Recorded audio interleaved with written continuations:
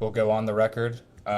Witnesses Counsel has something she would like to state before we get started today. Well, first of all, good morning and thank you. I just wanted to state for the record that we had requested that there be amplification so that the witness both could hear the different members who are here, and certainly you all as you all are asking questions, but also so that the witness herself could hear. In a construct where you all now have videotape, it seems as though being able to provide that amplification to ensure we're heard would be relevant and important. We recognize that there was concern, at least initially expressed to us, that the court reporters might not be able to conduct their duties efficiently. They indicated that they could do so that was not actually an issue. And I think in the end, what we wanted to ensure is that there's clear amplification not only of our own witness, but of all of the members who have traveled so far, to be able to ensure that everyone could be heard and that clear answers are given to questions. And I want to again state for the record, the microphones provided by the Clintons became an issue for the audio recording. So we want crystal clear audio and visuals of today's proceedings, so the microphones were removed. We'll take into account tomorrow, and I know many of us are hard hearing, so we want to make sure that everyone speaks loudly and all the questions are clearly understood. We'll do everything we can to accommodate that. Thank you so much. We appreciate that. Nothing further. We'll begin. Good morning. This is a deposition of former Secretary of State Hillary R. Clinton conducted by the House Committee on Oversight and Government Reform under the authority granted to it pursuant to House Rule 10. Accordingly, House Rule 10 grants the committee broad jurisdiction for the committee to conduct investigations of any matter at any time. On July 23, 2025, the Subcommittee on Federal Law Enforcement of the Committee on Oversight and Government Reform voted by voice to approve a motion directing the chairman to authorize and issue a subpoena to you for a deposition. On August 5th, 2025, Chairman Comer issued a subpoena for Secretary Clinton to appear today for a deposition in furtherance of the committee's investigation into the actions and investigations of Mr. Jeffrey Epstein and Ms. Ghislaine Maxwell. I will enter the original subpoena and corresponding cover letter from August 5, 2025, as well as the additional subpoena from December 15, 2025, determining a new date as Exhibit 1. Excuse me, counsel. For the record, I want to put in one sentence from the cover letter to the subpoena, and that's the chairman's own definition of the scope of this investigation. He wrote, and I quote, "It's to conduct oversight of the federal government's enforcement of sex trafficking laws generally, and specifically its handling of the investigation and prosecution of Mr. Epstein and Ms. Maxwell." Thank you. As stated in the email correspondence with counsel for Secretary Clinton in negotiations for the scope regarding today's deposition, the scope agreed upon by counsel for the committee and counsel for Secretary Clinton stated, and I quote, "As conveyed to you in a letter from the chairman yesterday morning that you agreed to, the committee could not accept your proposed limitation on the scope of President Clinton's testimony. Accordingly, pursuant to the committee's investigation into the alleged mismanagement of the federal government's investigation into Mr. Jeffrey Epstein and Ms. Ghislaine Maxwell, the circumstances and subsequent investigations of Mr. Epstein's death, the operation of sex trafficking rings and ways of the federal government to effectively combat them, ways in which Mr. Epstein and Ms. Maxwell sought to curry favor and exercise influence to protect their illegal activities, and potential violations of ethics rules related to elected officials, the committee will ask President Clinton and Secretary Clinton all of its questions regarding Jeffrey Epstein and Ghislaine Maxwell, including, but not limited to, the personal relationships between the Clintons and Mr. Epstein and Ms. Maxwell, and the ways in which Mr. Epstein and Ms. Maxwell sought to curry favor and exercise influence, as well as the operation of sex trafficking rings and the ways for the federal government to effectively combat them without the proposed limitations on scope sought in your January 31, 2026 letter." I will enter as Exhibit 2 the correspondence between Chairman Comer and counsel for President Clinton and Secretary Clinton. This correspondence includes the following letters. October 6, 2025, letter from David E. Kendall to Chairman Comer and Ranking Member Garcia. October 22, 2025, letter from Chairman Comer to David E. Kendall.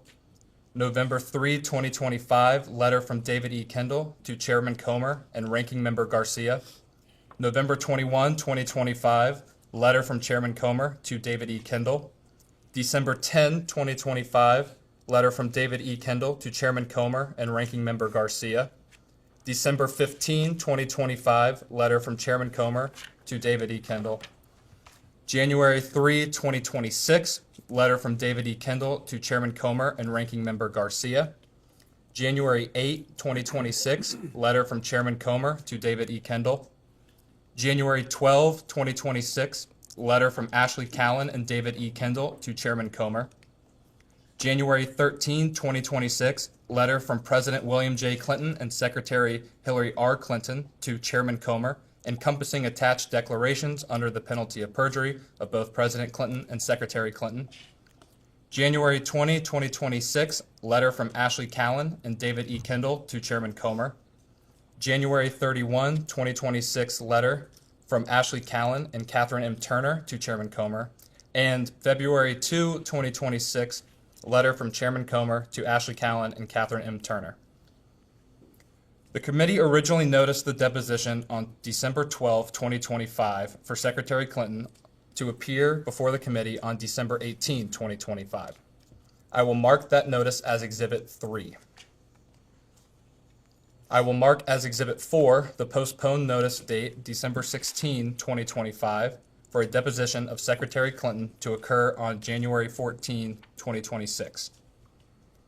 Secretary Clinton did not appear for her deposition on January 14, 2026. I will enter as Exhibit 5 the transcript for the deposition for which Secretary Clinton failed to appear. The committee noticed a committee business meeting on January 14, 2026 to consider the contempt report for Secretary Hillary R. Clinton to be held on January 21, 2026. I will mark that notice as Exhibit 6. I will mark as Exhibit 7 the contempt report for Secretary Hillary R. Clinton voted favorably out of the Committee on Oversight and Government Reform. I will mark as Exhibit 8 the final roll call vote sheet on favorably reporting the contempt report of Secretary Hillary R. Clinton out of the Committee on Oversight and Government Reform. The committee noticed today's deposition on February 19, 2026. I will enter the notice for this deposition as Exhibit 9. I will enter as Exhibit 10 an email thread between Committee on Oversight and Government Reform staff and counsel for President Clinton and Secretary Clinton. The email thread confirms the date, time, and location, among other terms, of today's deposition. Additionally, this email thread clearly states the agreed upon terms, including but not limited to video recording, no predetermined time limit, and scope. Can the witness please state her name for the record? Hillary Rodham Clinton. Thank you. My name is Billy Grant. I am the Deputy Chief Counsel for Investigations for Chairman James Comer. Under the Committee on Oversight and Government Reform's rules, you are allowed to have counsel present to advise you during this deposition.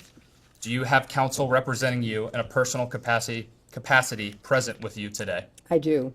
Will all counsel please identify themselves for the record? David Kendall, Williams and Connolly, LLP. Catherine Turner, Williams and Connolly, LLP. Cheryl Mills, counsel to the Secretary. Thank you.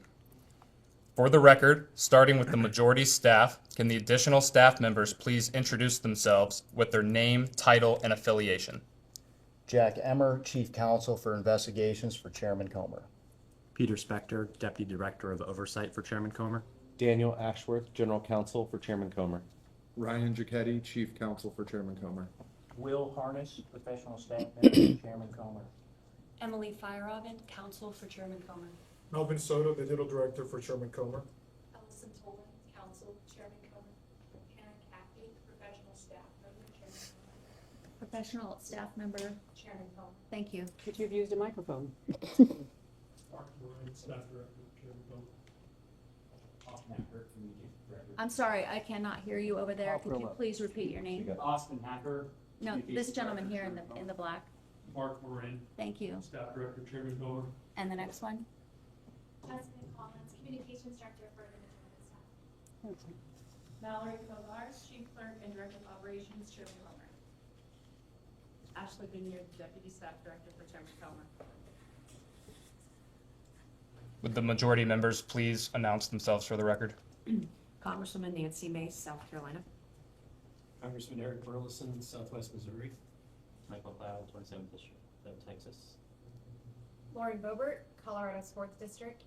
Rep. Anna Paulina Luna, Florida 13. William Timmons, South Carolina 4th Congressional District. Rep. John McGuire, Virginia 5th District. Will the minority staff please identify themselves for the record?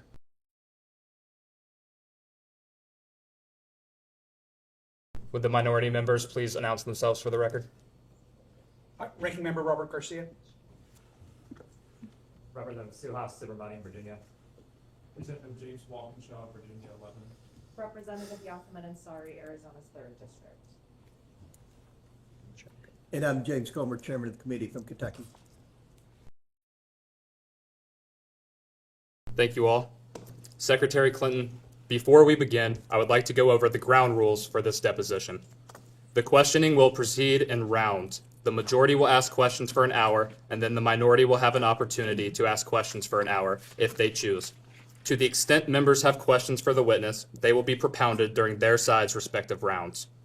The clock will stop if you need to confer with counsel, your counsel is speaking, and when members or staff are speaking during the opposing side's round of questions.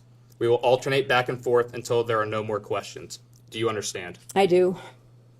There is a court reporter taking down everything I say and everything you say to make a written record of the deposition. For the record to be clear, please wait until the staffer questioning you finishes each question before you begin your answer, and the staffer will wait until you finish your response before proceeding to the next question. Further, to ensure the court reporter can properly record this deposition, please speak clearly, concisely, and slowly. Also, the court reporter cannot record nonverbal answers, such as nodding or shaking your head, so it is important that you answer each question with an audible verbal answer. Do you understand? I do. Exhibits may be entered into the record. Majority exhibits will be identified numerically. Minority exhibits will be identified alphabetically. Do you understand? I do. We want you to answer our questions in the most complete and truthful manner possible, so we'll take our time. If you have any questions or do not fully understand the question, please let us know. We will attempt to clarify, add context to, or rephrase our questions. If we ask about specific conversations or events in the past and you are unable to recall the exact words or details, you should testify to the substance of those conversations or events, to the best of your recollection. If you recall only a part of a conversation or event, you should give us your best recollection of those events or parts of conversations that you do recall. Do you understand? I do. You are required by law to answer questions from Congress truthfully. This also applies to questions posed by congressional staff in this deposition. Do you understand? I do. If at any time you knowingly make false statements, you could be subject to criminal prosecution, including but not limited to perjury. Do you understand? I do. This includes both knowingly providing false testimony, but also stating that you do not recall or remember something when in fact you do. Do you understand? I do. Furthermore, you cannot tell half-truths or exclude information necessary to make statements accurate.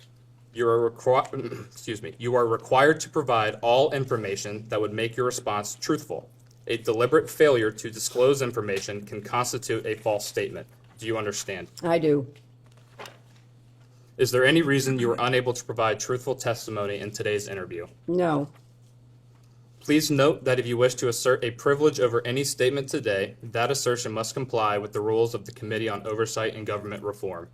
Pursuant to that, Committee Rule 16C1 states, for the chair to consider assertions of privilege over testimony or statements, witnesses or entities must clearly state the specific privilege being asserted and the reason for the assertion on or before the scheduled date of testimony or appearance.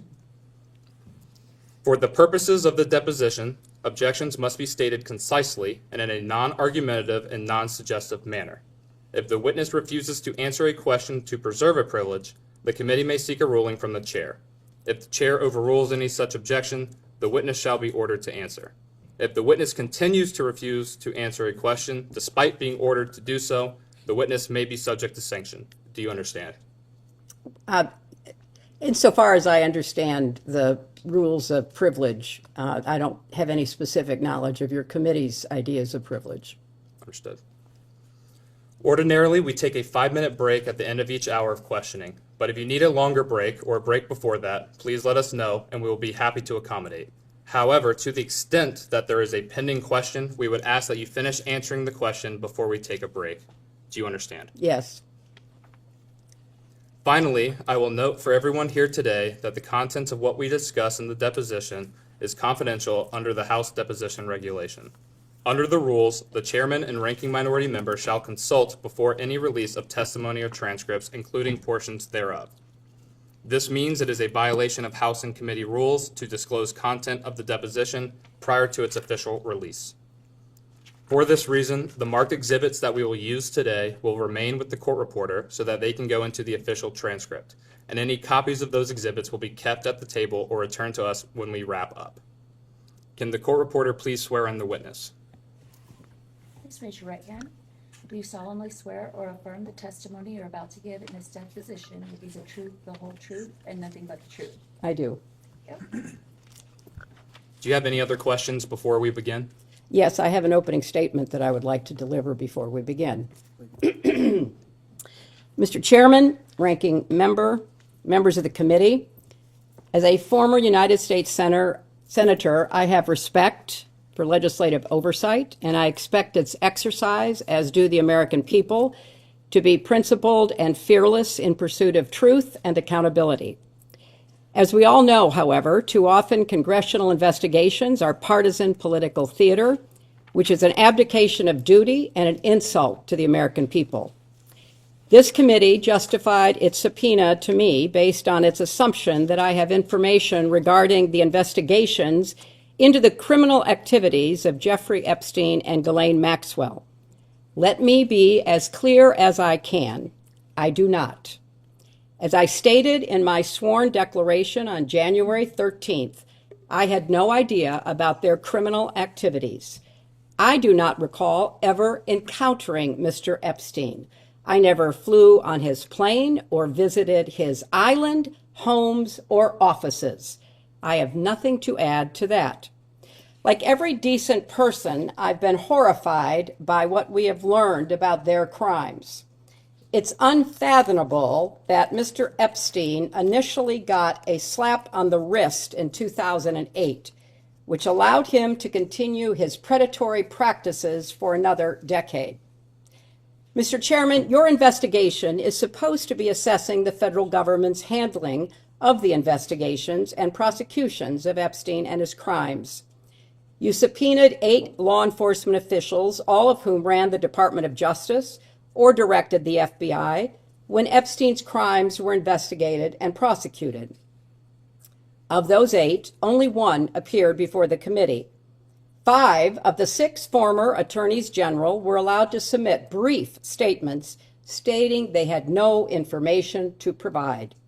You have held 0 public hearings, refused to allow the media to attend them, including today, despite espousing the need for transparency on dozens of occasions. You have made little effort to call the people who show up most prominently in the Epstein files. And when you did, not a single Republican member showed up for Les Wexner's deposition.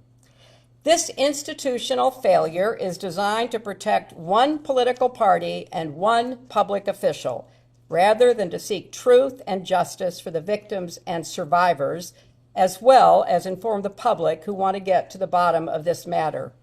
My heart breaks for the survivors, and I am furious on their behalf. I have spent my life advocating for women and girls. I have worked hard to stop the terrible abuses so many women and girls face here and around the world, including human trafficking, forced labor, domestic violence, and sexual slavery. For too long, these have been largely invisible crimes or not treated as crimes at all. But the survivors are real and they are entitled to justice. In Southeast Asia, I met girls as young as 12 years old who had been forced into prostitution and raped repeatedly. Some were dying of AIDS. In Eastern Europe, I met mothers who told me how they lost their daughters to trafficking and did not know where to turn. In settings around the world, I met survivors trying to rebuild their lives and help rescue others with little support from people in power who too often turned a blind eye and a cold shoulder. If you are new to this issue, let me tell you, Jeffrey Epstein was a heinous individual, but he's far from alone. This is not a one-off tabloid sensation or political scandal. It is a global scourge with an unimaginable human toll. My work combating sex trafficking goes back to my days as First Lady. I worked to pass the first federal legislation against trafficking and was proud that my husband signed the Trafficking Victims Protection Act, which increased support for survivors and gave prosecutors better tools for going after traffickers. As Secretary of State, I appointed a former federal prosecutor, Lucy DeBaca, to ramp up our global anti-trafficking efforts. I oversaw nearly 170 anti-trafficking programs in 70 nations and directly pressed foreign leaders to crack down on trafficking networks in their countries. Every year, we published a global report to shine a light on abuses. The findings of those reports triggered sanctions on countries failing to make progress, so they became a powerful diplomatic tool to drive concrete action. I insisted that the United States be included in the report for the first time ever in 2011, because we must hold ourselves not just to the same standard as the rest of the world, but to an even higher one. Sex trafficking and modern slavery should have no place in America. None. Infuriatingly, the Trump administration gutted the Trafficking in Persons Office at the State Department, cutting more than 70% of the career civil and foreign service experts who worked so hard to prevent trafficking crimes. The annual trafficking report required by law was delayed for months. The message from the Trump administration to the American people and the world could not be clearer. Combating human trafficking is no longer an American priority under the Trump White House. That's a tragedy, it's a scandal, and it deserves vigorous investigation and oversight. A committee endeavoring to stopping human trafficking would seek to understand what specific steps are needed to fix a legal system that allowed Epstein to get away with his crimes. A committee run by elected officials with a commitment to transparency would ensure the full release of all the files. It would ensure that the lawful redactions of those files protected the victims and survivors, not powerful men and political allies. It would get to the bottom of reports that DOJ withheld FBI interviews in which a survivor accuses President Trump of crimes. It would subpoena anyone who asked on which night there would be the wildest party on Epstein's Island. It would demand testimony from prosecutors from Florida, New York, and the Department of Justice about why they gave Epstein a sweetheart deal and chose not to pursue others who may have been implicated in his crimes. And it would demand that Secretary Rubio and Attorney General Bondi testify about why this administration is abandoning survivors and playing into the hands of traffickers. It would seek out advocates and law enforcement officials on the front lines of the fight against human trafficking and ask them what support they need. And it would put forth legislation to provide more resources and force this administration to act. But that's not happening. Instead, you have compelled me to testify, fully aware that I have no knowledge that would assist your investigation in order to distract from President Trump's actions and to cover them up despite legitimate calls for answers. If this committee is serious about learning the truth about Epstein's trafficking crimes, it would not rely on press gaggles to get answers from our current president on his involvement. It would ask him directly under oath about the tens of thousands of times he shows up in the Epstein files. If the majority was serious, it would not waste time on fishing expeditions. There is too much to be done. What is being held back? Who is being protected? And why the cover-up? So my challenge to you, Mr. Chairman, and members of this committee is the same challenge I put to myself throughout my long service to this nation. how to be worthy of the trust of the American people that they have given to you. They expect statesmanship, not gamesmanship, leading, not grandstanding. And they expect you to use your power to get to the truth and to do more to help survivors of Epstein's crimes, as well as the millions more who are victims of sex trafficking in this country and around the world. Thank you, Mr. Chairman, and I would also like to request that the video of this deposition be made available within 24 hours, as it has been for other witnesses. Thank you, Madam Secretary.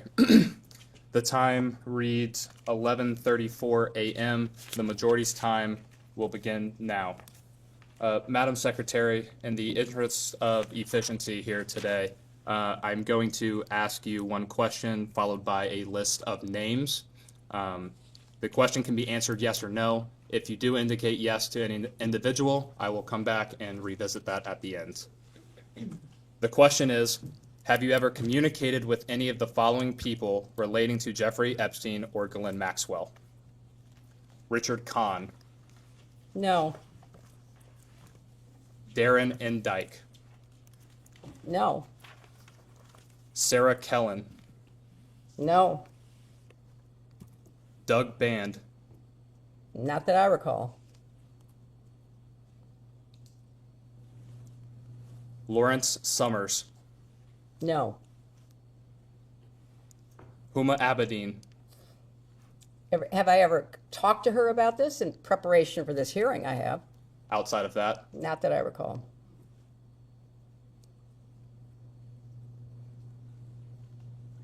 Noam Chomsky, No. Leslie Groff, No. Nadia Marcinkova, No. John Luke Brunel, No. I don't know most of these people. Should I tell you that I know who they are, or just tell you I never talked to them? just so you never talked to Okay. him, it's fine. Alan Dershowitz, No. Kathy Rumler, No. Bill Richardson, No. George Mitchell, No. Andrew Mountbatten Windsor, formerly Prince Andrew, No. Peter Mandelson, No. Reed Hoffman, No. Karina Shuliak, No. Bill Gates, No. Ehud Barak, No. Woody Allen, No. Sandy Berger, No. Jess Staley, No. Paul Morris, No. Leon Black, No. Sultan Ahmed bin Sulayam, No. Leslie Wexner, No. Jack Kessler, No. Mark Middleton, No. Harvey Weinstein, No. Ellie de Rothschild, No. Ariane de Rothschild, No. Lynn Forrester de Rothschild, No. any other members of the de Rothschild family, No. Glenn Dubin, No. Eva Anderson Dubin, No. Casey Wasserman, No. Larry Visoki, No. David Rogers, No. Ira Magaziner, No. Daniel Gilbert, No. Karen Ewing, No. Stacy Plaskett, Not that I recall.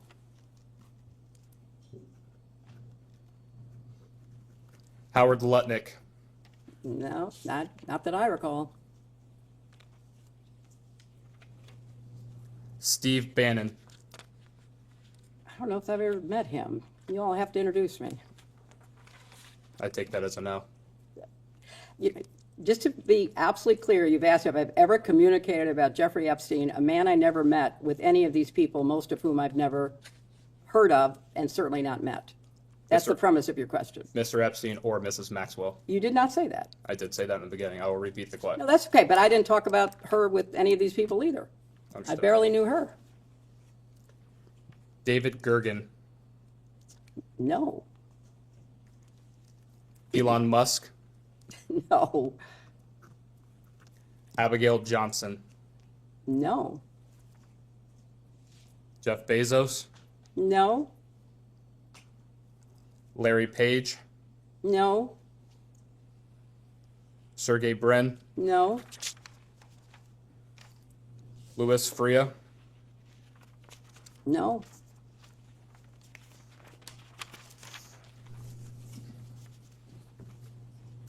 a new member arrived. Would they please introduce themselves for the record? Wesley Bell, Congressional, Missouri First Congressional District. Thank you, sir. Can I understand, could you read back the initial premise of your question, because I too did not hear? Yes, ma'am. Have you ever communicated with any of the following people relating to Jeffrey Epstein or Ghislaine Maxwell? I didn't hear the Maxwell piece, did not but we could ask Clerk. It doesn't matter. It's the same answer, but I did not hear the Maxwell name in there. Understood.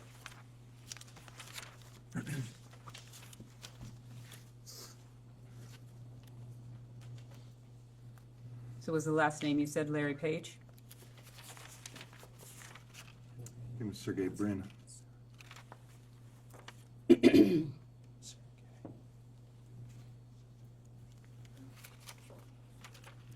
The last name I stated was Louis Frey. You indicated no, is that correct? I think, do you need free? Free, yes, ma'am. Louis No, Free. no, And Sarah Kay. no.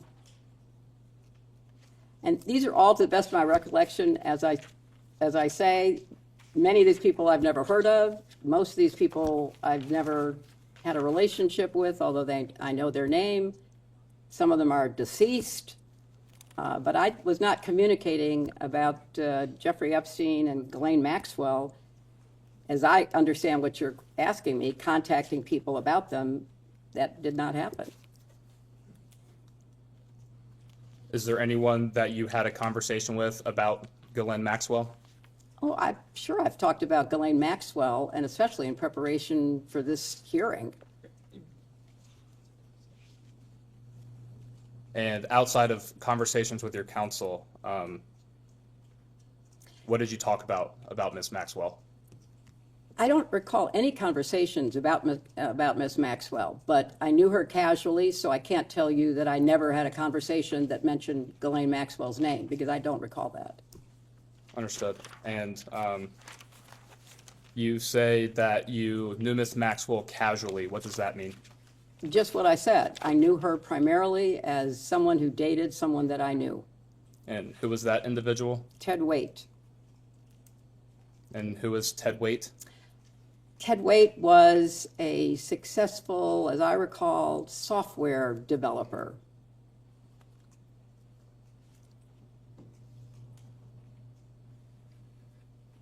And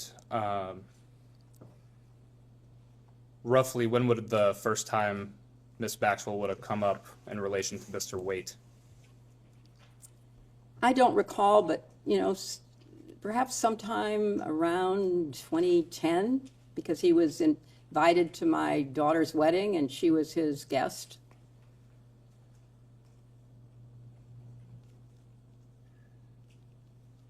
Have you ever spoken with Ms. Maxwell personally yourself? I'm sure I have, yes.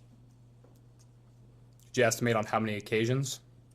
Not many. I didn't see her very often.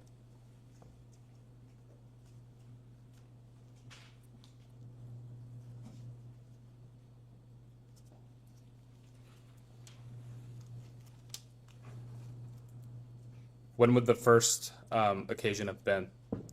I have no recollection.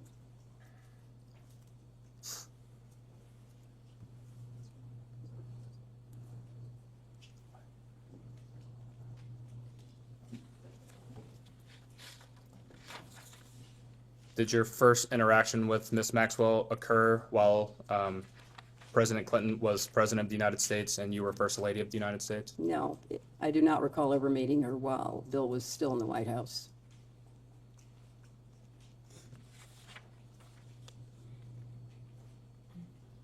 Did Mr. Waite ever inform you what Ms. Maxwell did for a living?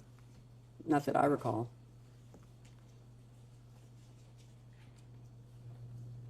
Did anyone ever indicate to you what Ms. Maxwell did for a living? Not that I recall.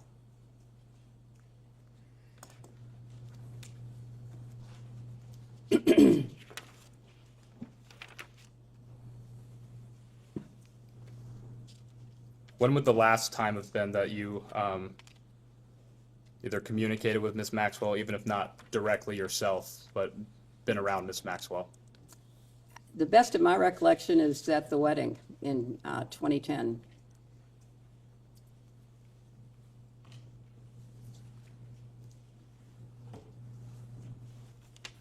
Would you consider Ms. Maxwell a friend? No, Would you consider her a friend of President Clinton? he'll have to answer that.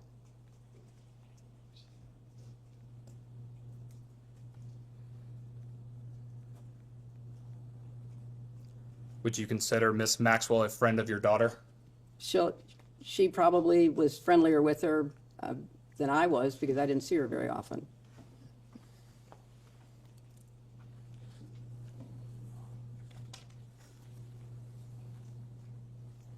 How often would your daughter have seen Ms. Maxwell? I have no idea. But again, it was in the context of her being in a relationship with Ted Waite.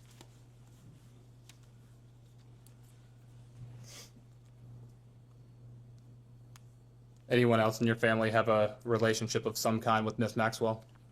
Well, that's my family. You asked about Bill and Chelsea.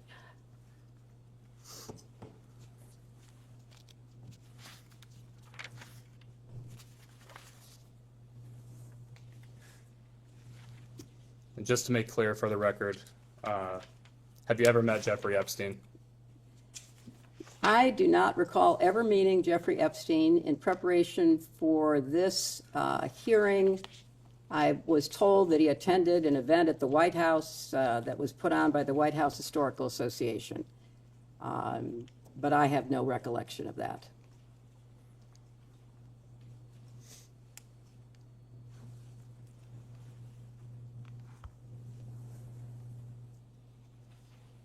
And only that one time at the White House Historical Association? That's the only time that I'm aware of that I might have possibly been in the same room with him. Did you have an initial impression of Mr. Epstein? I have no recollection of Mr. Epstein. I'm just told that he was in a room at a dinner that we were hosting for the White House Historical Association. What was your understanding of what Mr. Epstein did for work? I knew nothing about him. He was there as an invited guest by the White House Historical Association. That's my best recollection. And no one else informed you of what Mr. Epstein did for work? No, but we had hundreds and thousands of people who came to the White House. I was not informed of what people did or didn't do for work, especially someone that I never even had a conversation with. Do you know who invited Mr. Epstein to the White House? I can only tell you what I know, which is that he apparently was a guest invited by the White House Historical Association to attend a dinner to thank people who gave money to the White House Historical Association for the upkeep and maintenance of the White House. That's what I was informed of in preparation for coming here. Yes, ma'am. And understanding we focused the last few questions on your time in the White House with President Clinton. After that time period of President Clinton's administration, did anyone ever tell you what Mr. Epstein did for a living? I don't recall ever talking about Mr. Epstein was not on my radar. He was not somebody that I had any connection to.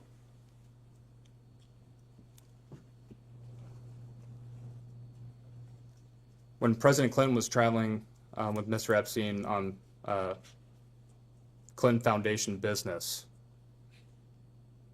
no one associated with the foundation at that time discussed Mr. Epstein with you?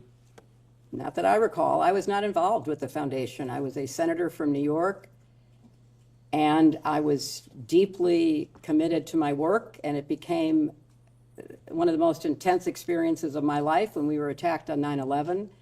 I was not involved with what was happening to create the foundation, to create the work that was done to get low-cost drugs for AIDS. I knew about the work. I didn't know about the details. Understood. And to be clear, you never had any communication yourself with Mr. Epstein, whether that be face-to-face interaction, phone calls, emails, text Asked and messages? answered. You can answer it again. I have no recollection in any way of ever having any conversation at the White House or in any other place or on any kind of device of any sort. I knew nothing about him. And when did you learn of Mr. Epstein's 2006 indictment and subsequent arrest leading to his incarceration in 2008? I have no idea. I was not paying attention. I was running for re-election in 2006. I ran for president in 2007, 2008. I don't know that I ever learned about it until much later when more things came out about him. Understood. And when did you first learn of Mr. Epstein's arrest in 2019? Probably when it happened, because it was headline news. I'm sure I, like everybody else, saw it in the press. And in seeing that in the press, did you discuss Mr. Epstein or his case at the time with anyone? I'm sure we did, because it was a, big story. And Mr. Epstein died in custody following his 2019 arrest. When would you have learned of his death? Whenever it was reported.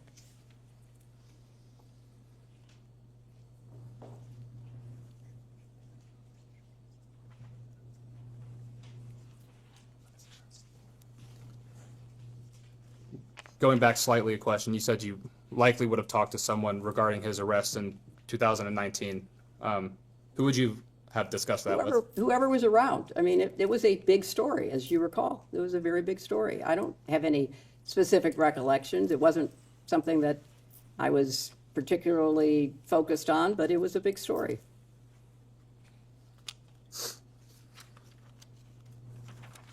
And going back to Ms. Ghislaine Maxwell, when did you learn of her arrest in 2021? Again, whenever it was reported as happening. And did you discuss that with anyone? I'm sure I did. It was another big story.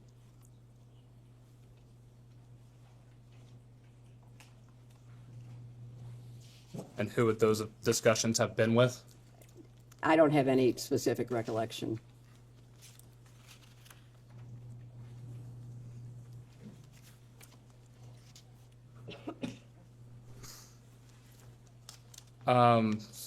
So moving forward in time just a little bit, you were Secretary of State under President Obama, is that correct? Yes, it is. And it was during his first term, 2009 to 2013? That's correct.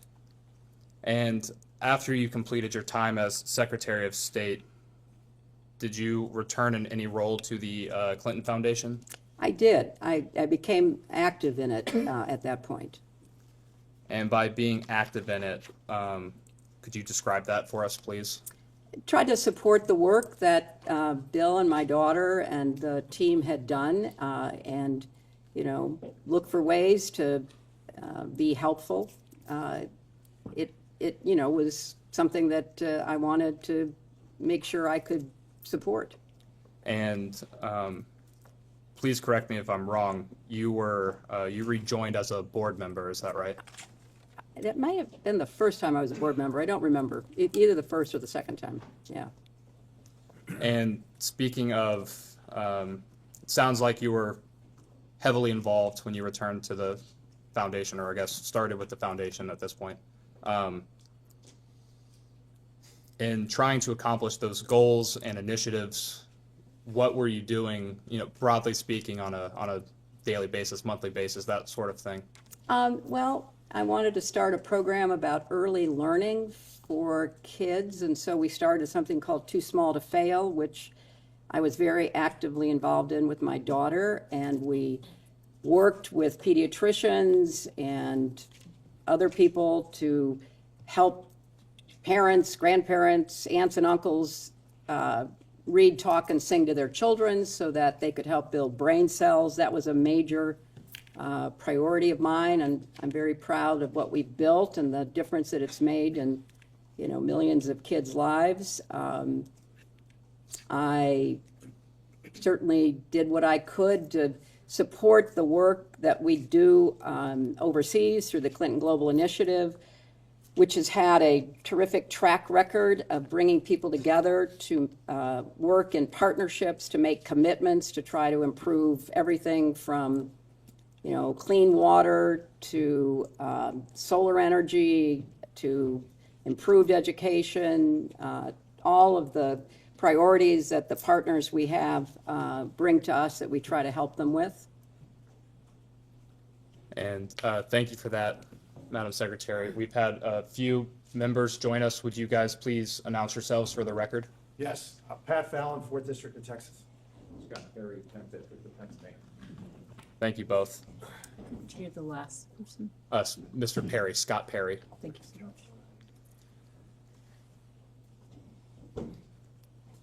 And Madam Secretary, as a board member, what type of responsibilities does that entail?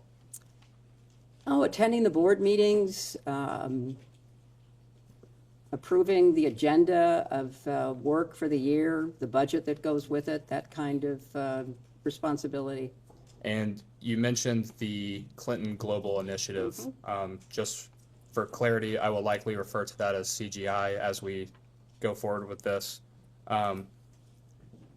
CGI is a part of the Clinton Foundation, is that accurate? Yes. And what was your role with CGI at this time period, right after you left being Secretary of State?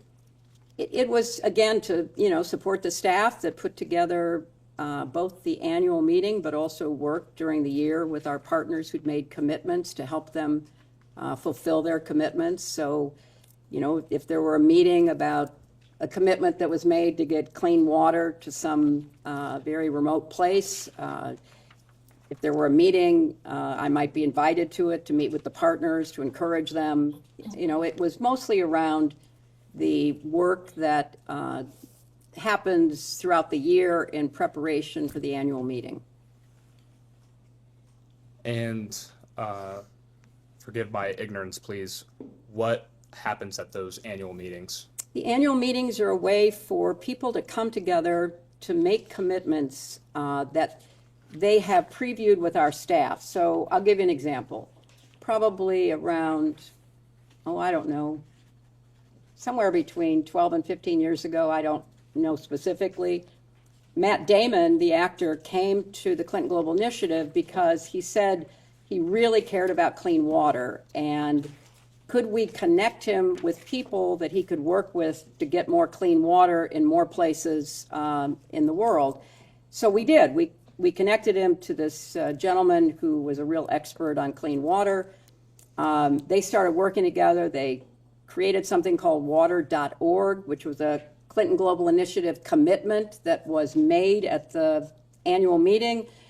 And then our staff worked with them, and I think it's fair to say that, they've been one of the most successful organizations in actually delivering clean water. But it's that kind of work. It's people who might have a good idea, maybe they've got some resources, maybe they have some experience. I'll give you another idea. So Procter & Gamble called us and said, one of our scientists, one of our chemists in the UK has created this packet of chemicals that can literally make the dirtiest water clean enough to drink. But we don't know what to do with it because we're a consumer company that sells products to middle-class people. This is something that would go to the very poor. What do we do with it if we come to CGI? Can you connect us with somebody who can help us? So we connected them with World Vision, and I think maybe one or two other organizations.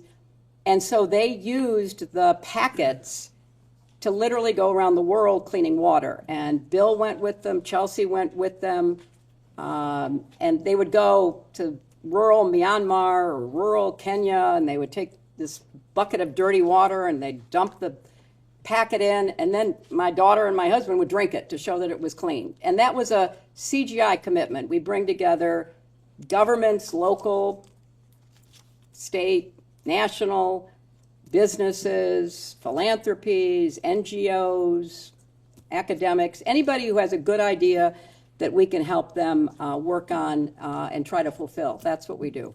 And thank you.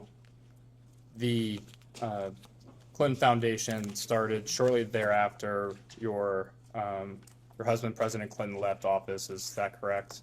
That's correct. And CGI started a few years later. Is that right? I think that's right. I think it started maybe 2005, maybe? I'm not sure. And does CGI or the foundation more broadly perform any work in sex trafficking or human trafficking around the world?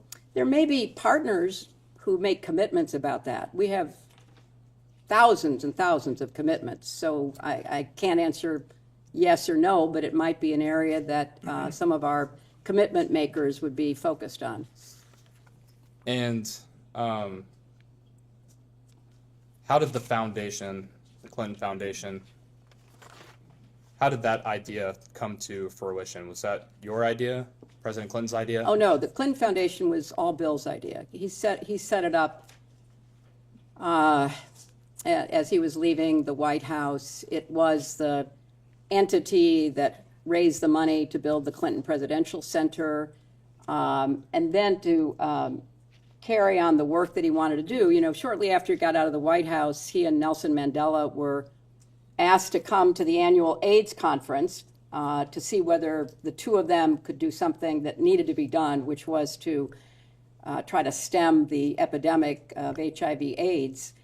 And so Bill started out trying to figure out how to deal with this problem and came to the conclusion that the best way would be to lower the price of the drugs that were being used in the United States but were too expensive to be used around the world in order to treat more people. And I really give huge credit to both Bill's idea about how to do that, but also huge credit to President George W. Bush, because when President Bush took Bill to Pope John Paul's funeral in Rome, he and Bill were talking because President Bush was coming forward with the PEPFAR program. And so he and Bill were talking, and President Bush was very committed to this, and Bill was very committed. And so Bill said to President Bush, I now have generic drugs being made in places like India that are much cheaper than the brand name drugs, and you could, with tax money, treat many more people. And so President Bush, to his credit, said, yeah, but my folks tell me that the drugs aren't as good as ours. And Bill said, I'll give them to you, you give them to the FDA, you test them, and I'll abide by your test. I think you can ask him if you want tomorrow, but I think he gave, I don't know, like 24 drugs, and the FDA approved 22, and President Bush was as good as his word. And so we began as the United States and the Clinton Foundation, because of that connection and that partnership, we began treating millions of people with low-cost drugs with federal PEPFAR money, saving millions of lives. Sadly, that's going to be reversed because of the attitudes of this administration and the cutbacks, but it was one of the great services to humanity. And I give President Bush and I give my husband enormous credit for doing something that wasn't going to get them headlines, wasn't going to get them, some kind of, statue put up, but was saving millions of lives, preventing mother-to-child transmission, preventing, people from dying. So that's what he was doing. And thank you for that. Did Mr. Band play a significant role in helping set up the foundation initially? Yes, he did. And when CGI was initially created, whose idea was that? It was Bill's idea. He went to Davos, and he called me after he'd been at Davos, and he said, a lot of interesting people, but they don't do anything but talk. And I have a better idea. Why don't we get people together? And yeah, they can talk, but they have to make commitments, and they have to follow through on the commitments. And we could have an annual meeting that would bring people who were willing to make commitments. And that was his idea, and I thought it was a really good idea, and I encouraged him to go out and see if he could put it together. Are you aware of Are you aware of anyone else helping formulate the idea for CGI? Oh, I think he talked to a lot of people. I couldn't tell you who, but he talked to a lot of people. Did Mr. Epstein have a role in shaping the formation of CGI? I have no idea. I don't know anything about it. Did Glenn Maxwell have any role in shaping CGI? I don't have any idea about that.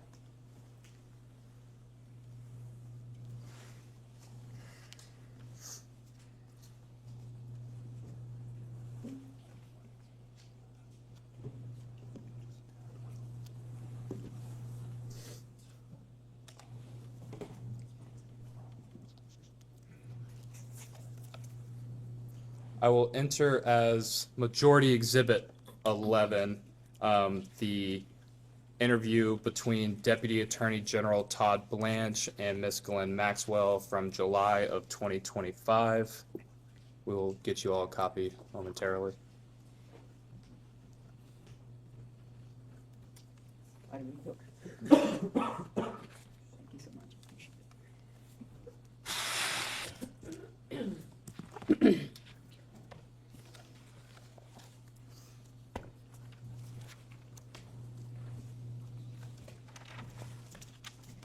And I'm sorry, what was this exhibit? This will be Majority 11.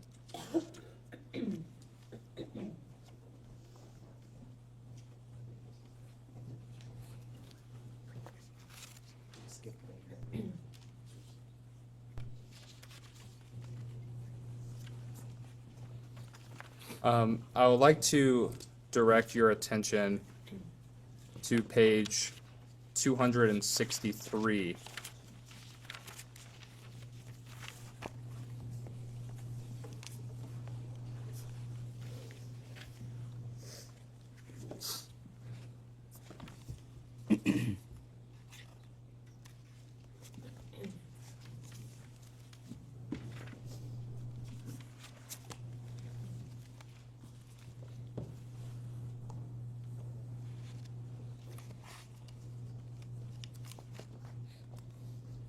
Okay.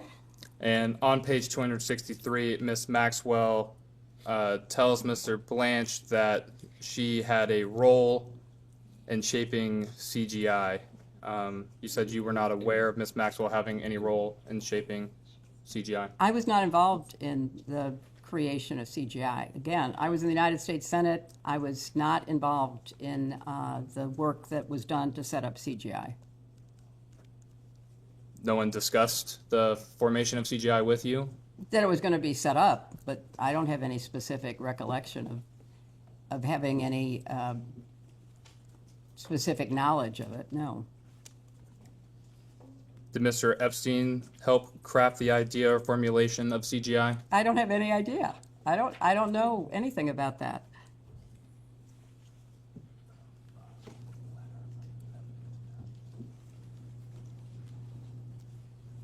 Is it possible that Ms. Maxwell had a role in creating CGI? I'm not going to speculate. I'm here to tell you what I know, and I don't know anything about that. Understood. And is it possible Mr. Epstein had a role in crafting CGI? I'm not going to speculate about that either because, I have no way of knowing that because I have no direct knowledge. I will enter now as Majority Exhibit 12. This will be a letter from Mr. Epstein's attorneys. I will give you a second for it to be passed out.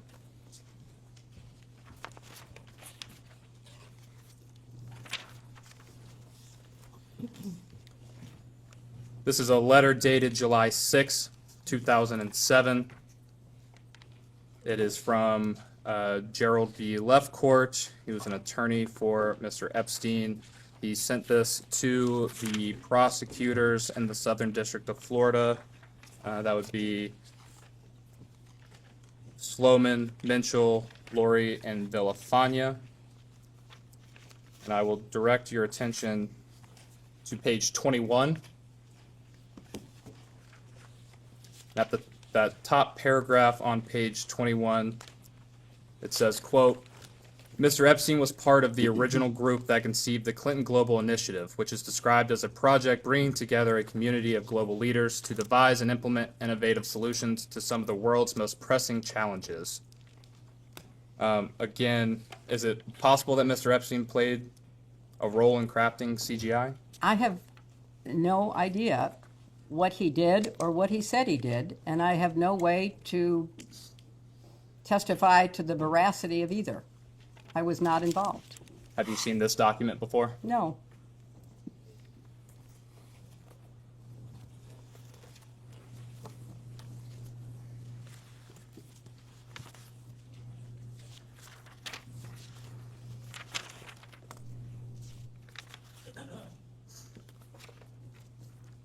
The Clinton Foundation accepts donations as part of carrying out its work. Is that accurate? Yes. And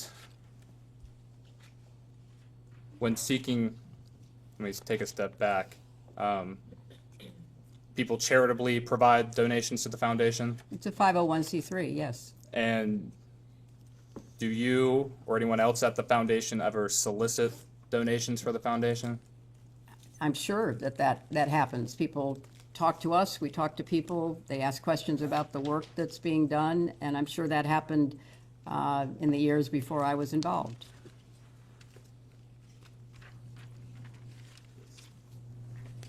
Did you solicit funds from Jeffrey Epstein for the foundation? I had no contact with Jeffrey Epstein. I did not solicit funds from Jeffrey Epstein. Did you solicit any funds for the foundation from Ms. Maxwell? I did not. Again, we're talking about the creation of the foundation. I was not involved in the creation of the foundation or the creation of CGI. In those early years, I was incredibly focused on my job in the Senate. Bill was focused on setting up the foundation and starting CGI. And understanding you were occupied with your career as a senator and then your presidential campaign leading up to 2008, but at this time, were you discussing starting the CGI with President Clinton? I'm going to object to any communications between the two of them. You can ask generally, but that's covered by the marital communications privilege. Understood. So generally speaking. I am sure that I talked to my husband about what he was doing to set up the foundation. It was more on the substance of the work. How many drugs was he getting made in India? What was the idea that was going to motivate CGI to be what he wanted it to be? It was not in the weeds. It was the concept. It was, the excitement that he had about trying to establish the foundation and CGI. And similar question for Mr. Band. Did you discuss the creation of CGI with Mr. Band? I may have, because he was around. He worked for my husband. He was a personal aide to my husband, but I don't have any recollections of any specific conversations.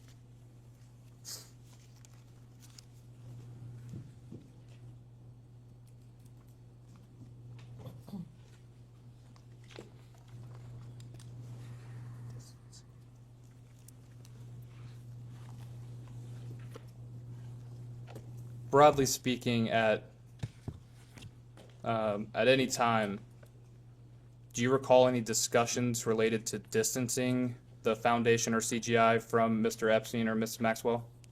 I don't recall any conversations. I know that sometime, maybe 2003 or so, Bill did not have any ongoing contact with Epstein. And in preparation for this hearing, you know, it became clear to him that Epstein was not interested in the charitable work that was motivating Bill as he traveled around the world, getting people to commit to providing low-cost drugs for not just HIV/AIDS, but eventually tuberculosis, malaria, and other diseases. And what is your understanding of Mr. Epstein no longer wanting to participate in the foundation's philanthropic goals? I don't, only in preparation for this have I been told that, you know, there was no real interest there. And, you know, there was no point in being involved or connected to him. And we touched on this. Correct me if I'm wrong. You said you're not aware of Mr. Epstein donating to the foundation. Would you consider, let me back up. President Clinton took trips on Mr. Epstein's jet, is that correct? Yes. Would you consider offering a private jet as a donation in kind to the foundation? Well, I don't know what the rules are under the 501c3 regulations, but it was certainly a gift, and he was, you know, one of a number of people who provided transportation so that Bill could do the work he was doing.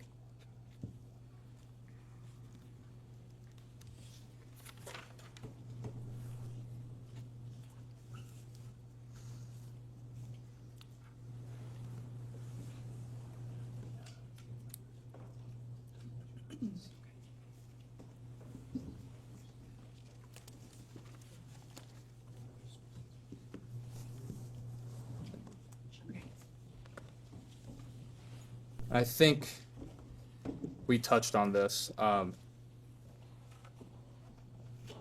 Did Mr. Epstein end up donating to the foundation or CGI?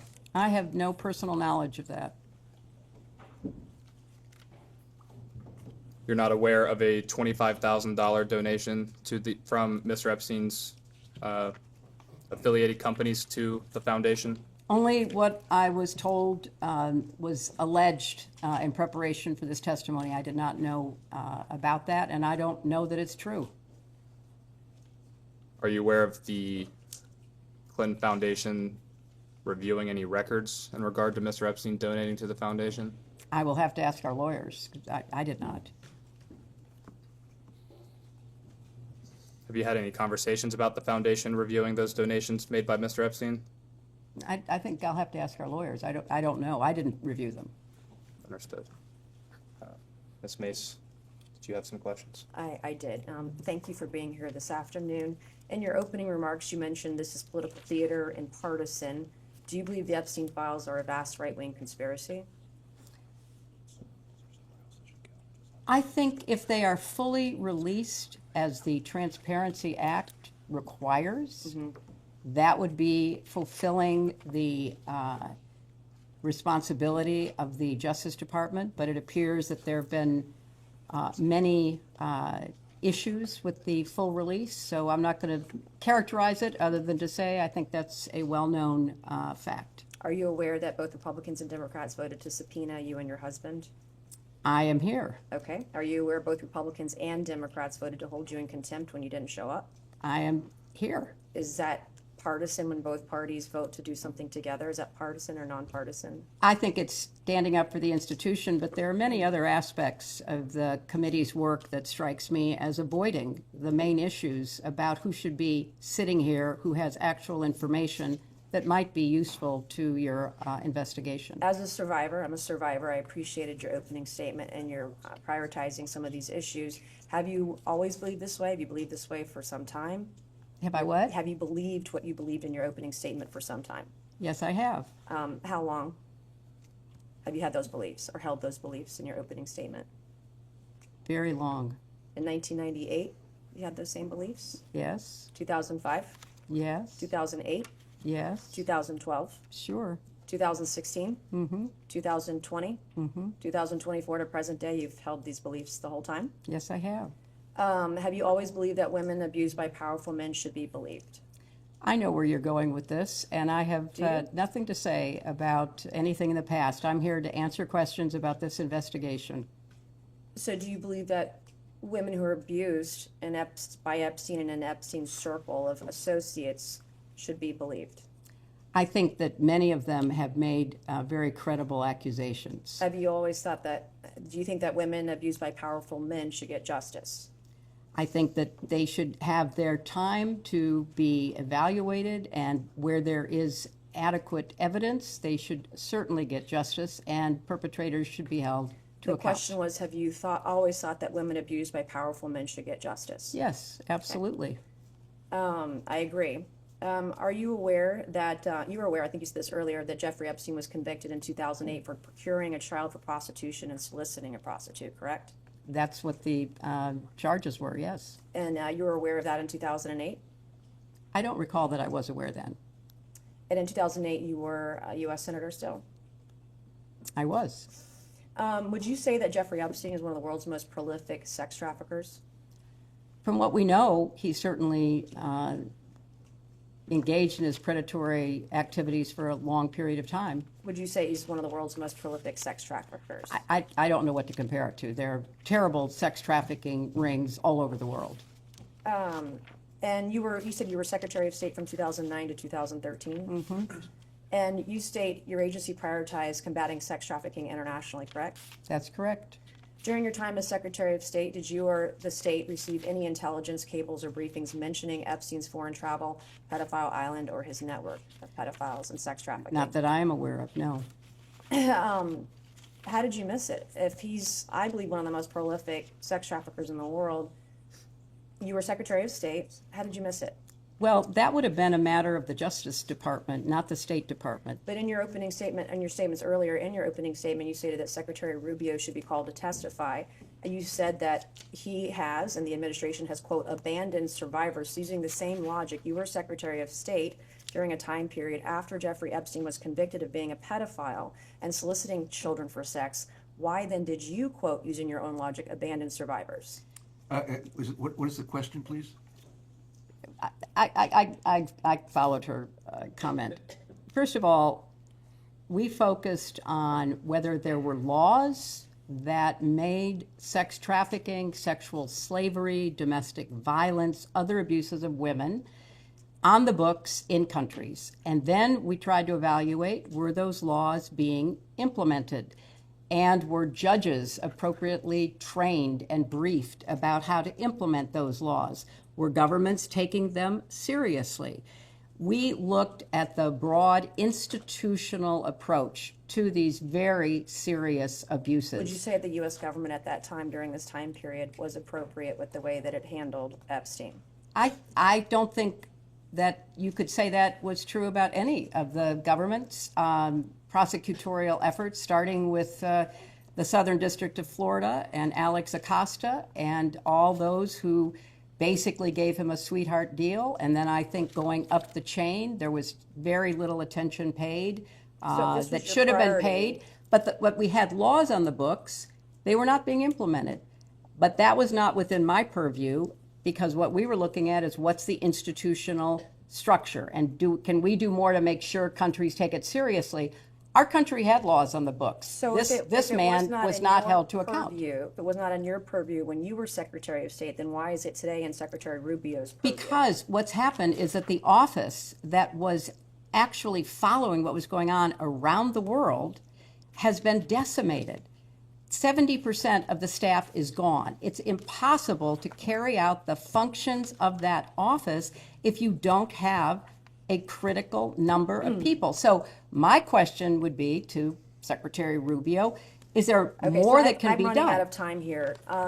you were clothed with immense power as Secretary of State. You've stated on the record in your opening statement that child sex trafficking in general, human trafficking, trafficking of all kinds was a priority. You were clothed with immense power. Your husband was clothed with immense power. And until you got this subpoena and until these files were out in the open, you did nothing to try to effectuate all of these things. You say that should have been done. Is that correct? No, it's totally incorrect. I mean, all of your assumptions are ones that I reject. When you saw photos of your husband in a hot tub laying on a beach and getting massaged by other women, and you knew that Jeffrey Epstein was involved in some of these trips and these things, did it concern you at all? I'm here not to offer my opinions. I'm here to answer specific questions to the best of my ability. When you saw your husband in these photos with a young woman being massaged, what went through your mind? I am not going to speculate. You didn't have any feelings about young women massaging your husband? I am not going to offer opinions or speculation about anything that I have no context for and was not there. After you learned that Jeffrey Epstein was convicted of sex crimes with kids, did any of these photos of your husband with women being massaged on the beach, did it concern you? I have no context for even answering that question. And I think, obviously the innuendo, all the rest of it. I'm asking a black and white question. I'm not putting any leading statements into it or adjectives. Did you do anything to determine what was happening in those images or on those trips that once you saw these photos, once you realized Jeffrey Epstein was a convicted sex offender of children, did you do anything to determine what was happening on these trips with your husband? I don't find any of your questions to be relevant to the investigation. Well, it is relevant if a former president was traveling around with young women. Well, you'll have a chance to talk to him tomorrow. You said this morning you did not solicit funds from Jeffrey Epstein, correct? That's absolutely correct. Did anyone solicit funds from Jeffrey Epstein on your behalf? Not that I'm aware of. Did you ever invite Jeffrey Epstein or Ghislaine Maxwell to any of your political fundraisers? I did not personally invite them to my political fundraisers. Did anyone personally invite them on your behalf? I do not know.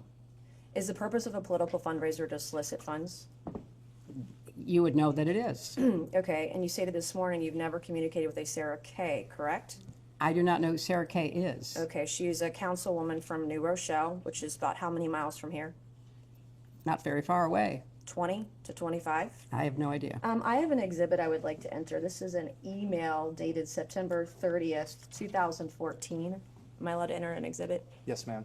This will be Exhibit 13, I believe. Majority Exhibit 13. Okay, it's from September 30th, 2014. Can you please provide the witness with a copy? Okay. You have a copy of it? Yeah. You guys have it?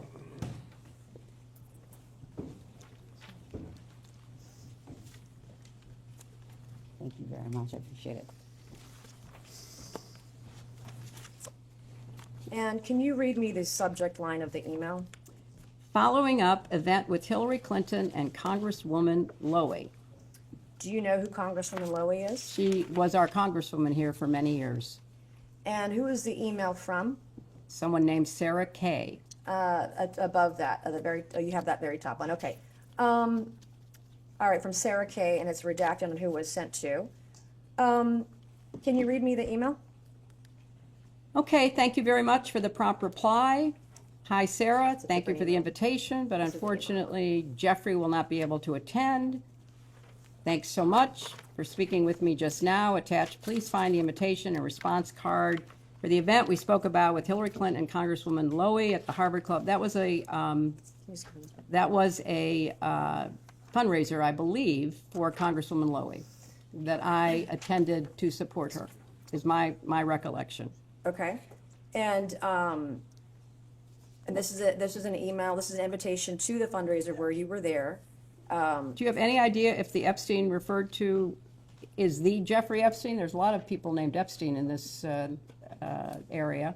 This is in the DOJ files. I have no knowledge of it. It says Mr. and Mrs. Epstein. Yeah, I have no knowledge of this.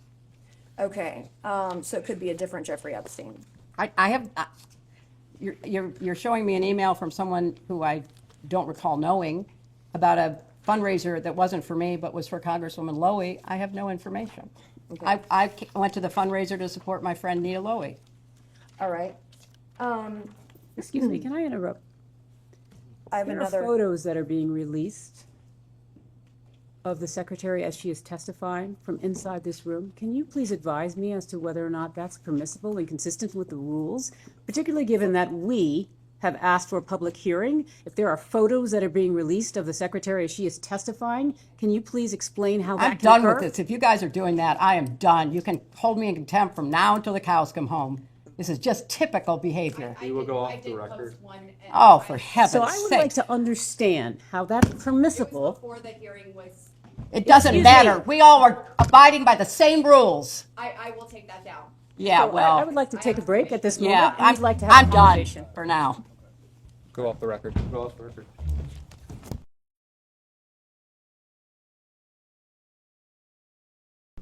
We'll go back on the record. The majority's time had approximately 5 minutes left in it. I believe that the witness or her counsel would like to make a quick statement. Thank you so much. We've just used the break because we learned during the process of these hearings that the committee was violating its own rules in members tweeting and sharing pictures of what is going on inside this closed hearing, a hearing that we have asked repeatedly to be open to the public. Chairman Comer was gracious enough to engage with me on this matter. We asked specifically to invite the press in, since the committee had already made decisions on its own unilaterally to release pictures and other things that are going on in this room. He indicated that he wanted to speak to that himself directly. I'd like to just say for the record, we find it unacceptable, we find it unprofessional, and we find it unfair. We are looking forward to this being conducted under the rules and being conducted consistent with the expectations of how members of Congress, I know, take this matter so seriously and do it in that vein. We would also like to just indicate as a practical reality that we are here in good faith. We are counting on the good faith of all the members. Thank you. Chairman Comer. Yeah, I'd like to state for the record, I've advised my members that no photos or videos during the deposition can be released. I understand the posted photo was taken before the deposition started. We will, that will not happen again, and we will look forward to continuing with the deposition. I'd like to make just a clarification there, Mr. Chairman. It was taken in this room after the witness sat down. It is not a basis that because she had not started speaking that it would be appropriate for there to have been a release of anything that was occurring in this room.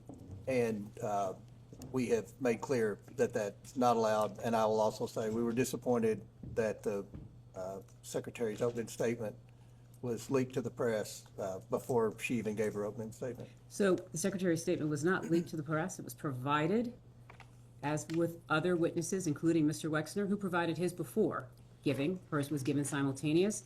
And so what we don't want is the Secretary to be treated any differently than other witnesses. That seems to be a consistent pattern, and we would love that pattern not to continue. We've gone to great lengths to make all the accommodations that you all have requested. So we will, again, the members have been advised that is unacceptable. So Thank you. we look forward to continuing the deposition. Thank you very much, Mr. Chairman. I appreciate you addressing it. Ranking Member Garcia. Thank you. No, I just want to add, it's completely unacceptable that oversight Republicans and its members in this moment chose to violate both committee rules and the agreement that they negotiated directly with Secretary Clinton. Now, the Clintons requested a public hearing specifically to avoid this exact situation. Now, Secretary Clinton has offered to continue speaking throughout this deposition if we also allow the press to come in and on the record. Now, the majority has continued to refuse this. I want to make very clear for the record that oversight Democrats agree today they should be allowed here into the deposition. That's been our position from day one. Thank you. And with that, the majority will conclude its first hour. We'll go off the record.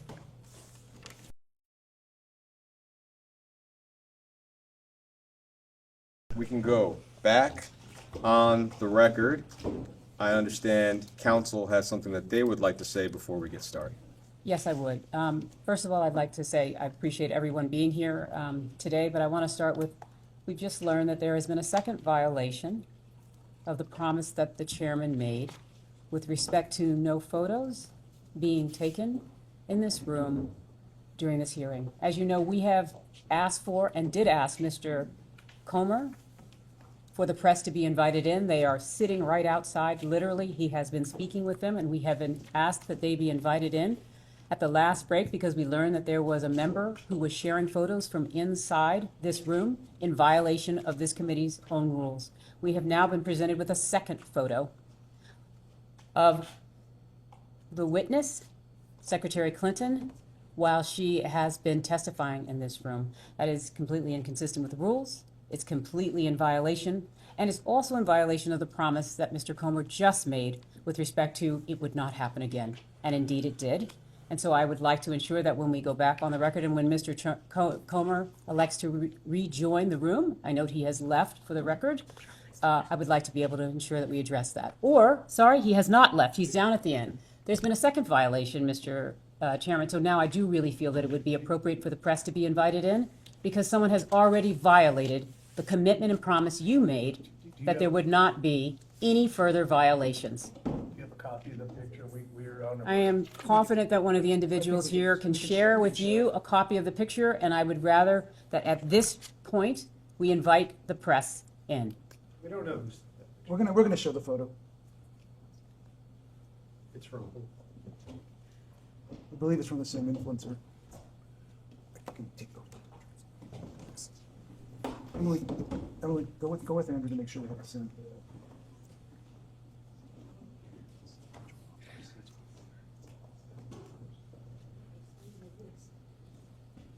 That's for you. That's her. We were saving your seat.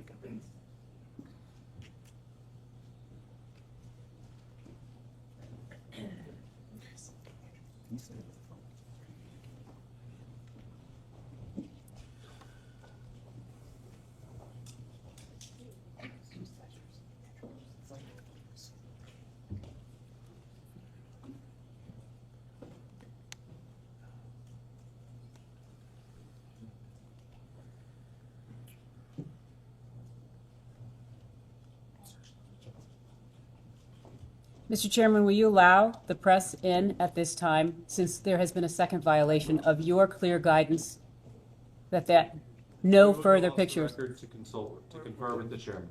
Go off the record, please.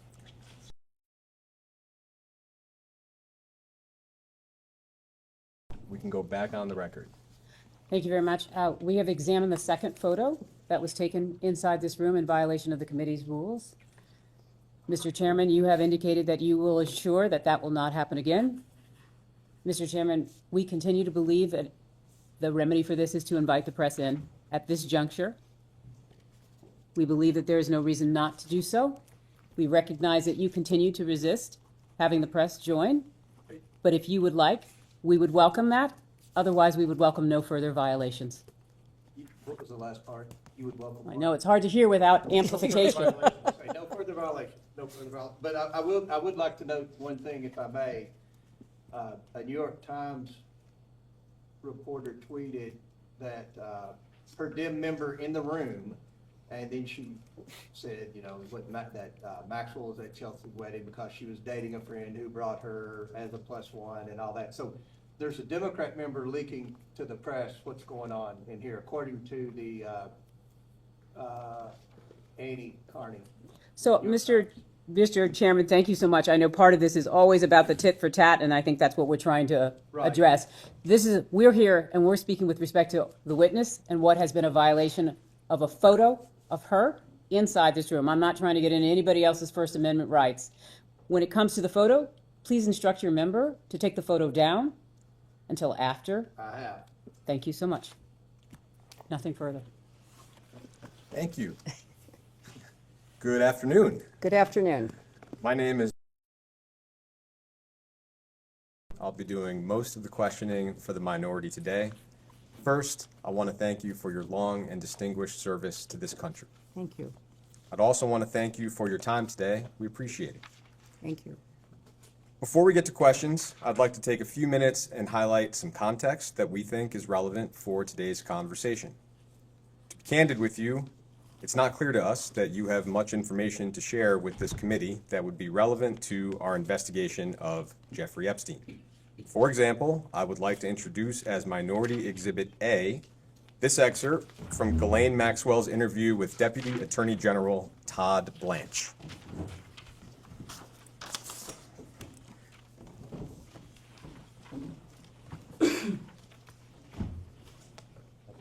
I'll read out loud the relevant excerpt for you. You can see that Ms. Maxwell was asked, quote, "Do you know whether Mr. Epstein had, knew, or had any sort of visit, dealings, or associated with Hillary Clinton?" And Ms. Maxwell said, quote, "I would say no." Ms. Maxwell was asked, quote, "Did you ever see them together?" Ms. Maxwell said no. So, there are some events we're aware of where you might have been in the same place as Mr. Epstein or Ms. Maxwell at the same time. We'll ask about those, but we are a little confused about why we're even here. I imagine you might have your own perspective on this. You shared a little bit of that earlier. Is there anything more you'd like to share from your point of view on today's conversation before we get started? Thank you very much, Council. I appreciate your recognition of the context. I do not think I am or could be a significant witness to anything that would affect the work of this committee with respect to the investigation.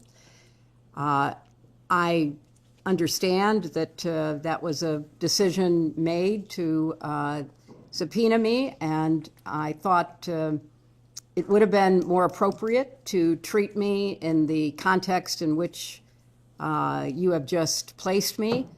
That's why I offered a sworn statement outlining my lack of knowledge with respect to either Epstein or Maxwell and the crimes that they committed. But the majority of the committee and then the entire committee determined that they wished to talk with me. And it is, still somewhat of a puzzle for me to be here and trying to answer your questions to the best of my ability, because I don't think it's a good use of the committee's time. The matters that are included within the broad scope of the investigation as described by the chairman are ones that I take very seriously, and I would personally like to see the committee pay attention to those who have information that could be responsive. Thank you. I appreciate it. I'd like to start our conversation with a few foundational questions so we can get a clear record from the very beginning. And you've covered some of this earlier, but I want to be really clear for the transcript. Before his crimes became public, did you have any knowledge of the sexual abuse that Jeffrey Epstein was committing against girls and young women? No.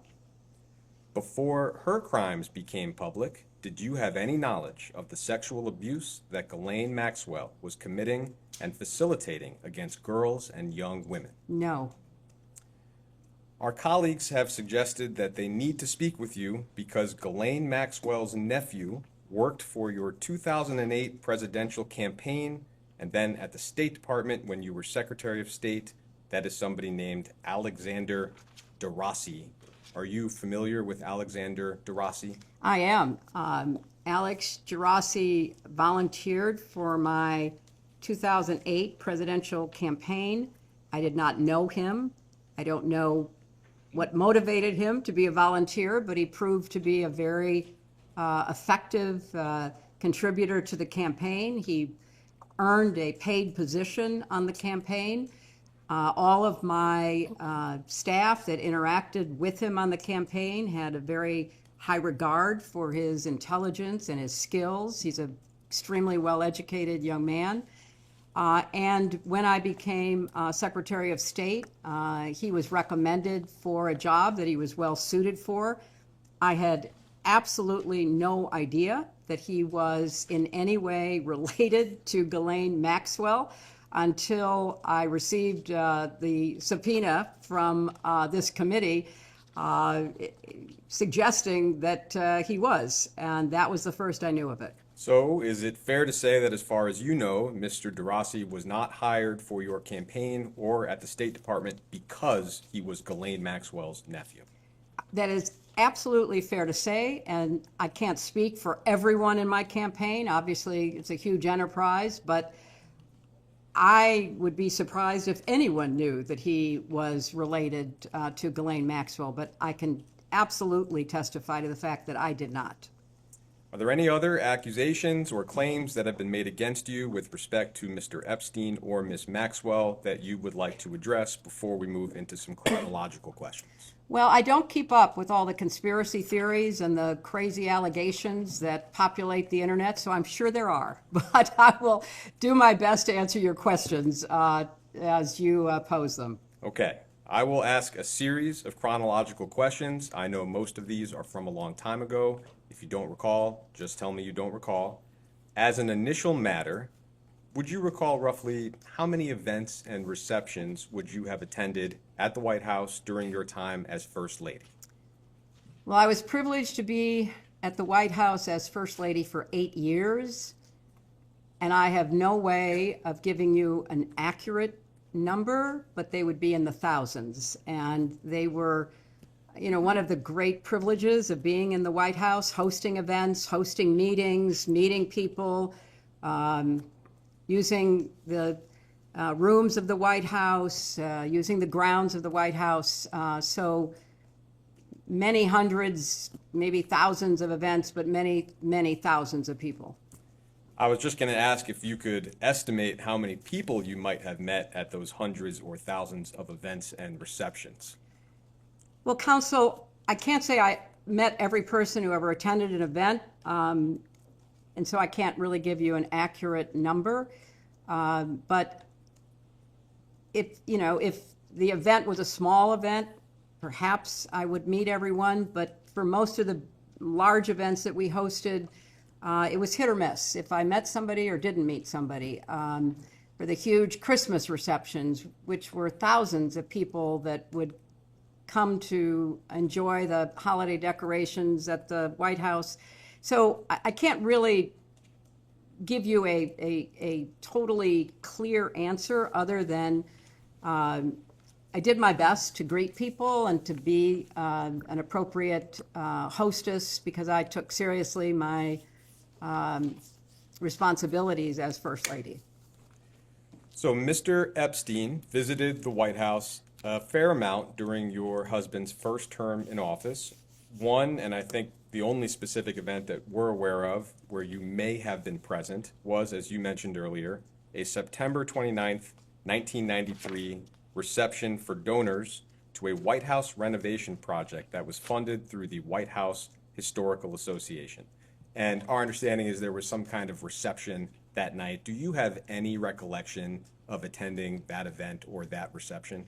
I have no specific recollection, but I know that I was expected to, and I assume I did. But I can't, sitting here today, describe anything specific about that event. But I was very anxious to support fundraising that went to the White House Historical Association that in turn supported the upkeep and the maintenance of the White House.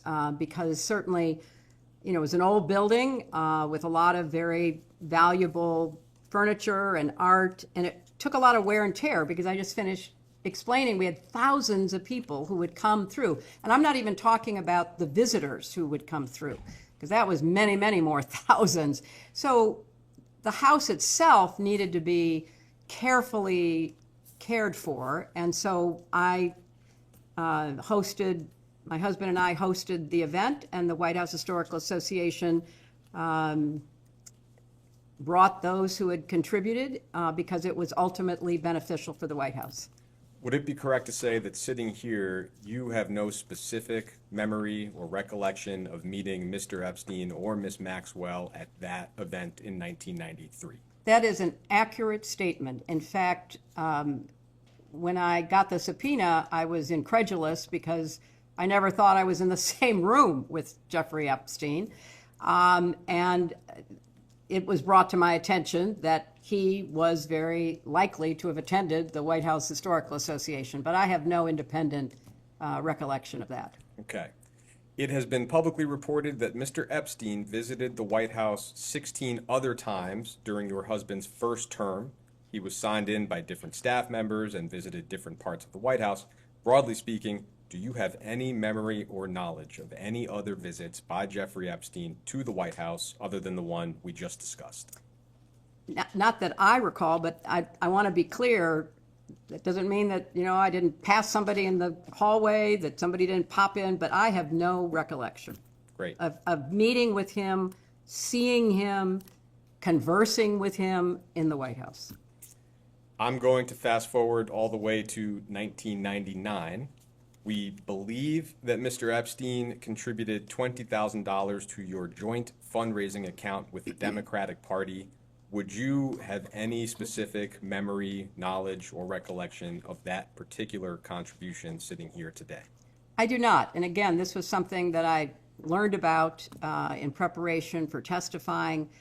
And as you point out, Counsel, the contribution went to the joint committee that was set up to support my Senate campaign. And my memory is that we couldn't coordinate between joint committees and campaigns. I mean, those were the rules back in the day as I recall them. So I don't have any recollection at all that I knew he contributed to my campaign. And he did not contribute, as far as I know, directly, but then this indirect contribution to the joint committee, I don't recall that I knew it at the time, and I was, surprised to learn it in preparation for testifying. So at this point, toward the end of your husband's presidency, how would you characterize your relationships at that point with Mr. Epstein and Ms. Maxwell? Non-existent. Thank you. Moving to the period after your husband's presidency, again, we don't really have much of a record to work off of. There is public reporting that sometime in 2007, Ms. Maxwell may have co-hosted a fundraiser for your presidential campaign in New York City. We don't know much about it. Christina Aguilera may have performed, if that's helpful. Do you have any specific recollection of that event? I do not, but I, again, have been told and reminded that there was an event with a very large host committee for my campaign, and Christina did appear and I believe performed. I have no further information than that. I was attending many fundraising events, and I don't recall any specific encounter or conversation with anyone, including Ghislaine Maxwell. Ms. Maxwell also appears to have donated $2,300 to your presidential campaign that year.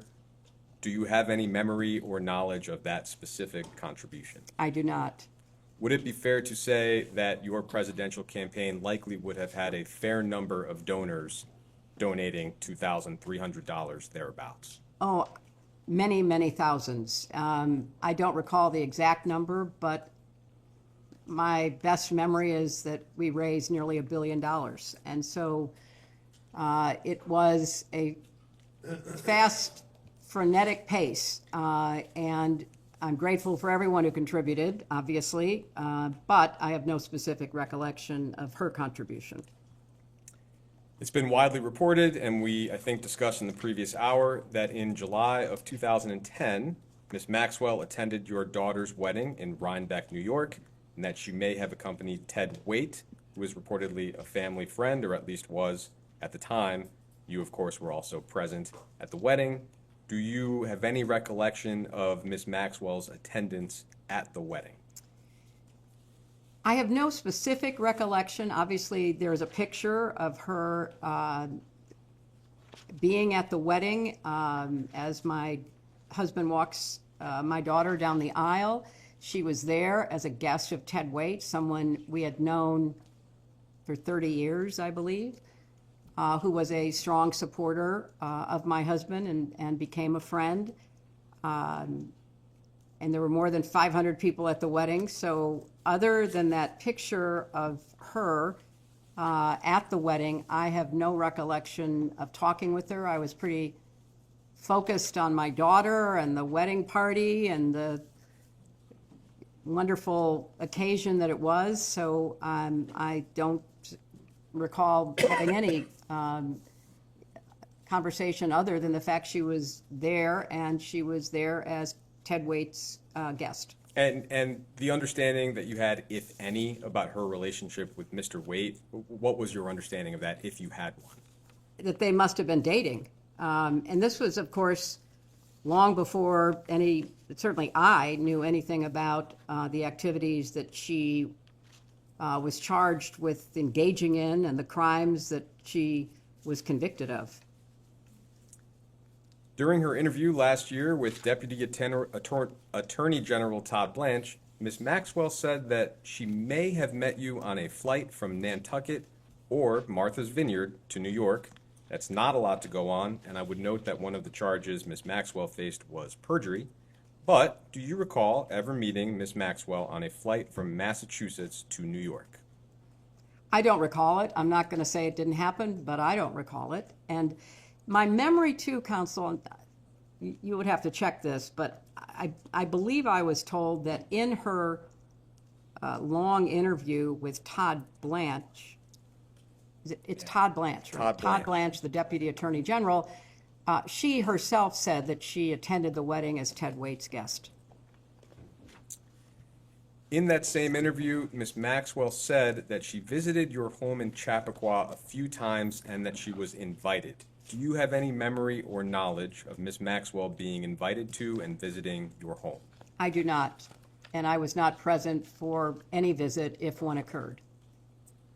It's been reported that in September of 2013, at a Clinton Global Initiative conference in New York, Ms. Maxwell was recognized as a Commitment to Action partner for her work on behalf of the Terramar Project, which was an ocean conservation nonprofit that she founded in 2012.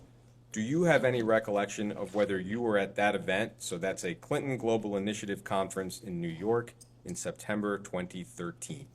I believe I attended the conference, but during the conference there are many different sessions going on. There are some main stage sessions with very high profile people. We've had an extraordinary collection of world leaders, including Pope Francis and others. But then there are many of what are called breakout sessions that are smaller sessions where people gather usually around the issue they're interested in. So in this case, if it had been the oceans, there might have been a breakout session about that. And I do not recall seeing her there. I do not recall any knowledge of her being there. But if she were there and she were making a commitment, it would have been in one of these smaller sessions. And I have to add, you know, in 2013, Ms. Maxwell spoke at the United Nations.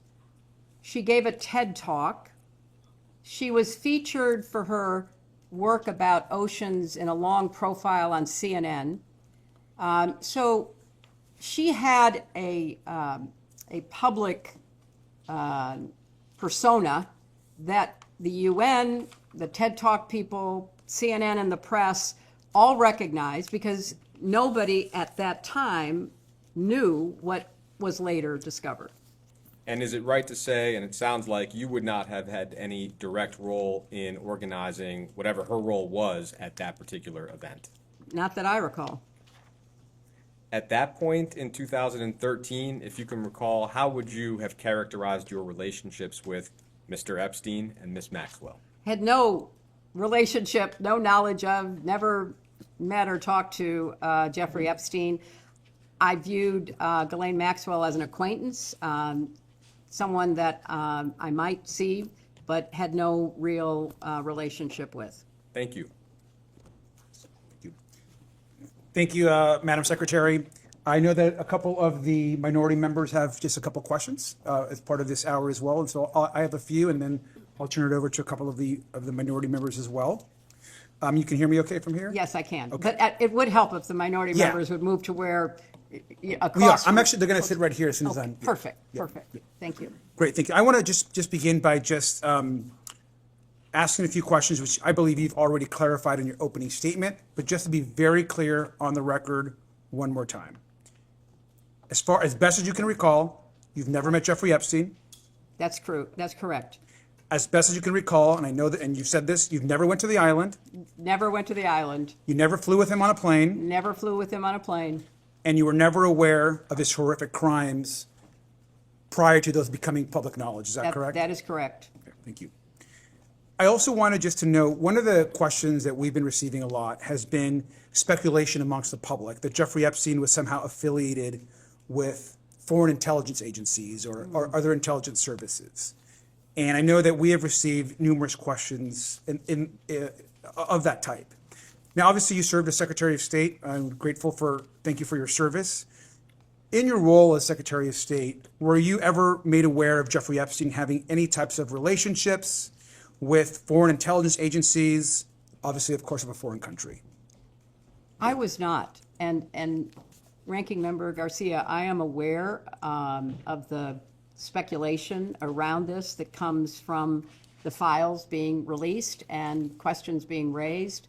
And I do think that is a fruitful area for the committee to investigate. No, I appreciate that, because I'll say of the types of questions that we're receiving, the kind of conversation around whether Jeffrey Epstein had any ties to foreign intelligence or was working with foreign governments continues to come up. And so obviously, as Secretary of State, that would be something I would imagine you may or may not have information for. So I appreciate that response.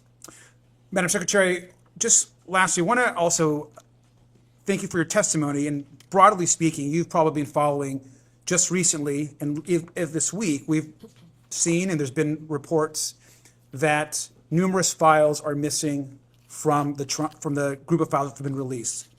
For the record, only about approximately 50% of the total files have likely been released. The other percentage have been withheld for whatever reasons we're not really sure of and don't really understand. It's also been reported by numerous outlets this week that the FBI has removed files that are supposed to be made available to the Congress that include serious allegations of alleged abuse by President Trump, sexual abuse to a minor. Now, these are allegations that we know have been corroborated in other ways, and the media have reported on these, but these files themselves have been removed. Now, we view this as a very serious matter. I've personally looked for these files in the archive manifest that lists which files should be placed there. Those files are no longer there. And we have been calling on the DOJ and the Attorney General to release all of the files.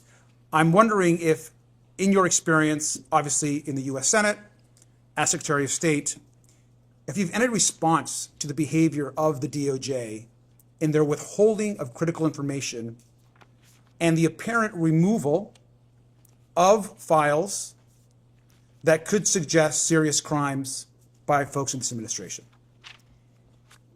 Congressman, I appreciate your raising this issue, and I appreciated the statement that you put out when this became public knowledge, thanks to investigative reporting, which revealed it.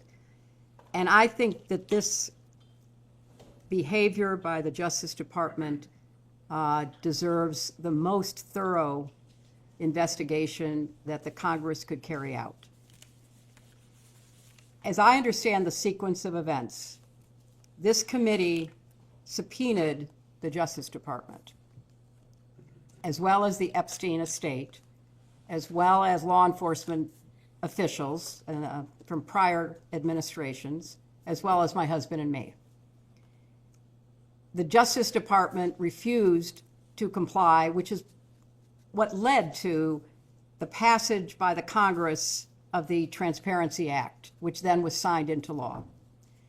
And I think from the very beginning, the behavior of the Attorney General and her staff has demonstrated either a gross incompetence, which is bothersome because they are the keepers of information that should be evaluated for law enforcement purposes, or a clear cover-up because they are protecting the president and others. Either one of those should be the focus of this committee to try to get to the bottom. If they are incompetent and they are incapable of complying with the law that the Congress passed, we need to know that because they are falling down on the job. They have an FBI director who's more interested in drinking beer in a hockey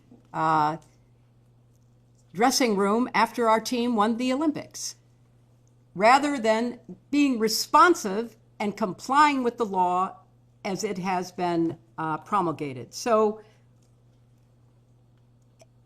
I don't think it's unfair to say that given the sequencing of the events, starting with the way that President Trump made the release of the files a key element of his 2024 campaign, the promise that he and then his attorney general made that the files would be released, then a walking back of that as they began to look at the files, an ignoring of what they had promised, including that they had a client list on the desk of the attorney general, reasonable people would have to assume they are engaged in a massive cover-up, which is infuriating. As an American, as a citizen, all of us should be, regardless of party, wondering what are they hiding. And that's why I said in my opening statement, the President of the United States is not above the law and should be, in a setting like this, answering questions under oath, as should others who are prominently featured in the files, and especially the group that is featured after 2008. Because prior to 2008, when Jeffrey Epstein pled guilty to the watered-down charges that Alex Acosta negotiated and then was rewarded for in the first Trump administration with a cabinet position, there are so many unanswered questions. And I looked at the transcript of the Alex Acosta testimony that was taken before this committee, and I don't think that any Republican members asked him a question. So you have to conclude that there is something rotten in the state of Denmark, or clearly the Justice Department, starting in the White House and at the top with the Attorney General. And this latest example of the missing files about the allegations, and they are absolutely nothing more than allegations, but the FBI interviewed that witness 4 times. You don't interview a non-credible witness 4 times. You don't put into the FBI reporting, protect this source, if you think there is nothing to it. So, of course, I would like to know, like every other American deserves to know, what is in those files and who is going to hold people accountable, because the Justice Department seems to be either unwilling or incapable of doing so. Thank you, Madam Secretary. Let me also just add one thing. You've probably also read reporting that Secretary Lutnick was pretty open in an interview about not having spoken to Mr. Epstein or interacted with him after 2005. And then we go on to learn that Secretary Lutnick not only went to the island, there were visits, they went into possible business together, communicated with his wife. So there were numerous interactions that happened after that interview. We believe that Secretary Lutnick should be in front of this committee answering questions, especially when he's choosing to essentially lie about his interactions with Mr. Epstein. Would you agree that Secretary Lutnick should come and testify? I think everyone that the committee sees playing a prominent role in the files should be deposed. That is your job. Your job is to try to get to the truth as best as you can determine it. And that should be the guiding principle, it seems to me, as to who you ask to come before you. Thank you.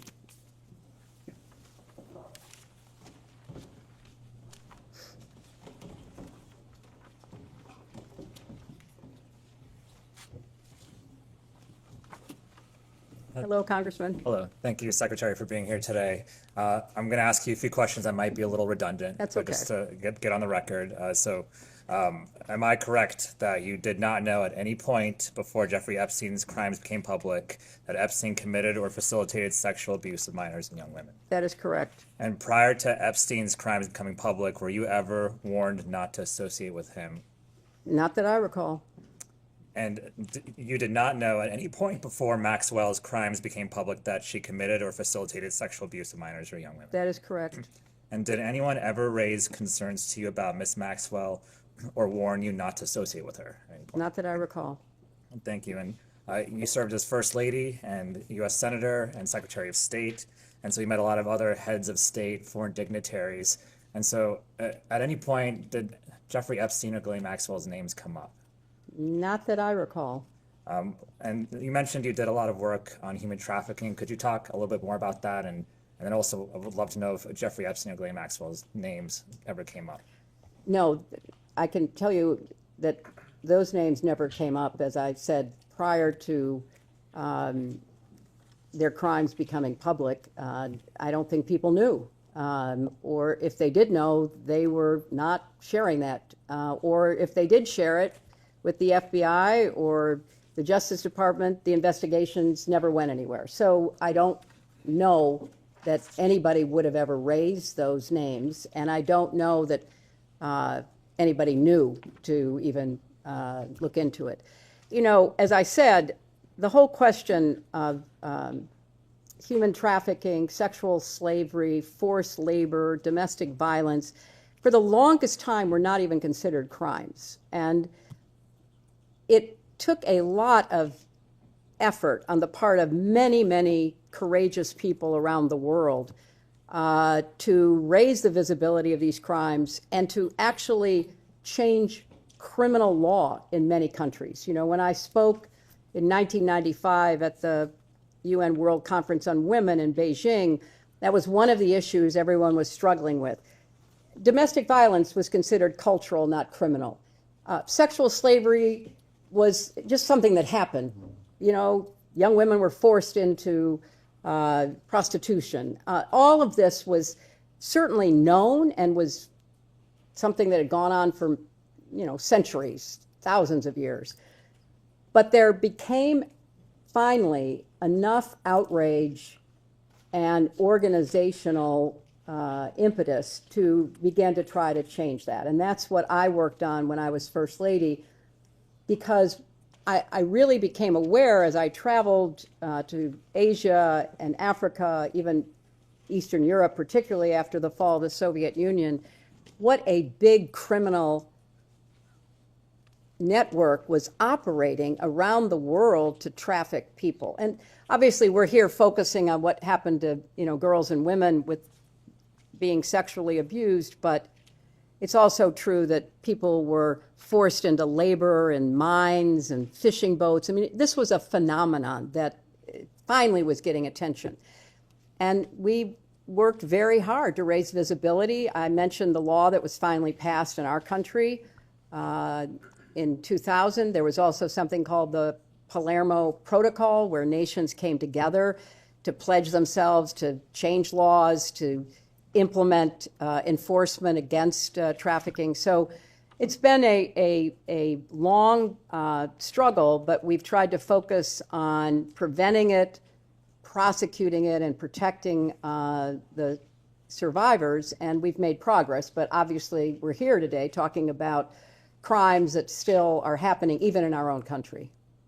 I know the public wants names to be named, and I know this is a difficult question for you given your lack of a relationship with Epstein or Maxwell, but are there any names that you think we should be talking to at this point that haven't been out there already? I don't know any more than you do as to what's being exposed in the files. I saw where Congressman Massey stood on the floor the other day and said that he named 3 people, as I recall, that should be investigated. But there's a long list of people who may, even if they did not do something themselves wrong, because of their association with Epstein, might have credible information for your committee. And final question, you've expressed a desire for this hearing to be public. I just love to hear sort of Yeah. an explanation for why. Look, I think sunlight is the best disinfectant. I think as much as we can do in public, we should do. And I've testified before Congress many times, before you were there, and it was always in public. I mean, that's what we did. I testified, and I was on the other side of the table asking questions in public, except for something that was classified that couldn't be in public.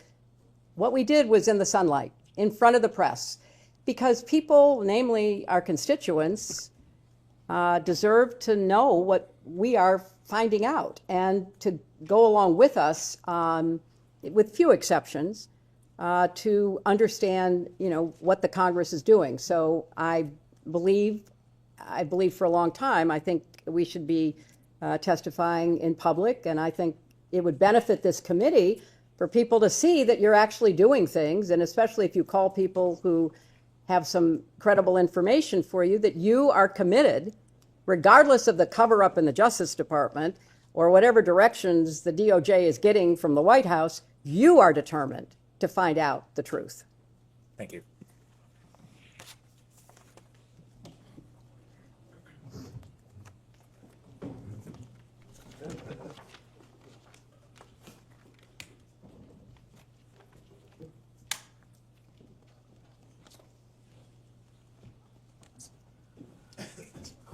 Hello, Congressman.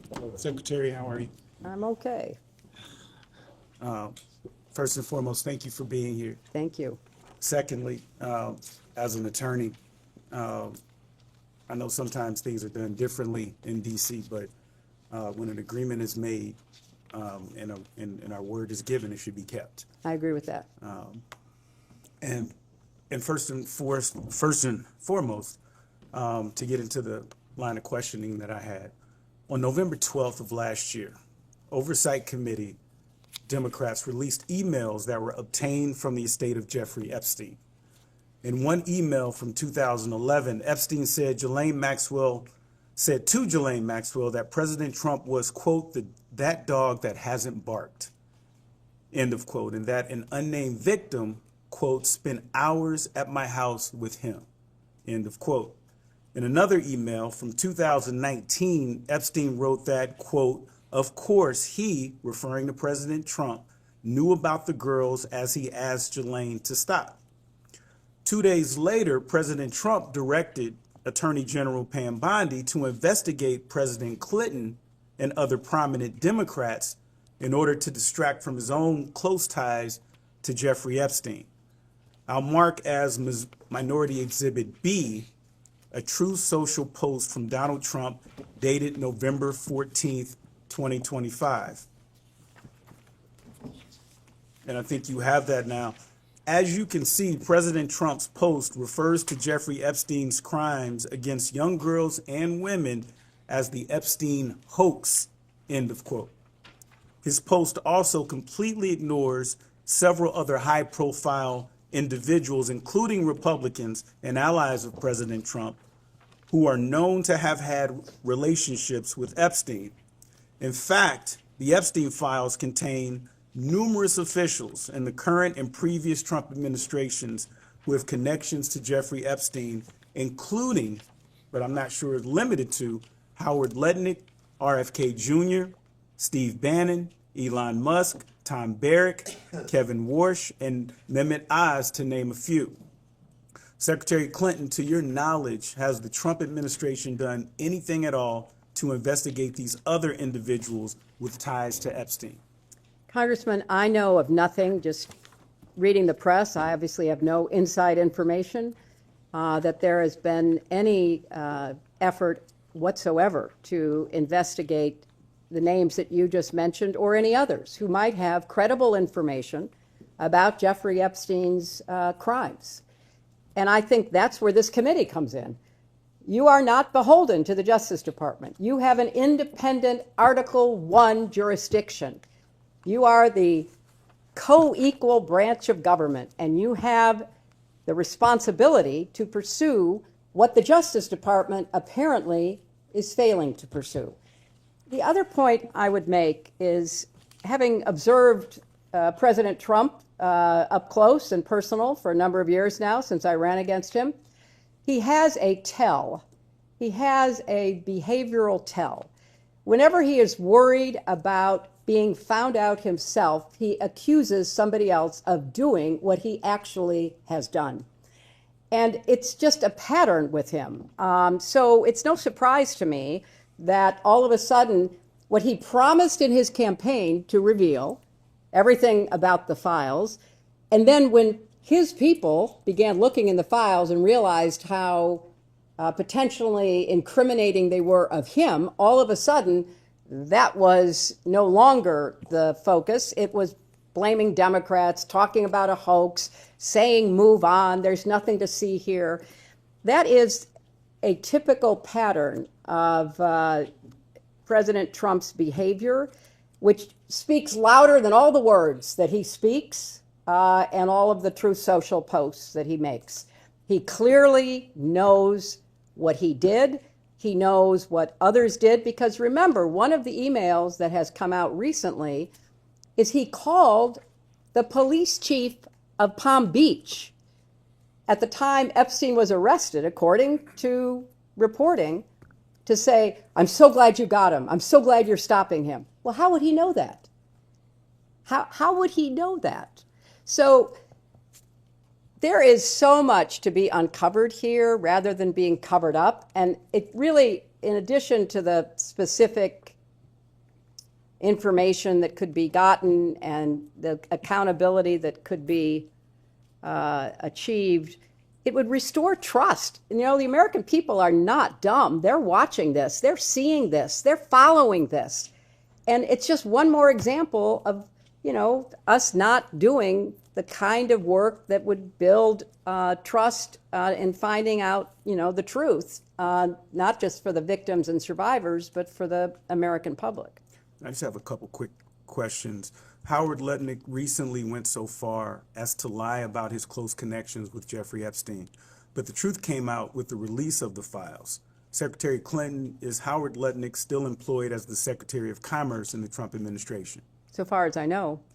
Secretary Clinton, in your opinion, why has Donald Trump ignored these other prominent figures who had close ties to Epstein? I can't speculate on that, Congressman. I think it's a worthwhile question to ask, and I think it certainly should be asked by this committee.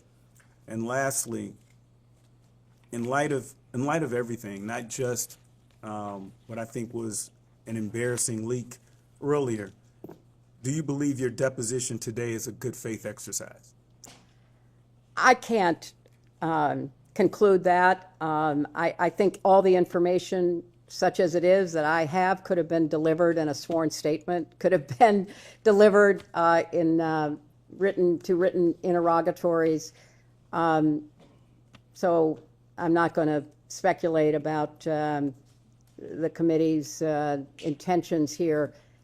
But, you know, a former member of this committee, someone with whom I doubt I have very much in common, Marjorie Taylor Greene, said that Trump put pressure on Bondi not to release the files.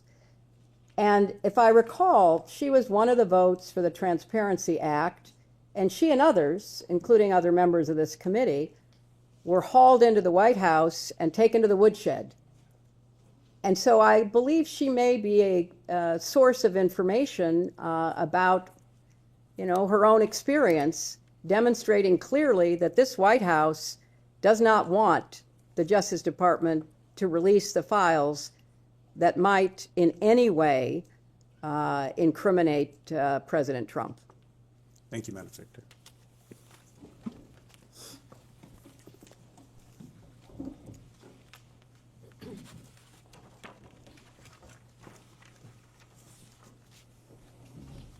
Thank you so much for being here, Madam Secretary. Some of this was briefly touched upon, but as you know, there is wide speculation among the public that Jeffrey Epstein may have been affiliated with domestic intelligence agencies and services.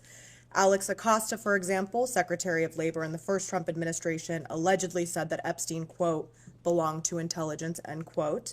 We know that Acosta has denied the statement, but it nonetheless raises questions about Epstein. You obviously served in a variety of highly sensitive positions, allowing you to access some of our nation's most sensitive and secretive information. Either during or after your time in government, were you ever made aware of Jeffrey Epstein having any kind of relationship, directly or indirectly, with a United States intelligence agency or service like the CIA? I was not, but obviously I served in the Senate and don't recall anything like that ever being presented. I was on the Armed Services Committee, so perhaps there might have been a mention if there was any relevance, and in the State Department, I don't recall any information like that at all. And were you ever made aware of Ghislaine Maxwell having any kind of relationship with an intelligence agency or service of the United States? Thank you. Now, during the committee's deposition of former Attorney General Bill Barr, he indicated that, quote, many American businessmen who have foreign contacts sometimes will talk to intelligence agencies and provide information to them. Are you aware of Jeffrey Epstein having these less formal interactions with the CIA or any other domestic intelligence? I'm not aware of any intelligence connections of Jeffrey Epstein at all. And that applies to foreign intelligence? Yes, as it well. does. Okay. I want to move to... But I do think, Congresswoman, as I said earlier, your questions are well taken. There are so many threads of this investigation that need to be followed. You are talking about the intelligence. We have talked about the sexual abuses. And we also should be following the money. One of my former colleagues, Senator Wyden, is trying to get out of the Treasury Department records about Jeffrey Epstein's financial transactions. The Congress should, and this committee certainly should, subpoena the Treasury Secretary for the information that Senator Wyden has compiled. In my experience in the Senate, Senator Wyden is a thoughtful, careful investigator. If he says there's something there, I would take it to the bank. And so follow the money. Follow these foreign involvement intelligence potential. Whether they're true or not, I don't know. And of course, follow whatever leads you can get out of the emails and other information that are being put forth by either DOJ or the Epstein estate or anybody else on, the crimes that he committed. Thank you. That brings us to the issue of transparency, which is related to what you just said. You and President Clinton have been very clear about your desire to testify publicly before this committee. In fact, on February 5th, 2026, you posted on social media, quote, if you want this fight at Rep. James Comer, let's have it in public. You love to talk about transparency. There is nothing more transparent than a public hearing, cameras on. Secretary Clinton, why is it important for you to testify before this committee in a public setting? Well, first of all, I believe in public testimony. I believe that the public has a right to know what its elected members of Congress are investigating and legislating.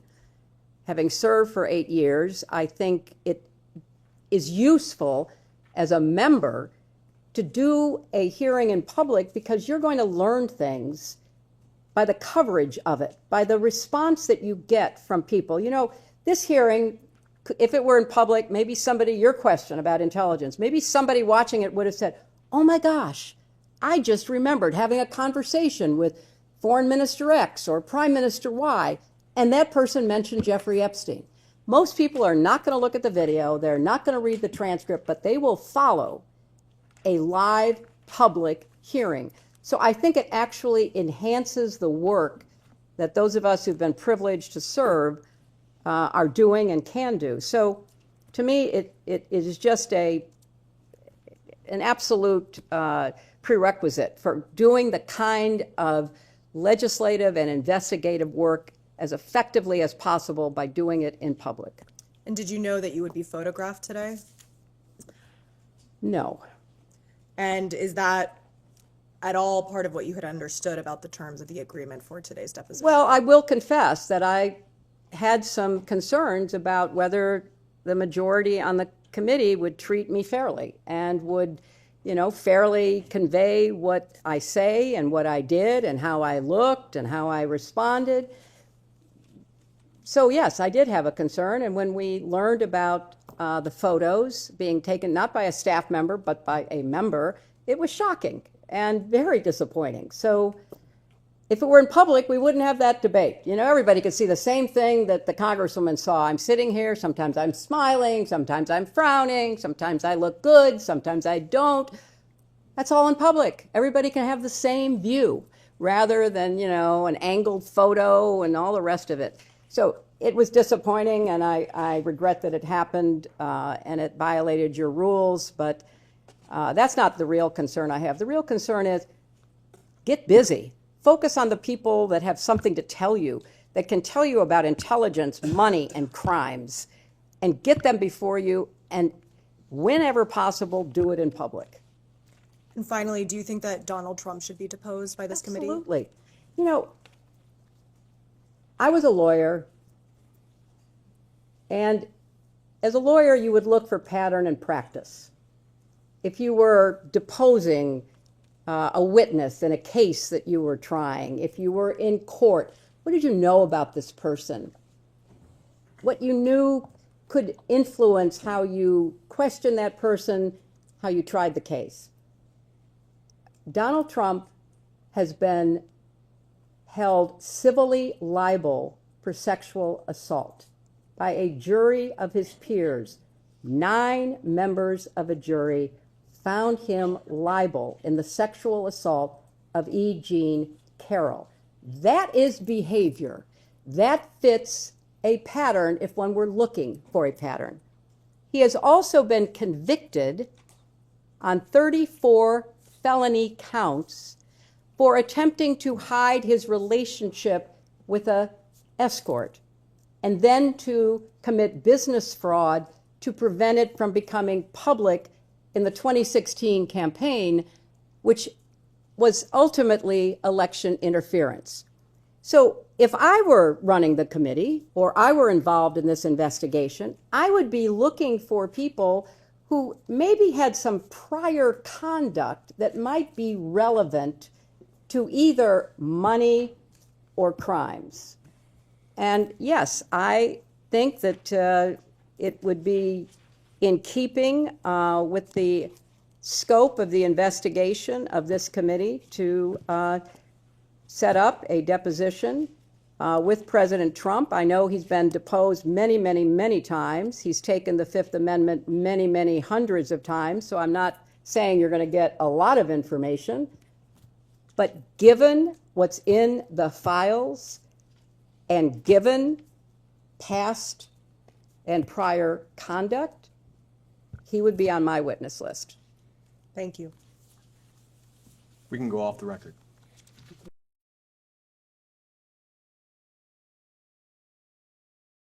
All right, we'll go back on the record. It is 2:49 p.m. I believe Chairman Comer has something he would like to say. Yes, and thank you, Madam Secretary, and we appreciate what you said in the last round of questioning. I want to be very clear. This committee is taking this investigation very seriously. We are following the money. We have a history of doing that over the past 2 years. I wrote the Treasury Department requesting suspicious activity reports related to Jeffrey Epstein. Treasury has been in full compliance, and our staff has spent untold hours reviewing those documents. I know the minority staff have also reviewed those documents. Anytime we subpoena anything, both sides get it. Based on the suspicious activity reports, I then issued subpoenas to 2 banks, Deutsche Bank and JP Morgan. The banks, those 2 banks are also in compliance and continue to produce thousands of pages of records.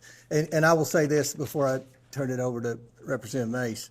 This investigation is made very difficult when witnesses drag out negotiations for more than 6 months and violate their duly issued subpoena. So that's one reason when we're dealing with very powerful people that have the best attorneys out there, it's very difficult when it takes 6 months to get witnesses in. So I just wanted to mention that, and I'll yield to Ms. Mace. Thank you, Mr. Chairman. Madam Secretary, thank you for returning this afternoon. Secretary Clinton, is your husband someone the committee should investigate? My husband will be here tomorrow. You'll have a chance to ask him questions. So my question is your husband someone this committee should investigate? Asked and answered. Apparently you are. You've subpoenaed him. He's going to be here tomorrow. In your testimony before the break, you discussed why you believe President Trump should testify before our committee due to a, quote, pattern of behavior, end quote. You testified that a pattern of behavior warrants accountability. So I want to make sure I understand your standard correctly. The pattern of behavior you describe includes being held civilly liable, indictments, sexually deviant behavior, correct? Yes. In 1998, your husband was found civilly liable for sexual misconduct with Paula Jones and settled for $850,000. Is that correct? Yes. By your standard of pattern of behavior, should your husband testify before this committee? He is testifying tomorrow. On December 19th, 1998, President Clinton was impeached on charges of perjury and obstruction of justice, which directly related to his extramarital affair with Monica Lewinsky. Is that correct? Yes. And your husband was impeached for perjury related to sexual behavior, correct? I didn't understand what you said. Your husband was impeached for perjury related to sexual behavior, his sexual behavior. He was impeached for several reasons, and then was acquitted in the Senate. And your husband flew on Jeffrey Epstein's plane 17 to 26 times, correct? He made several trips with different legs on the trip, as I recall. But he flew on Jeffrey Epstein's plane Yes, he 17 to did. 26 times? Mhm. Were you aware that Secret Service was dropped on some of those flights? That is not my understanding. Where they were not on some of those flights? That is not my So understanding. your understanding is that Secret Service was on all of the flights that President Clinton was on? That is with my Epstein? understanding. By this standard of behavior, multiple credible accusers, including Juanita Broderick, who alleged rape against your husband was disbarred in Arkansas, lost his law license before the Supreme Court, flew on Epstein's plane dozens of times, visited Epstein's island. That is not true. That is absolutely untrue. Well, there's documentation in the DOJ files. I'm not sure you're aware, your attorneys have told you, but Jeffrey Epstein told one of the victims to lie to investigators, to lie that Bill Clinton was ever on Epstein Island. I can provide that document to you. We would like that document, please. Yeah, Okay, counsel, I can do because that. actually the files say just the opposite. Epstein himself denied he was. These are FBI notes from an interview with a victim, and I can get you the victim number and the case number and the files. These are notes from a 302 If interview. you'd like those, are you going to provide those now? That's not my line of questioning. She brought it up, but I have a I'm document I sorry, can get to you're you. making a representation Yeah. as to the facts. I didn't enter anything as an exhibit. But it's factually inaccurate. No, I can give it to you later. I can go find the document, make copies of it, and give it to you this afternoon. Thank you so much. Okay. By your standard of pattern of behavior, according to documents released by the Department of Justice, your husband appears in photos in swimming pools, hot tubs, aboard Jeffrey Epstein's private plane with unidentified young women. We came here today and you told this committee that a pattern of behavior demands accountability, correct? I said that I believe the committee should call anyone who had a substantial pattern and practice of contact with Jeffrey Epstein and his crimes before they came to light. Does that include your husband? And after they came to light. You're going to have a chance to question him tomorrow. So I'll ask you again, by the standard you just set, in your own words just now, does this standard apply equally to your husband or only President Trump? I have said that my husband has been subpoenaed. He will appear. He will answer your questions to the best of his ability. But there is no evidence whatsoever of any connection with Jeffrey Epstein's crimes. And I think that that will be obviously apparent in the questioning. What makes you so sure of that then? I mean, he's photographed with... Objection No, is to speculate on something that's not evidence. It is so speculative. I mean, swimming in a pool, sitting in a hot tub, there are millions of people who do that without any improper behavior or certainly committing any crimes. So I Do you think most of the men are like your husband that did anything wrong? Why were they being surrounded by young women, giving them massages on Jeffrey's private estate or private plane? Are they all innocent then? You know, you are making assumptions in your questions that have not been proven and I don't believe are provable. Okay. Why did you wait 6 months to have this hearing today or have this testimony? You know, I've answered that. I thought that given the way that other witnesses who were subpoenaed at the same time were being treated, that there was an unfair treatment of both my husband and myself. And I thought that, especially from my perspective, I had very little, if any, information to provide you, and that I could have done it in a sworn statement, and you could have moved on to depose somebody else who might have more information that would be beneficial to your I have two more investigation. questions, then we're going to pass it to Congresswoman Luna. After Jeffrey Epstein was convicted, did it concern you at all that you had taken a substantial amount of money from Jeffrey Epstein? That's an inappropriate assumption. I did not take a substantial amount of money from Jeffrey Epstein. So far as I know, Jeffrey Epstein contributed to the joint committee that was supporting my Senate race. Which was how much? I believe I was told $20,000. And you don't consider $20,000 substantial? I do not consider it relevant to me because I had no recollection that I ever knew that he gave any money to So the you joint didn't talk committee. to your donors that gave $20,000 to your campaign? My understanding of the rules back then is that there was no coordination between the committee and the campaign. So, no, I have no recollection. But that doesn't of mean knowing you that. can't speak to your donors. That doesn't prohibit, the law does Don't- not prohibit you speaking to But donors. I didn't know he was a donor. As far as I knew, he was not a donor until I learned this in Did it preparation concern you for at the all that Ghislaine testimony. Maxwell was heavily involved with people you knew and were close to? I knew people that I knew her. Yes, that's true. And you just shrugged, you didn't want to look into it or have any Nobody, question about it? until her crimes were revealed and she was indicted and tried and convicted, I don't think people knew very much about at all And what then she how do was you know doing. Howard Lutnick? I know Howard Lutnick because when I was senator on 9/11, the firm he headed, Cantor Fitzgerald, suffered the greatest loss of life. As I recall, something like 650 of his employees were murdered by terrorists that day. Howard Lutnick missed being a victim because he was delayed dropping know his that. I child asked off him. to No. kindergarten. You asked the question. I'm going to answer your question. Now you're gonna yell This at was me? what I spent You're my going to yell at time me. doing. I'm a I survivor spent trying to look out for other Well, survivors, trying to and get to the I bottom was of it. taking care You of waited the 6 people months who to lost get here today. 3,000 6 months, lives and now you're being at World defiant Trade and Center. indignant today. You asked me I have about met Howard with Epstein Lutnick. survivors. I'm a survivor myself. You have emails. You've denied that Jeffrey Epstein, that you tried to get Jeffrey Epstein to give money to you. I did but not. Howard Lutnick was If used you to have an get email money. with me asking Jeffrey I Epstein have for an money, email from Howard Lutnick sending it to what's Jeffrey the question? Epstein and his What's the- people to I raise don't- money for I don't you know about- for an event, an intimate event for you at his offices Well, at Cantor Fitzgerald. You're well, going to sit if here you- today if you would and, let me and, finish. and obfuscate and say to this committee, you didn't try to get money from Jeffrey I didn't. Epstein when I there was didn't. an intimate event in an email that Howard Lutnick emailed to Epstein's people and Epstein to get him to come to your intimate event at Cantor Fitzgerald, a very small event. And so I'm not going to public. You want to yell at me, that's fine, but I'll yell right back. Well, okay? I am looking out for it's survivors. very- I'm doing look- the job that you would not do and refuse to do as Secretary of State. Thank you, and I yield back to no, Congresswoman. I'm going to finish answering the question, which I have a right to do. I am very sympathetic to your personal situation. I have read about it. I have seen you testify or speak on the floor about it. And I very much sympathize with not only what you went through, but appreciate your effort to stand up for survivors. I was a senator representing the people who were murdered on 9/11. Nobody lost more people than Howard Lutnick. You can say whatever you want. You can call him and have him appear before the committee. But I knew him as the man who lost the employees that he knew intimately, including his brother.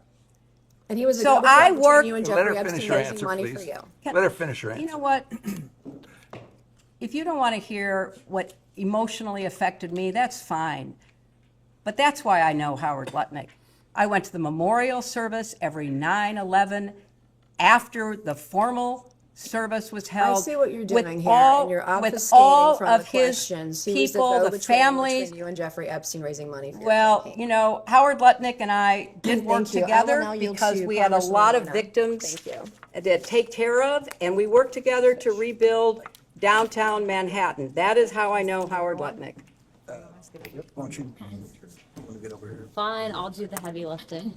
Or you could like it later. Yeah, I got it. move on.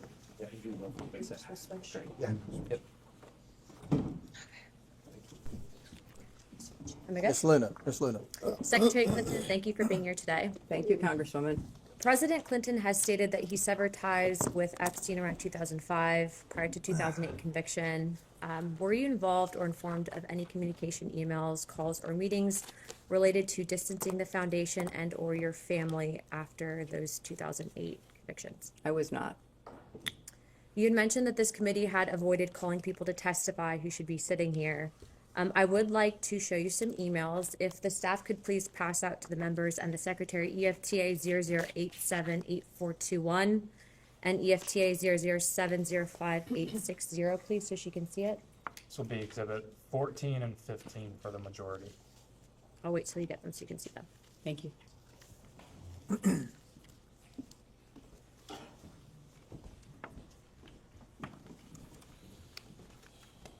you very much. Thank you very much. Okay. Yes, we want. There's two, are there two separate? Yes. Thank you. And now I'm gonna pass them down, because I have more from my colleague. And one more here. Thank you so much, I appreciate that. They're the same, there's two different documents. There's that are two, here. yeah, there are two emails, both different EFTAs. Secretary Clinton, would you please read EFTA 0070586? Just, you don't have to read from, it's to Jeffrey Epstein, but can you read the context of the email? Sorry, could you state the number again? Is the number at the bottom? Yes, it's at the bottom. It's EFTA 0070586. This is majority 14. 14, yes, sir. Thank you for a fun night. Your littlest girl was a little naughty. How does that make you feel? Makes me sick. If you can also read the EFTA 0087841. This is also another email. Can you just please provide the context? It's an email to Jeffrey Epstein. If you could just read the context of what it is. Of course, the Ohio Jesus, I'm coming trick. And just the main body of the context of the email. Said that she felt God's presence next to her when she was in bed. She knows that Jesus watches over her and he helped save her life. Whoops. How does that make you feel? It's bizarre. I don't know what it means. The reason I asked you to read both of these is because these emails were both sent by co-conspirators that were then given the plea deals and now have been given victim status. Both of these women were also named an FBI document, and they're on a number of other emails. Do you believe that the Department of Justice should reevaluate the plea deals for some of these women, given that, as you can see, they have clearly done some things probably that they shouldn't have? I don't know the status of whether that would be legally possible, so I have no opinion. I think outside of the statute of limitations, they might be able to reinvestigate under the civil rights violations. Would you be in favor of that, or looking into any of the co-conspirators that were given plea deals down to victim status if there's credible evidence that they were trafficking young girls? I think it should be pursued. Hold on. I'd like to also show you another EFTA, if the staff can also pass this to the secretary. It's EFTA 0165617. This will be exhibit 16 for the majority.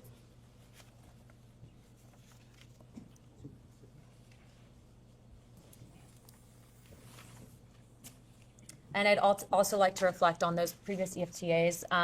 The EFTA 0070586, that was actually sent by a woman by the name of Susan Hamlin. And then the other EFTA 0087841 was sent by a woman named Nadia, who's also listed in other files as well. Is it single pages? Oh, sorry.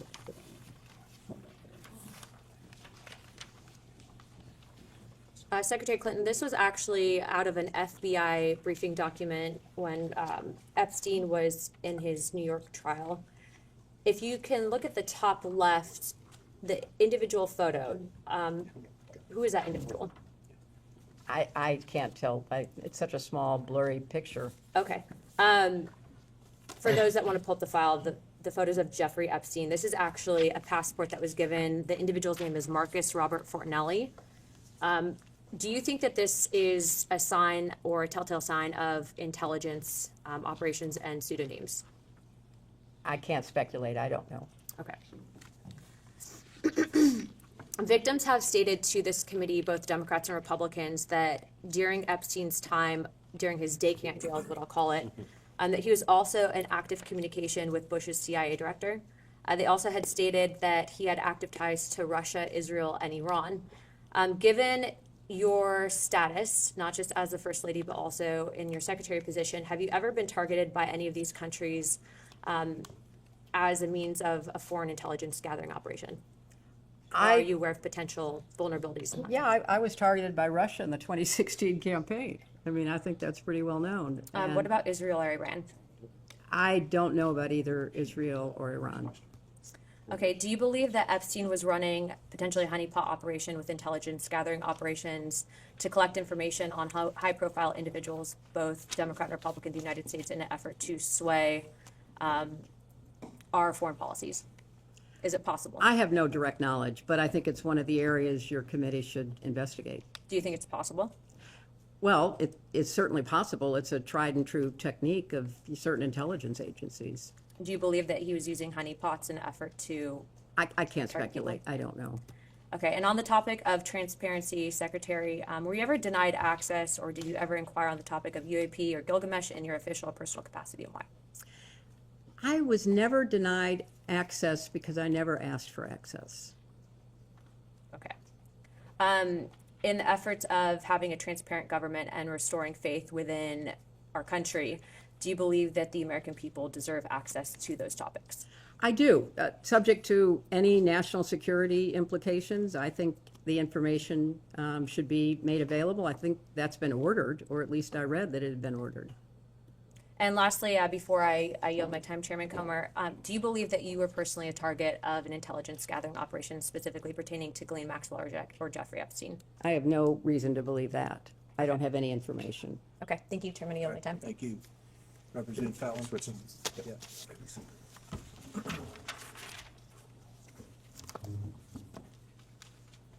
Can you get in front of me now? I'll just- Okay, all right, good.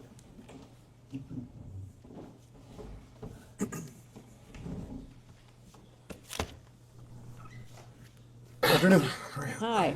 Could you identify yourself? Yes, sure.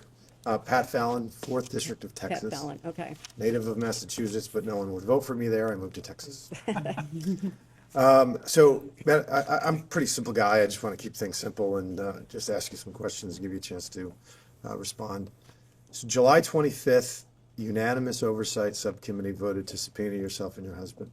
On the 25th of August, Chairman Comer issued a lawful subpoena, which I would think it's fair to say you didn't cooperate. There was a lot of delays. It was August. We're now in February. The deposition was set in December, then it was delayed and moved to January, and now here we are in February. We all get accused of things. The higher you go up in the ladder, the more people are accusing things. If I don't have anything to hide, I'm eager to come in and testify. I just find that interesting. Why the delay for 6 months? Well, I think, as I've said,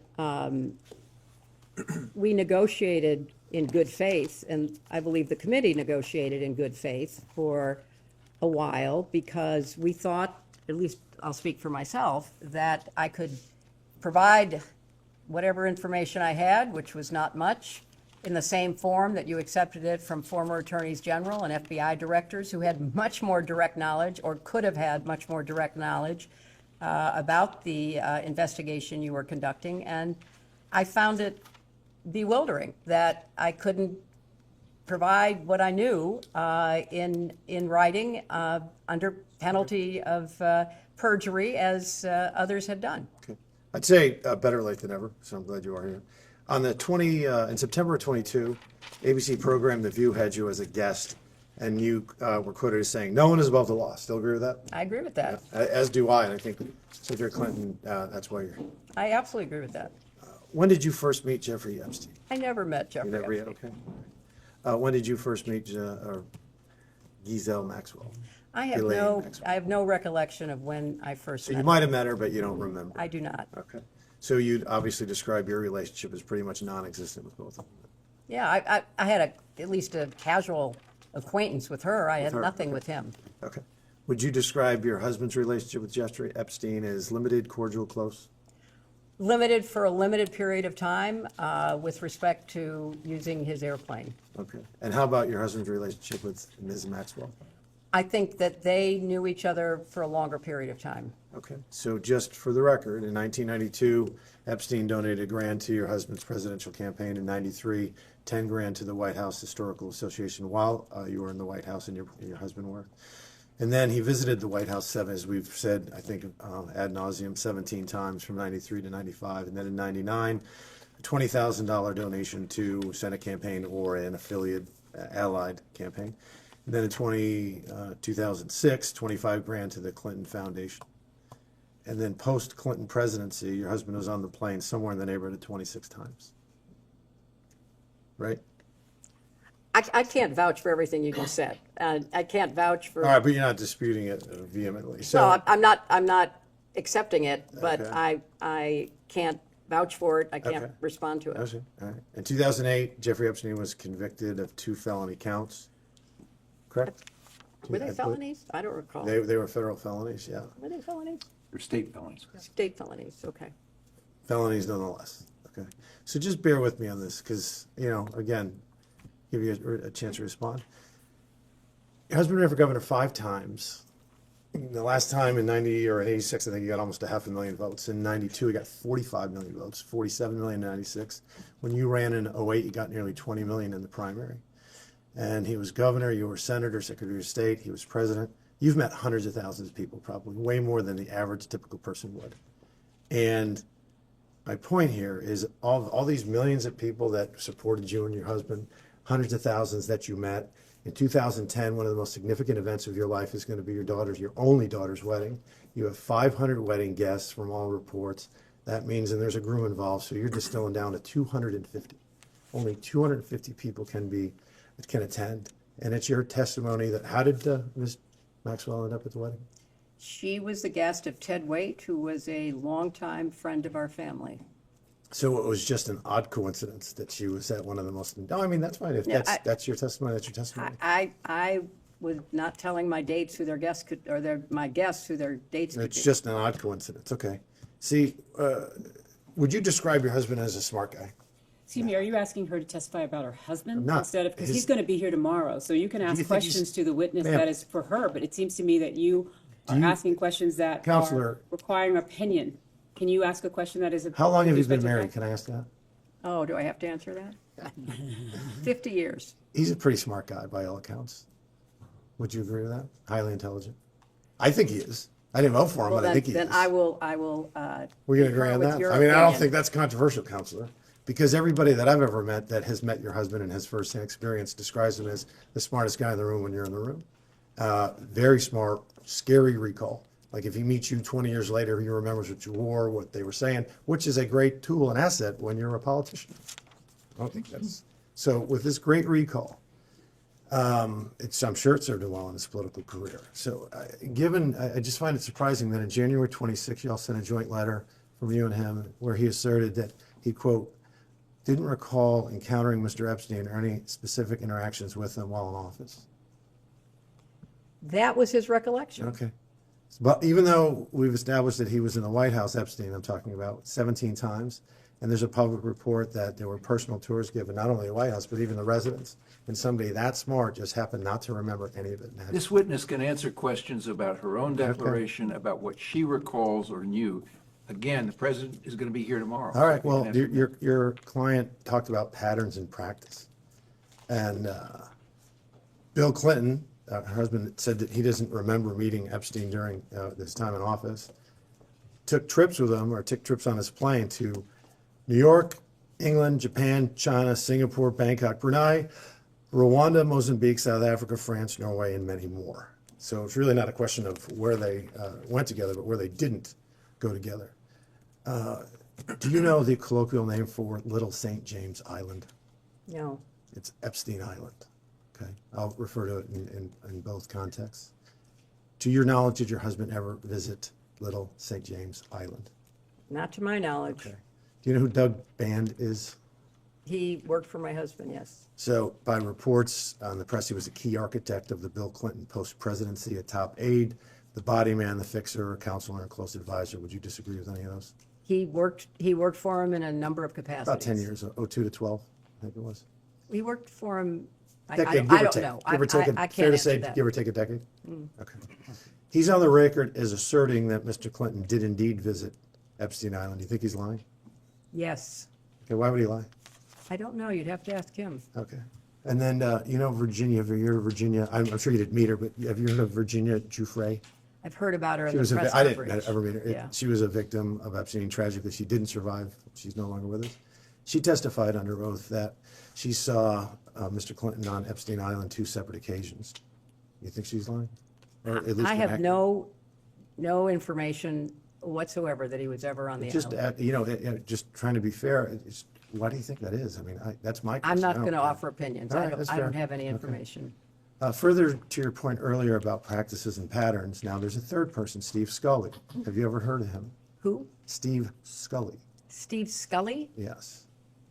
I know of a Steve Scully who was at Apple. He was an IT contractor on the infamous aforementioned island. He also asserts that he saw Mr. Clinton, and this is a quote from him, lounging around the porch area of Little St. James Villa. It's just oddly specific. Do you think this third person was lying as well? I don't know information about You'd Mr. see how that Scully. would, I wanted to ask you that because I find that odd. It's a pattern in practice, as you mentioned. Have you ever visited Epstein Island or Little St. James Island? No. Okay, so just to be clear, it is your testimony that, for instance, you never flew in a private plane, flew into St. Thomas Airport, and then didn't enter the terminal, but instead boarded a helicopter to Little St. James Island. You never did that? I did not. Okay.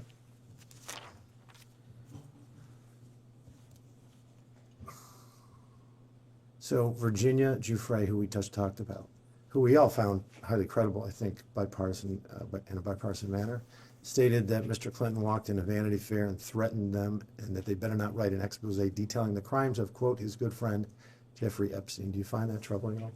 I find it not believable. Okay. Let's turn to the current administration and president, because you said some pretty choice words of the administration and President Trump, aggressive and even some coupled with incendiary claims about President Trump and his DOJ. You fair to say that you would not describe them as transparent? I would not describe him as transparent. Okay. How about you were an enthusiastic supporter of Joe Biden and Vice President Harris when each of them respectively ran for president? I was. Okay. Would you describe the Biden-Harris administration as an administration that was committed to transparency? To the best of their ability. Okay. You also asserted, and if I get this wrong, please let me know, that, or at least insinuated that President Trump was closer to Epstein than your husband, socially. I think there's an enormous amount of evidence that goes back many, many years demonstrating their relationship. Okay. Do you know how many times Jeffrey Epstein visited the Trump 45 White House? I do not know. By all accounts and evidence, 0. And how many times did he visit the Clinton White House? I don't know. It was 17 times. How much did Jeffrey Epstein ever donate to Donald Trump politically? I have no idea. There was 0. But we have established that he donated to either you or your husband or your committee's 21 grand. Not to agree? I have no information that is personally based about their relationship. Jeffrey Epstein donated $35,000 to foundations. One was a $10,000 donation to the White House Historical Society in '93 when the Clintons, your family, was in the White House. He donated, and then there was that 2006 donation for 25, or 2006 donation to the Clinton Foundation. He's donated, similar to the Trump White House, never, no foundations either. How many pages of the Epstein files were released by the Oversight Committee in 2021 to 23 when the Democrats were in the majority? I have no idea. It was 0. But there was also an ongoing investigation of, I believe, Ghislaine Maxwell during that time period. So the answer is, I can share with you, is 0. How many pages did the Biden Department of Justice release from the Epstein files from 21 to 25? I have no personal information. I have read that because of the trial of Ghislaine Maxwell, that was not done, but I have no personal information. Yeah, okay. Well, that was zero, and that ended quite a little bit ago now. There were no images and there were no videos. When you compare the GOP Oversight Committee, when we took over in January 23 to present, there were 65,000 documents that had been released. And then how many videos? There was nothing under the Biden administration. There was no images as well. There's been 180,000 images, 2,000 videos, and now over 3 million pages. So when you compare them, that's an odd definition of who's transparent and who isn't. Last thing,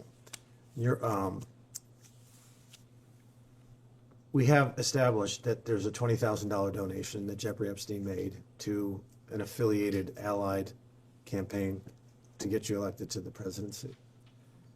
Have you returned that or donated that? Once, like he got convicted in 2008 of 2 felony counts. Have you ever returned that $20,000? It didn't come to my campaign. I was not So you've never of that. donated that to charity? That's $20,000. I've donated many, Would be good many to donate hundreds it of thousands of perhaps dollars. to, to Congressman, I'd like to know the facts in the record that shows that Jeffrey Epstein donated to her presidential campaign. No, he's talking about the Senate campaign, I think. Yeah, I'm sorry. He was and talking not about presidential. Oh. Yeah. 1998 was the Senate. You're right. I stand corrected. But yeah, I think that would be a nice gesture. I yield. Right. Next up, Representative Cloud from Texas.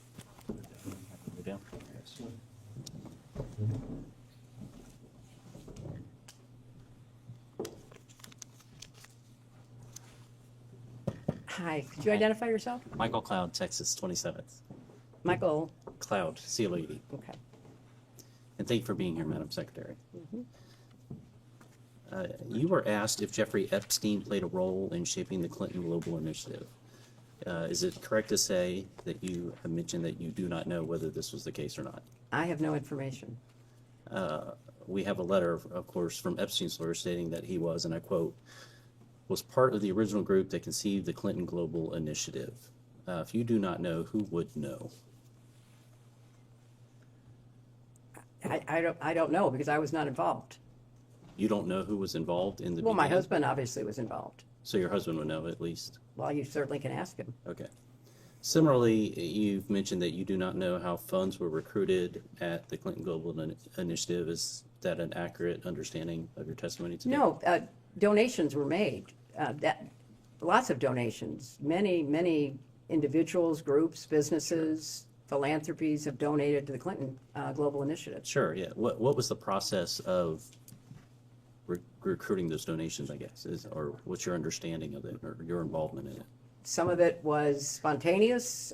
Some of it was through the team that helps to raise money. It's a combination of supporting charitable work.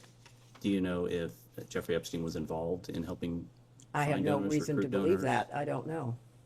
You don't know if he was involved in donor relations in any way? I have no, as I say, reason to believe it, but I don't know. Do you know who would know? The people who were involved in raising the money, but I was not involved with CGI in those early years. What about when you were there? I have no knowledge that Jeffrey Epstein was involved at all. How many roughly staff members are there in the Clinton Global Initiative? It has varied over the years, but hundreds, And involved with donor relations? dozens, I suppose. Dozens? Okay. As best as we know, it's been publicly reported that in 2024, Ghislaine Maxwell, or Ghislaine, I think is how it's pronounced, arranged and wired $1 million to Publicist Group for the inaugural CGI event, referring it to it internally as, quote, the Clinton Project. Epstein was copied on related emails and questioned the timing and destinations of the funds. Were you aware of this $1 million payment? I was not. Were you aware of it before today? No, well, in Am I breaking this preparing for in this. preparation, Mhm. you were made know. Okay. Do you know who would have known? I don't even know if it's true, so I have no way okay. of telling you. You don't know who at the Clinton Global Initiative, what staff would have handled $1 million donors or It didn't go it went to a group called Publicis, which Right. is not the Clinton Global Initiative, so Right, I would right. not know. Well, the email said it was for the Clinton project, so. First of all, I have no idea whether that's true, and secondly, it went to a third party. Maxwell was honored and given complimentary access at the 2013 CGI conference for, quote, ocean conservation work, years after public allegations against her and Epstein were public. Were you involved in approving participants or honorees at the CGI events? I was not, but I don't know that there were public allegations at that point in time, so I can't respond to that. So you were not involved in approval? I was not. You didn't know who was going to be honored at the events? No, I was not. Okay. Do you know who would have known? Whoever was the staff at the time, but there's been a lot of staff turnover over, 20 plus years. A number of things you've mentioned today, you've mentioned you have not been able to recall. And that's understandable. Is it possible that any of the information that you have not been able to recall would have been found in the 30,000 or 30,000 emails that went missing? No, I don't believe so. I had no reason to believe that, so it's not that I'm not recalling things that were there. I don't recall at all. Okay. Right. Unfortunately, I have to catch the plane. Thank you for your time. Next will be Representative Timmons from South Carolina.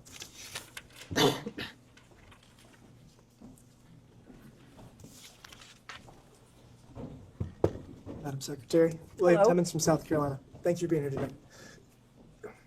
Throughout this deposition, you've seemed to be a bit incredulous, indignant about being here. Do you think it's inappropriate, it seems?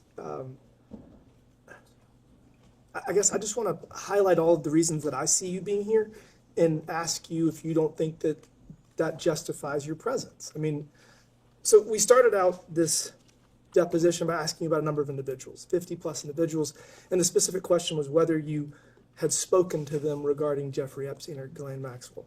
So I'm going to highlight 4, and I'm going to tell you why we asked you about them. So do you know Senator Bob Kerrey? I do know Senator Bob Kerrey. Okay, and was he not the chair of the Democrat Senatorial Committee when you got elected to the Senate? I thought it was Bob Torricelli, but I could be wrong. Okay, well, he was the chair of the DSCC for the 8 years prior to you getting there. He'd left office when you got sworn in, but obviously there's a lot of overlap. He's a prominent member. He resigned in disgrace because of his association with Jeffrey Epstein. So there's a commutative property. He's in your orbit. He had to resign. Next person is Casey Excuse me, Wasserman. Mr. Yes. Representative, was Bob Kerrey one of the names that was listed? Bob Kerrey He was. wasn't listed in the original So list in that the council list that was read. shared with the witness, I don't see My that name. apologies. He was not listed. If he was not listed, No, he but was not. He does I have. was just seeking that clarification. Thank you. Casey Wasserman. Do you know Casey Wasserman? I do. Okay. And was he a former trustee of the Clinton Foundation? I don't know.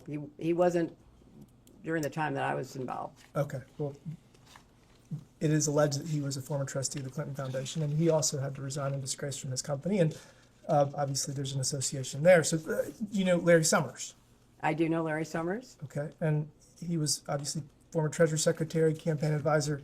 Apparently, he didn't give you good advice, but y'all obviously have a long-standing relationship. He also was forced to resign in disgrace because of his association with Jeffrey Epstein. Yeah, but I've never talked to these people about. I understand, but you Jeffrey understand, you were the Secretary of State, you were the First Lady, and you were a United States Senator, and you have all of this power and influence and these connections. And when there's just this enormous amount of smoke that I'm going to go over, it is appropriate for us to then ask you questions because we're trying to get to the bottom of this to make sure it doesn't happen again and to hold people accountable. It might not be you. But all of the people you just read, it seems to me, should have been ahead of me being subpoenaed than me. But that's okay. I'm here, and I want to keep Do you plowing know George forward. Mitchell? I, of course, knew George Mitchell. Okay. Obviously, he also had to resign in disgrace. So that was the purpose of the people that we were trying to get your associations with. So obviously, I'm not going to go over this too much in length, but I've been in Congress for 7 years, and I've only been to the White House, I don't know, a dozen times. Jeffrey Epstein doesn't even live in D.C., and he went to the White House 17 times in 2 years. So that causes us to wonder what's going on there. Obviously, President Clinton flew on the Lolita Express over 24 times. That gives us more questions. He is your husband, so we are just curious about all of these things, and that's the purpose of this. You say the fact that Jeffrey Epstein donated $20,000 to the Joint Fundraising Committee, you were not allowed to solicit that, but it is record of who gave money. And so you would, if somebody gave $20,000 to my JFC, I would know eventually, and I would say thank you. You never thanked him for his contribution. Not that I'm aware of. I didn't. First time I knew about it was when I was preparing for this testimony. Obviously, all the members of Congress have to deal with fundraising. It's probably the worst part of the job. But generally speaking, when people give you a large amount of money, you say thank you. So I They didn't think give again, it to me. They gave it to the joint committee. the and joint, I- the JFC has disclosure requirements, and you'd be able to tell, and it was for your behalf to get you Well, elected. So again, I mean, you're Please let the quibbling. witness finish. It's You're okay. Cutting her off. She's got I've told you all I know, which is that I did not know. There's dozens of pieces of information that create a pattern, and you're here because that pattern causes us to have questions to understand. What are your questions? Did I'm- I know anything about his crimes? I've told you, no, I did not. Did I know anything about her crimes? No, I did not. Was I in a position of responsibility to investigate those crimes? No, I was not. Again, there's a pattern. You gave the best line of the deposition. Patterns. Lawyers look at patterns to try to assess veracity and classify information to understand truth. And so we are here trying to seek truth, and we appreciate you being here, but it is appropriate for us to ask you questions about all these things. Jeffrey Epstein And you used the have been Clinton. all day, and I will try to the best of my And we're ability about to done. keep answering them. Trust me, your husband's gonna have a much worse day tomorrow. The Clinton Global Initiative was used in the plea. Jeffrey Epstein's lawyers used Epstein's role in facilitating the Clinton Global Initiative to justify his plea deal. That was entered into evidence earlier. Obviously, Ghislaine Maxwell has alleged that this is part of her, one of her successes to facilitate setting it up, and there's been reports that $1 million was wired for the launch party. So there's just all of this data, all of these different pieces of information that come together that cause us to be here. And so, I mean, we've obviously discussed the fact that Ghislaine Maxwell was at your daughter's wedding, which, again, is not indicative of anything, but when you take all of this and you put it together and you look at it holistically, it causes us to have these questions. So given all of that information that I just went over, that we've gone over today, do you understand why you're here? And do you think it's appropriate for us to ask questions of someone that's in such a position of authority and has all of this smoke? I mean, maybe there's no fire with you, but in order for us to get to the bottom of it, the American people want this transparency and accountability. So, I mean, do you understand why we are doing this, or do you think this is just a waste of time? You'll have to determine whether it is or it isn't a waste of time. But, you know, you make all of these assumptions. I don't believe anything Jeffrey Epstein says. So whatever he said, I would discount completely.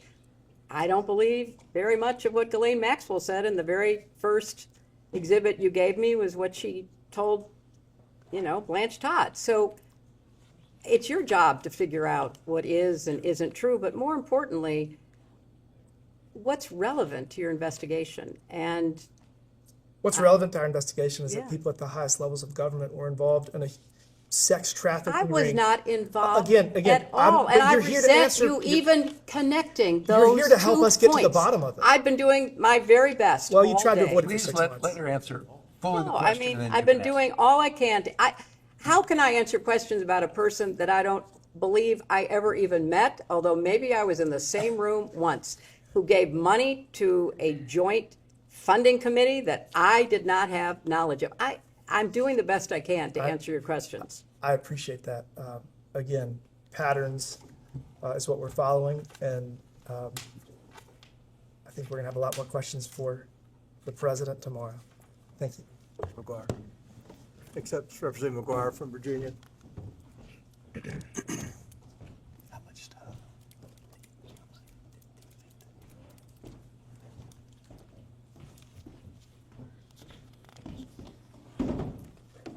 Mr. Chairman.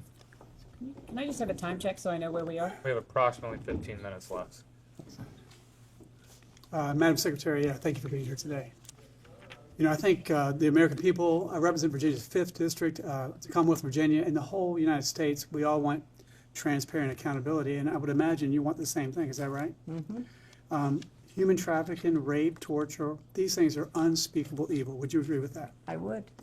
You know, I was a Navy SEAL veteran during the time your husband was in the presidency, and we did a lot of missions to go against the cartels and go after human traffickers and people who did all these unspeakable things. Question for you, have you read the released Epstein files? I've read excerpts as they've come to my attention. Would you agree that there are unspeakable acts of violence against women, minors, and other people in there? I'm told there are.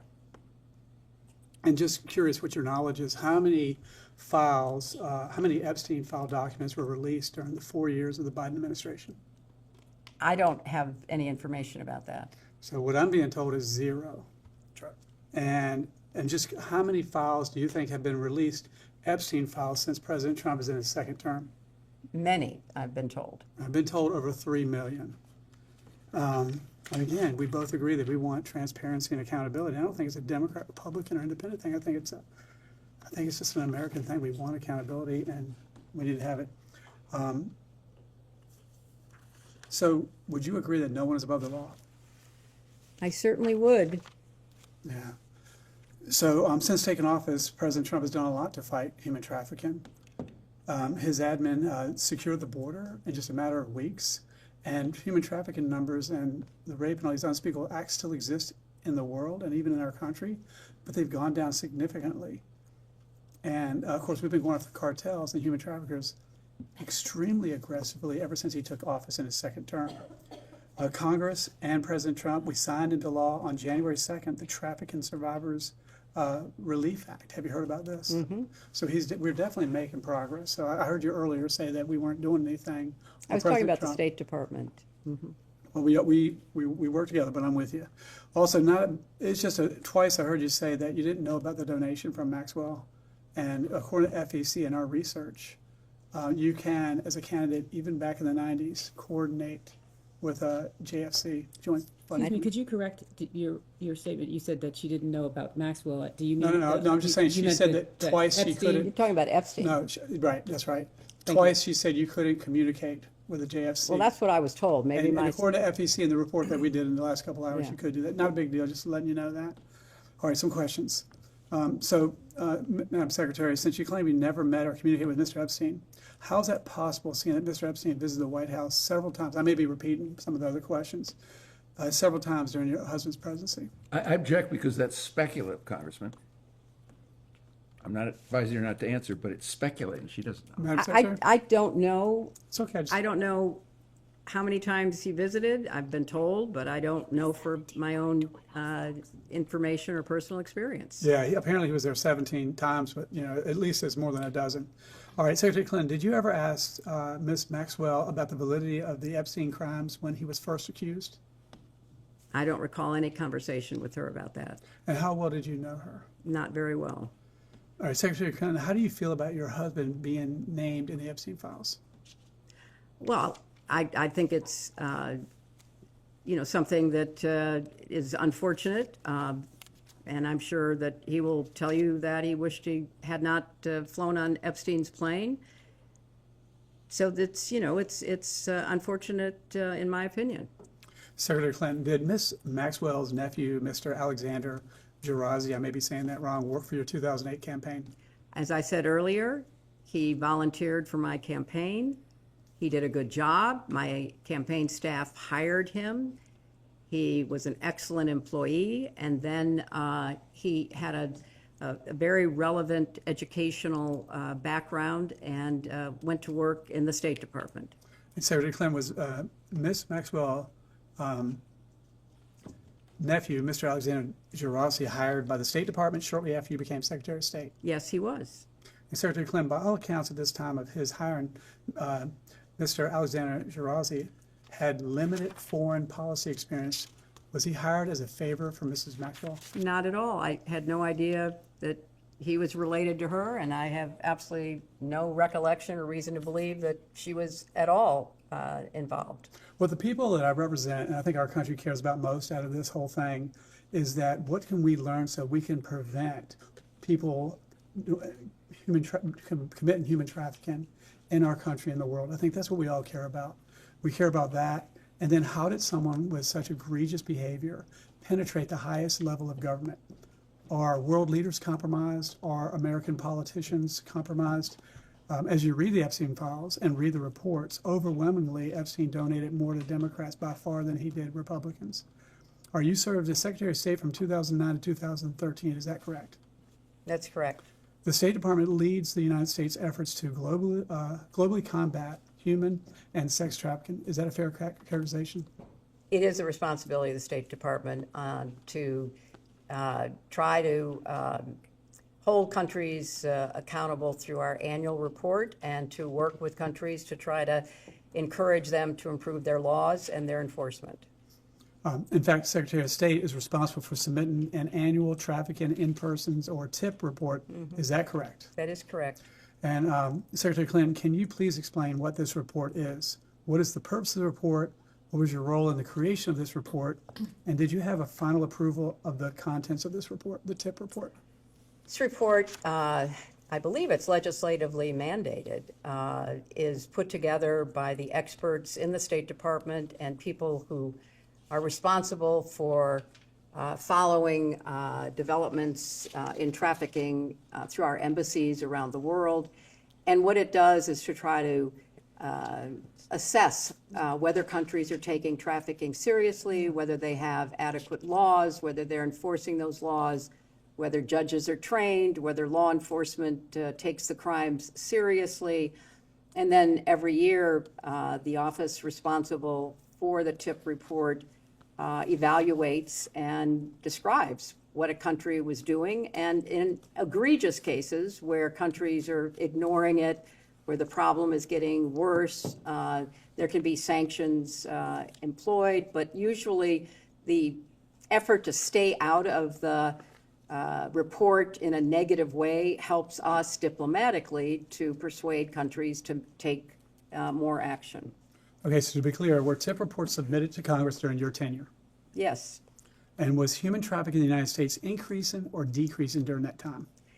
In the United States, I'm not as familiar with the year-to-year numbers, but human trafficking has been a very big problem in the United States and elsewhere. And as you pointed out, all kinds of criminal organizations, gangs, cartels find it profitable to traffic human beings. So it kind of goes up and down depending upon how effectively we're enforcing our laws or other nations are enforcing theirs. So during the Biden administration, open border policies, we don't know the number. We think 15 to 20 million illegal criminal aliens, the cartels. You probably saw in Colorado where Tren de Agua took over an apartment complex at gunpoint, and one guy called the police. They cut his fingers off and said, if you call the police again, we're going to cut off your hands.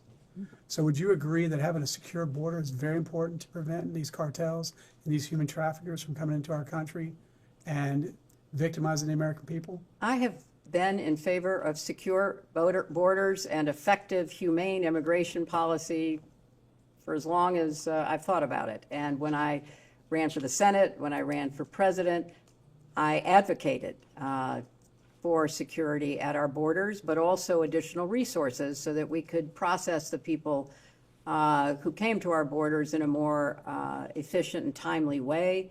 I voted for comprehensive immigration reform on a bipartisan basis when I was in the Senate. So yes, I absolutely agree that we need secure borders. Yeah, so what are the tools, because we want to get to the bottom of whatever, this unspeakable evil, whoever's at fault, we need to stop it from happening again.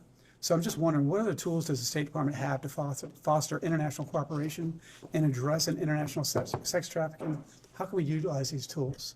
Now, obviously, we've been very effective in the first year of President Trump's second term, but going back into what you learned when you were there, what could we do?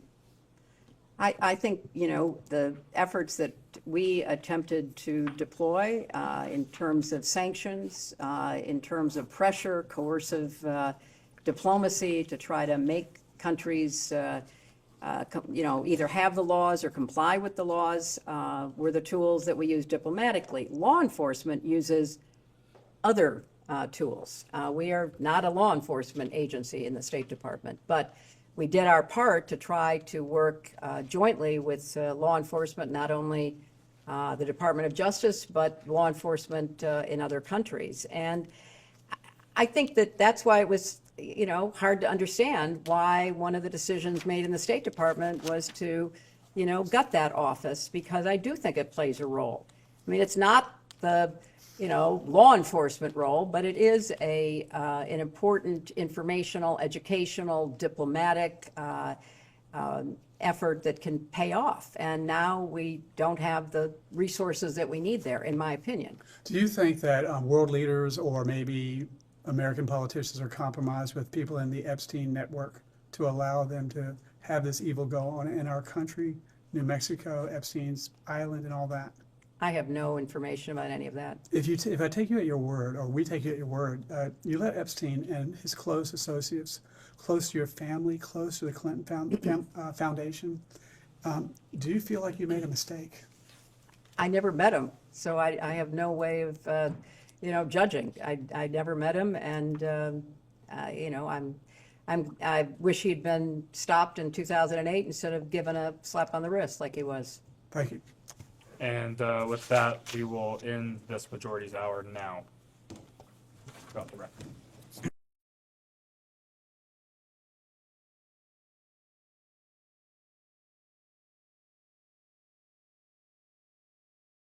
We can go back on the record. Ma'am, I have just a few questions about things you discussed in the previous round, then I'll turn it over to a member of the committee. There were a few cases of mistaken identity, I think, in the previous hour. So, for one, we understand that Bob Torricelli was the DSCC chairman when you ran for Senate, not Bob Kerry. I think you got that one right, and we just wanted to confirm that for you. In addition, John Scully is a businessman who at one point was the CEO of Apple. Steve Scully is some kind of IT person in the Virgin Islands. Am I correct to say that you do not know Steve Scully, the IT guy in the Virgin Islands? That is correct. Great. You were asked several times, and I just want to get it clean here in one place, whether your husband visited Mr. Epstein's island in the U.S. Virgin Islands. Firstly, to be clear, you yourself did not visit Mr. Epstein's island. Is that right? That is right. And am I right that it's your understanding that your husband also did not visit Mr. Epstein's island? That is my understanding, and I think there is significant evidence to back that up, including that the Secret Service actually went on the record to say they had never been on the island, and that my husband had never signed off Secret Service protection.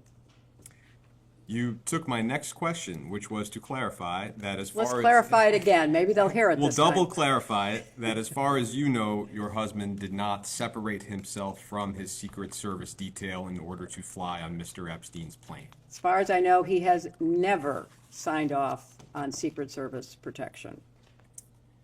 One last one for me. Former Attorney General Alberto Gonzales was Attorney General at the time that Mr. Epstein received his sweetheart deal.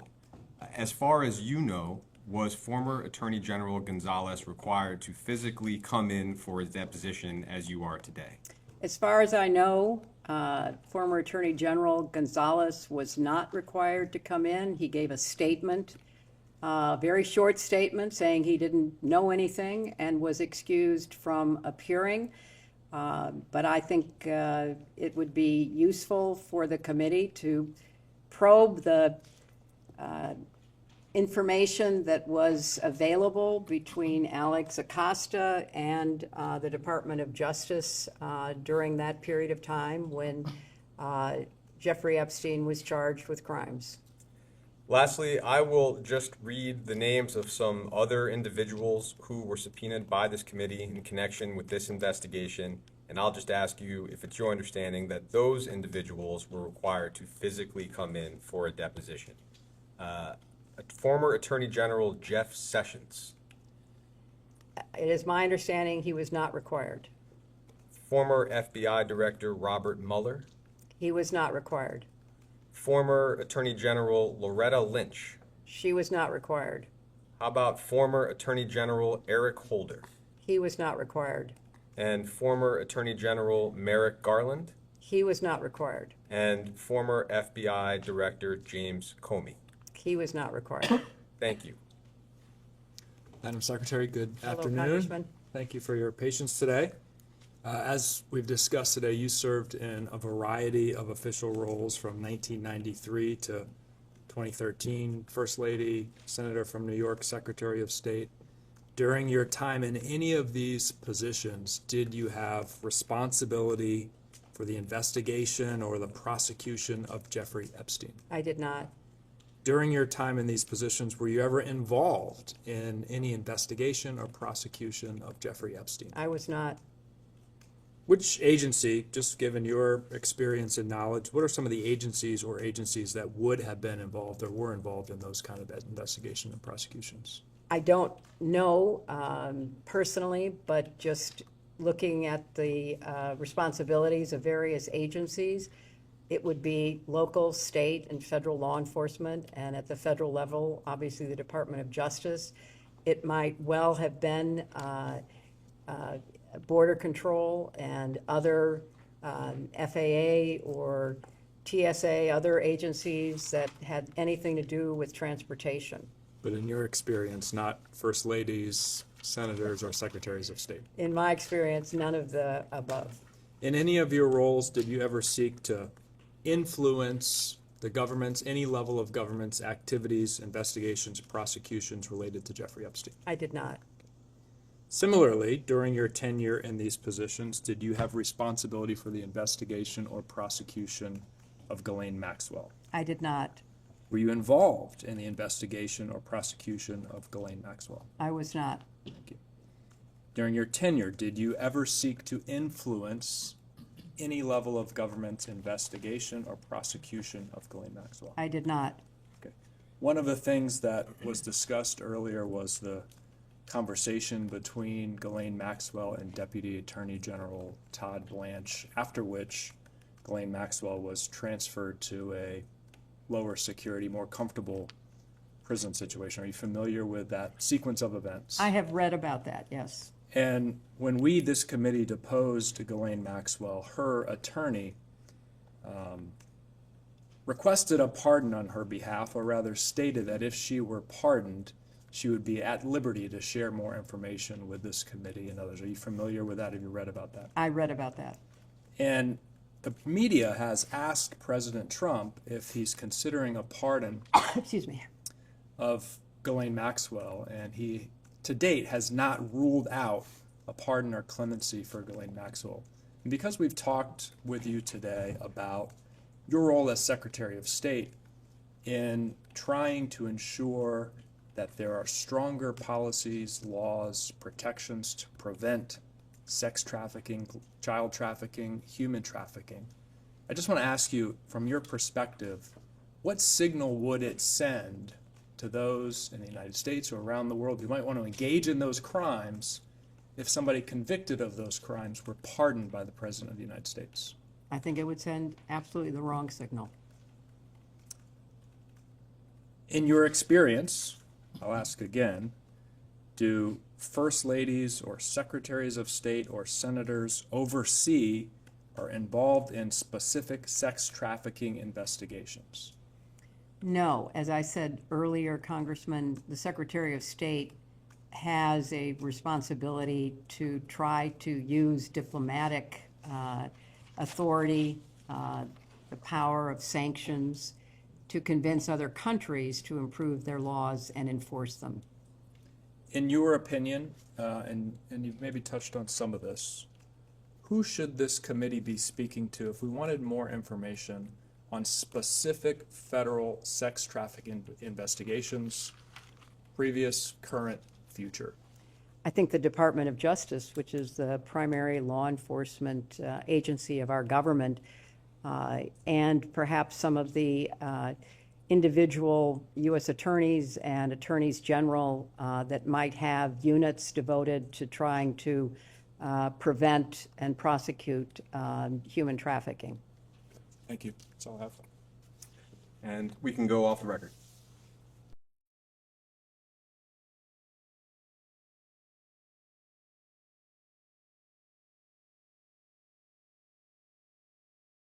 All right, we will go on the record. It is 4:17 in the afternoon. Mr. Burleson has a few questions for you. So I'm going to begin with some lighthearted, different questions. And you're welcome to ignore them or if you want to, but while I have you here, I just have to ask. So when your husband was president, it was Lawrence Rockefeller had an effort to try to disclose UFOs, UAPs. When you were running for president, John Podesta publicly stated that you would disclose these files if given the chance, if you had been president. Are you pleased to see that these files may be disclosed finally?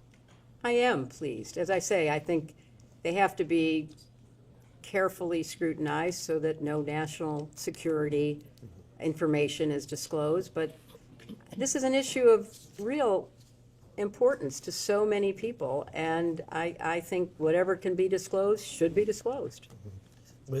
Was there a program that specifically that was referencing that you were aware of? I was not. As you mentioned, John Podesta, who was one of my advisors, was deeply interested in the issue, and if I had been elected, I certainly would have listened to his advice. Well, thank you for your indulgence on that. As you know, Alexander Acosta, who gave Epstein the 2009 plea deal, he said, whenever he was asked, that he belonged to intelligence and to leave it alone. Were you, I think you've answered this before, but if you could answer more directly, were you or anyone in the Obama administration, through your role in the State Department, or even afterwards in the Clinton Foundation, ever briefed on Epstein having any U.S. intelligence ties? I was not. Were you ever briefed of him having any foreign intelligence ties? I was not. Okay. Epstein filed a FOIA request in 2011 seeking any CIA records about himself. That would have been during your time as Secretary of State. So through your role, were you made aware of that FOIA request? I was not. Okay. Was it ever responded to? That's a good question. I know nothing about it. They haven't responded to us on our FOIA requests. So. In 2014, Epstein met with William Burns, who was then a senior State Department official and later a CIA director. Excuse me, could you say what year that was again? In 2014. In 2014, he met with William Burns? Mm-hmm. Epstein met with William Burns. As the Secretary of State at that time, were you aware of that meeting? I wasn't Secretary of State in 2014. Okay. Were you aware of the meeting I was with not. Mr. Burns? Okay. And finally, Ghislaine Maxwell's father was Robert Maxwell, who was widely reported as being Mossad or MI6 intelligence asset. Did in any of your conversations with Maxwell or people connected to her, did they ever mention Robert Maxwell's intelligence background or any ongoing foreign or domestic intelligence connections through your conversations or interactions? I have never talked to anybody about whether that is true or not. I don't know.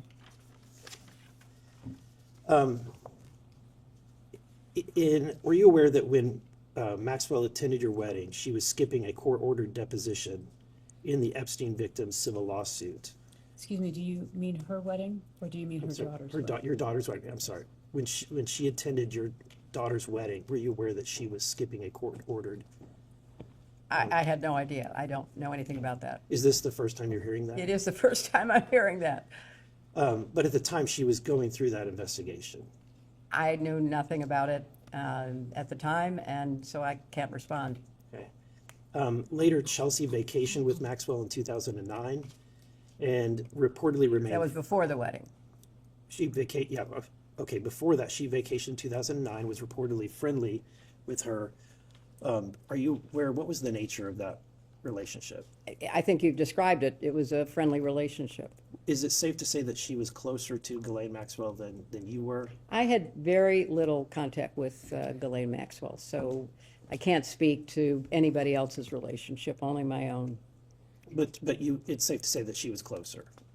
I'm not going to characterize it because I don't know. Okay. Chelsea was also in attendance at the wedding in Morocco in 2002. It's also been documented that Epstein was there as well as Maxwell.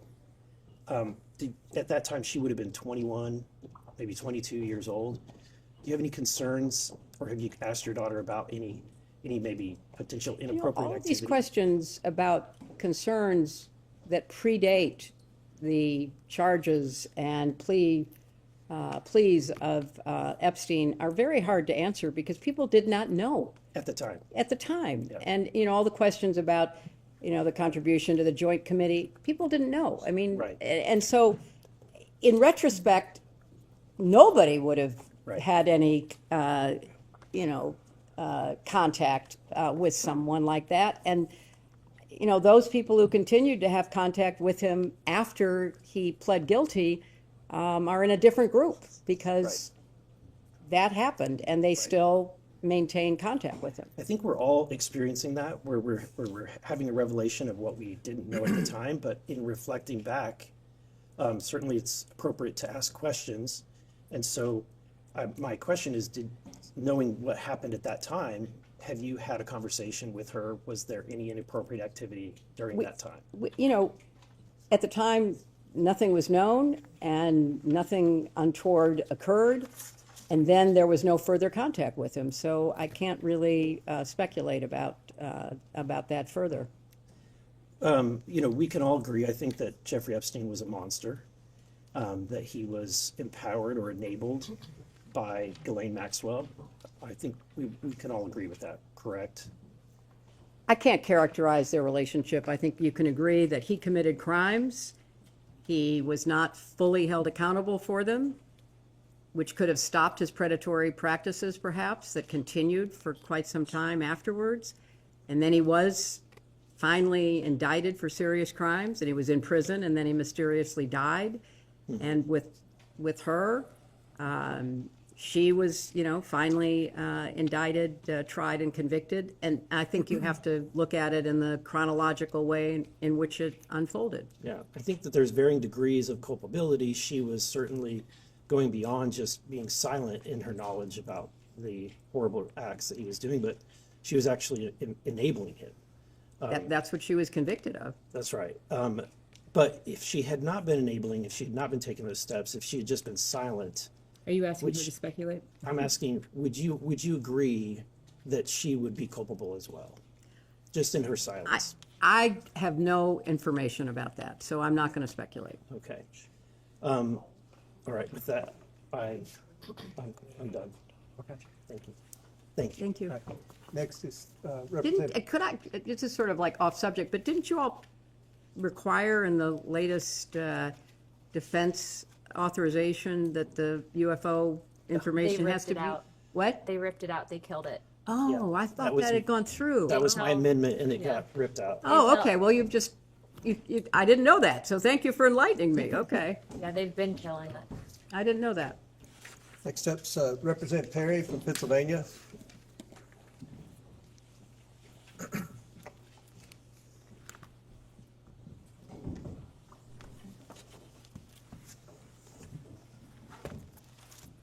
Good afternoon, Madam Secretary. Good You afternoon. live in a particularly beautiful part of the country. Thank you. Good for you. It's very pretty up here.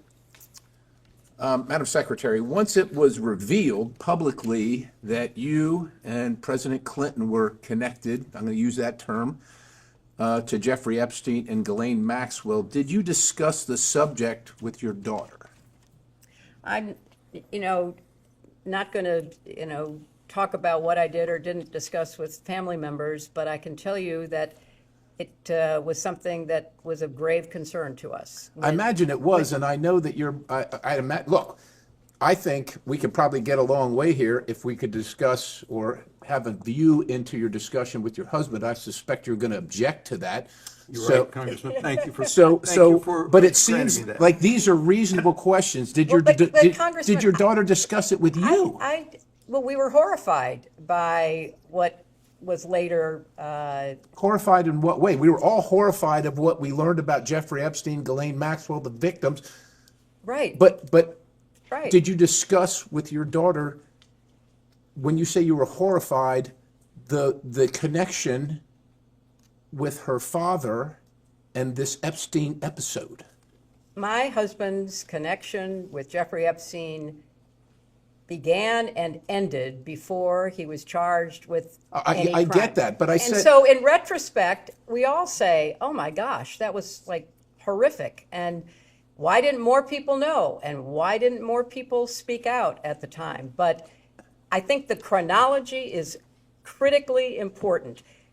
If we were talking about post-crime, that there was a continuing connection with him, that would be unacceptable. Right. But it ended before he was charged. I understand that, which is why I particularly said once it was revealed publicly. I get that continuing to be involved with someone like that after it was knowledgeable to everyone would be almost an unforgivable sin. However, I'm married too, not as long as you, ma'am, but there would be questions in my family, even if it went back. Before we were married, there would be questions, and so. Congressman, I don't interrupt you, but I don't understand the question. So my question is, did your daughter discuss it with you? That was my particular question. I think I can't recollect any specific conversation, but of course we discussed the horrific crimes that he was accused of. But nothing about her father's connection to it. Her father's connection began and ended Okay. before he was charged with crimes. Did your daughter ever mention to you that she discussed this matter with her father? I don't recollect that. Did you see the photos of your husband with young girls related to Jeffrey Epstein? I saw the few photos that my lawyers showed me. Did you also see the photos of your husband with Jeffrey Epstein and Ghislaine Maxwell? I have seen such photos. They're out there, right? Yes. I imagine you're familiar, but I just want to make sure. Since seeing these photos, have any questions about the content, locations, general circumstances come to your mind? No, that it was unfortunate that he ever, did anything with Jeffrey Epstein. But there was no curiosity. Excuse me, are you asking for an opinion, or is there a fact that she can share with you that would be helpful? Well, in the I did say, investigation were and the there any questions? legislative purpose of the So committee? if I saw, I'll give you an example. If I saw a picture with my wife, it's just really hard to be relevant. If my wife saw pictures with me as a grown man, hanging out with obviously or close to underage women, regardless if it was before we were married or not, it would be a question. And so what I'm asking you is, did any questions regarding those photographs come to your mind? I am going to, just as clearly as I can state, say I don't see the relevance of your question, and I am not going to talk about conversations that I had with my family, especially my husband. And for clarity, are you all asserting spousal privilege? For clarity, we were looking for the relevance of her conversations with her husband and what she might have thought about her conversations with the husband. How does that help further the legislative purpose of this committee as they investigate the prosecution and investigations of Jeffrey Epstein? I think Mr. Perry's questions directly relate To her daughter? To what? To her My state of husband? mind? Her state of mind? What possible relevance does my state of mind have to your investigation? I believe Mr. Perry's questions, and Mr. Perry can step in if he would like, are directly related to her relationships With her husband? with Mr. Epstein and Miss Maxwell, and her opinions as it relates to She's her here to give husband's facts, not opinions. I am not here to give opinions. I'm here to answer factual questions, and I have answered Okay. for many hours now that I had no relationship because I never met the guy to my best recollection. And I'm not with Jeffrey implying, Epstein. and you shouldn't aver that I've made that connection. I'm not implying that. Well, yeah, okay. You're still married, Madam Secretary, still That's married, very correct? true. Okay. Can you identify the man in these photos? I can't see them across the table. Let me get him a little closer. So, just for the record, you would like her to identify pictures of her spouse? You Yes. need her here to testify on pictures of her spouse? The 42nd President of the United States of America? That is my husband. Okay, Yes. how about the location? I have no knowledge of the location. I have no context for the location. I know nothing about the location. If you were informed that that's on Mr. Epstein's plane that Would you flew- like her to speculate based on your No, information of that? ma'am, if you'd let me ask the question. If you were informed that was on Mr. Epstein's plane that is known to have frequented not only the island, but other locations where sexual abuse, horrific sexual abuse occurred, would you have any questions about those photos and who's in them? Objection, calls for speculation, states facts not in evidence. You can, I'm not instructing you not to answer. Well, no, I'm not going to speculate. I'm Okay. not going to. Do you know the names of any of the young girls in those photos with your Whose faces husband? are blacked out, Congressman, correct? I understand that. But the photos are out there. But are you saying she should be able to know who individuals No, I are think what that I'm they're- saying is that the photos are black? what I'm saying is that in a normal relationship, you would probably ask the person that you're sleeping with who that person in the photo is. There were so many things that I would just like that to stay. I'd like that to stay on the record. Thank A you. question to which you could give a factual answer. Would be helpful. Are you aware of a single misstatement of fact from any person who you know or believe to be an Epstein victim? I have got no knowledge of all the statements of fact that So at this point, the answer would be no. I don't know. I have no way of Please knowing. don't mischaracterize her statements. Are you aware that your husband's name is noted multiple times in the Jeffrey Epstein flight logs? I think everyone knows that he flew on Jeffrey Epstein's plane, as did many other people, including Donald Trump. Understood. I don't know about that last one, but did you ever discuss that fact with anyone or any organization, that your husband's name appeared on the flight logs? I don't recall. I mean, I've talked about it with my lawyers and others assisting in my preparation, but I can't recall specifics.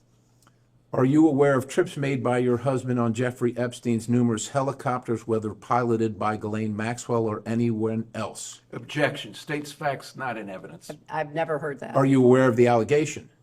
No, I was not. The allegation does exist in the record.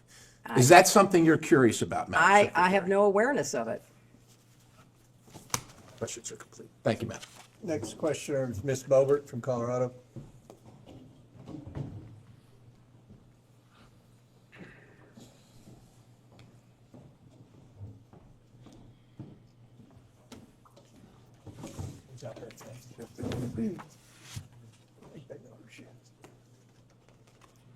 Ms. Clinton, Madam Secretary, while we sit on the record today, are you under oath? I am. Okay. Have you ever lied while being under oath? I have not. Have you ever lied in a deposition? I have not. Okay, thank you. Have you ever transmitted any information to Epstein or Ghislaine Maxwell about the United States government? I have not. As has been mentioned many times here today, Bill Clinton flew on Epstein's plane at least 26 times, multiple international trips from 2002 to 2003, often with Maxwell. When and how did you first learn of these trips, and did you discuss them or review them with him prior to taking the trips? It's a compound question. I'm going to object to the latter part of it and instruct her not to answer on the grounds of When and how did you marital- learn of these first trips? Of these trips? I don't recall how I learned about them. I knew that he was traveling on a number of different planes owned by a number of different people, and I don't recollect having conversations about the planes. We talked about the work. We talked about the meetings that he had. We talked about his efforts to try to persuade countries to invest in low-cost And AIDS did you drugs. discuss who That's you would what be we talked traveling about. with? I did not. I don't have any recollection of that. Ms. Clinton, when did you first learn that your husband was spending time extensively with a registered sex offender? He did not after, he was convicted years after Bill stopped having any. Were there any connection. activities that raised any red flags to think that he could be charged of sex crimes during the time? Are you that asking if Clinton, she has awareness? Yes. Of Jeffrey Epstein?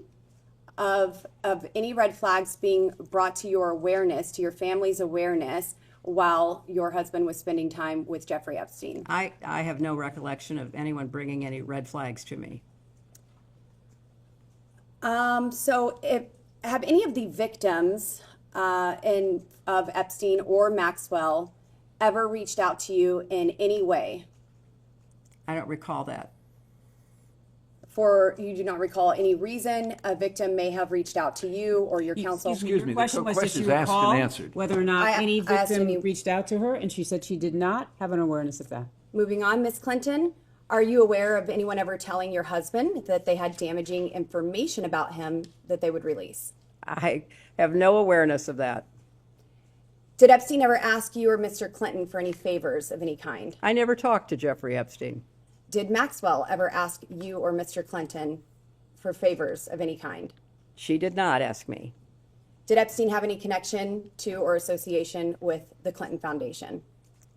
There's been the allegation that he did, but I don't have any factual basis for knowing one way or the other. Okay, and we have discussed today the small amounts donated historically, and the $20,000 to your campaign, the 1999 Senate campaign, $25,000 via affiliate. Excuse me, could you state for the record, it was not to the campaign, so if you wouldn't mind just stating. $20,000 to Hillary's 1999 Senate campaign? No, it was a That's joint. inaccurate. It was a joint Okay, state campaign. joint campaign, okay, sure.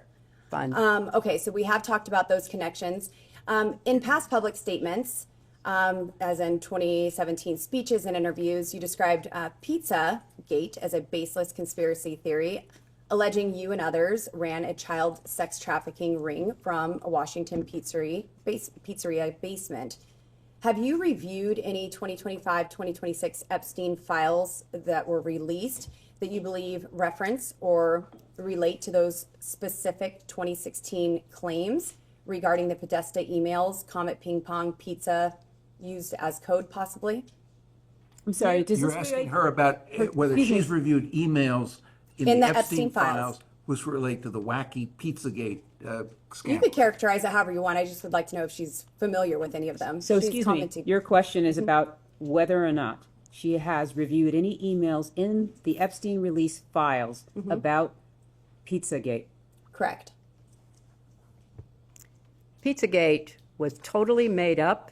It was an outrageous allegation that ended up hurting a number of people, that caused a deranged young man to show up with his assault rifle and shoot up a local pizzeria.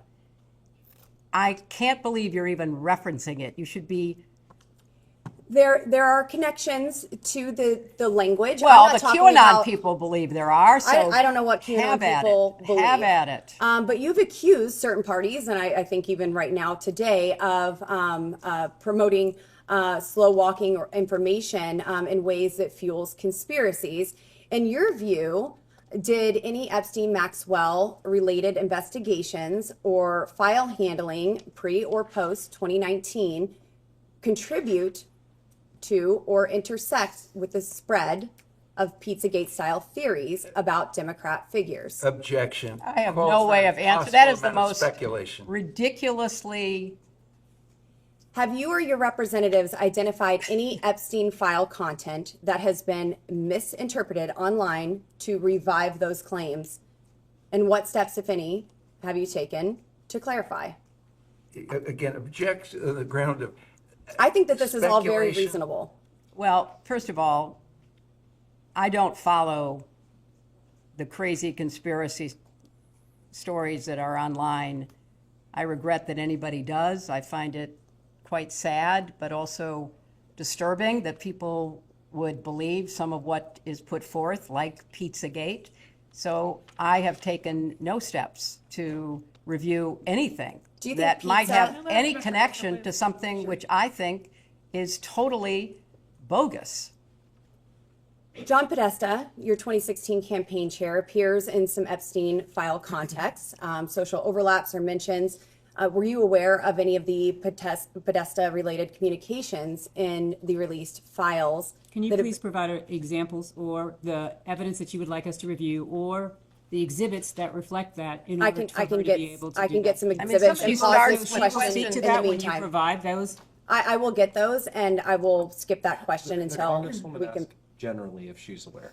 Generally, she is asking if she's aware of specific information that is in the files that you all are relying on. Please provide the witness with If your copies of that client materials. doesn't know or has no recollection, she's welcome to state so.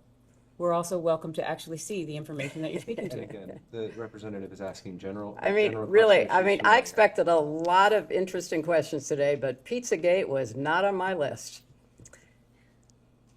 That's okay. We're asking all sorts of things here. You certainly are. You certainly are. We're just trying to get the truth out to the American people. Well, that and would get be some clarity. very helpful.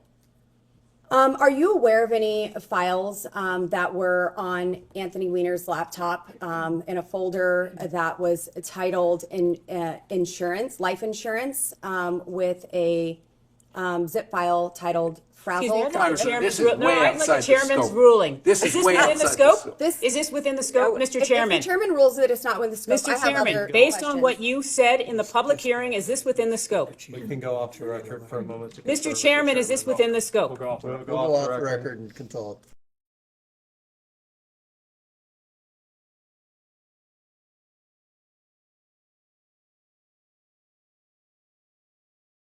We'll go back on the record.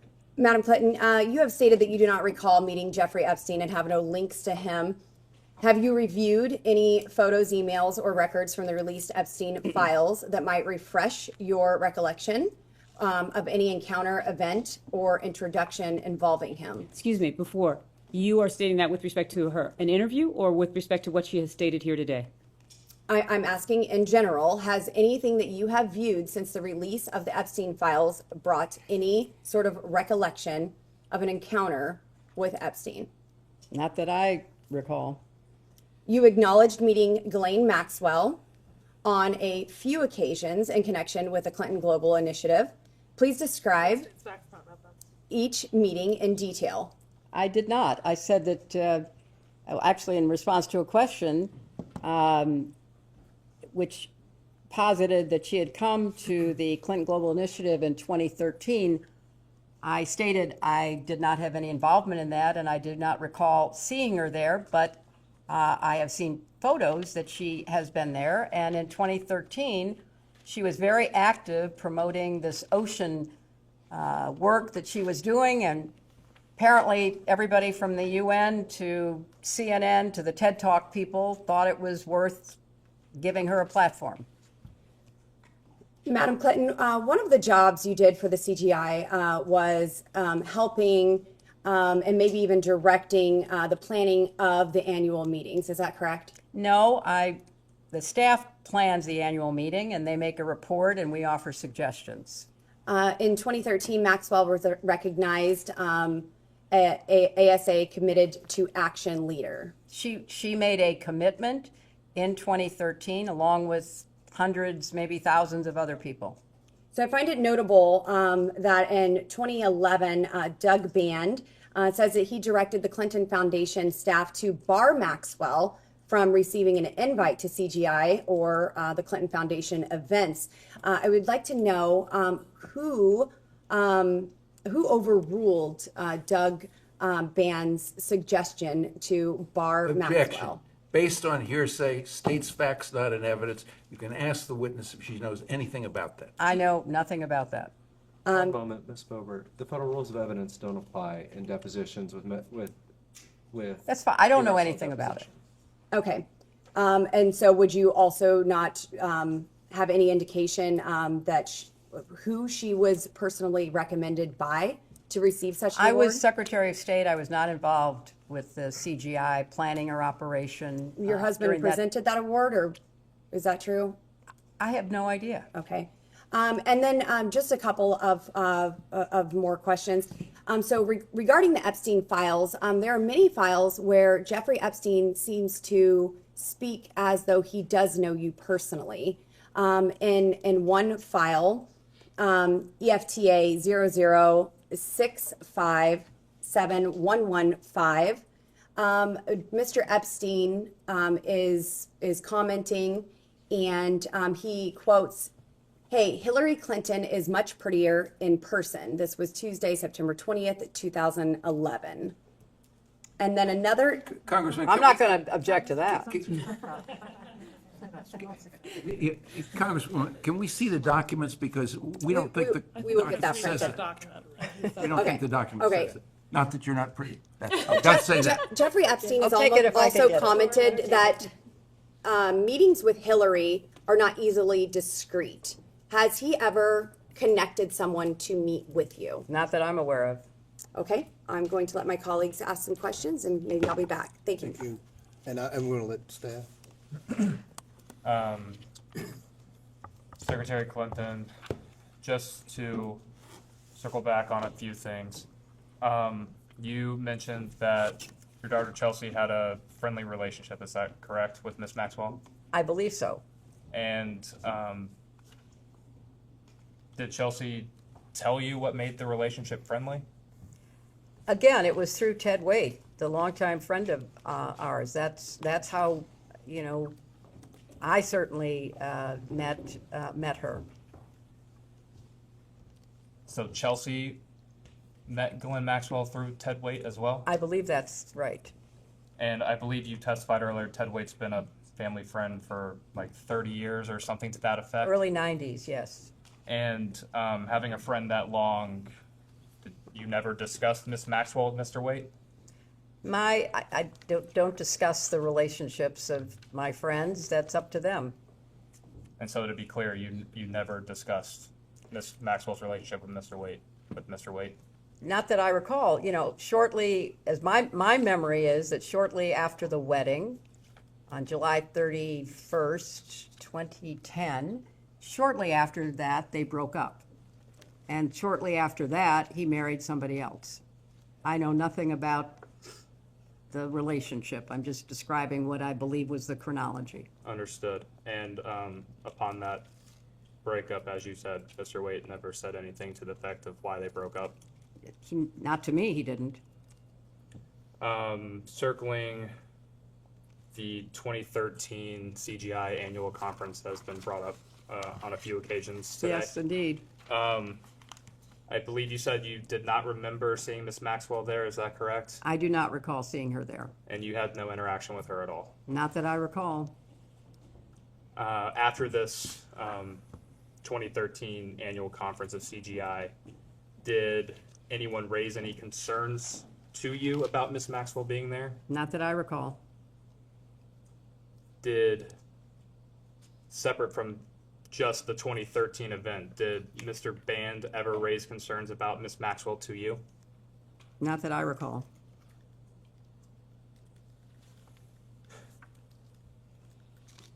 And again, just to clarify, did Mr. Band ever attempt to blacklist Miss Maxwell from any Clinton Foundation or CGI events? Not that I know of, but I can't say that I would have known. When did Mr. Band leave the foundation? I don't know. I don't know. Does 2012 sound possible? She I'm doesn't not know. gonna- So she would- if she's answered, the witness answered the question. If it was during my time as Secretary of State, I wouldn't have any reason to know.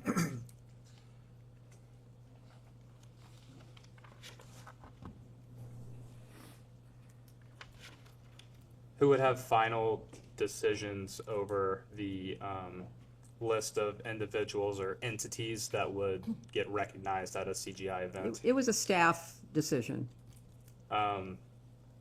If the staff made the decision, would the board have any input on that? Not that I'm aware of.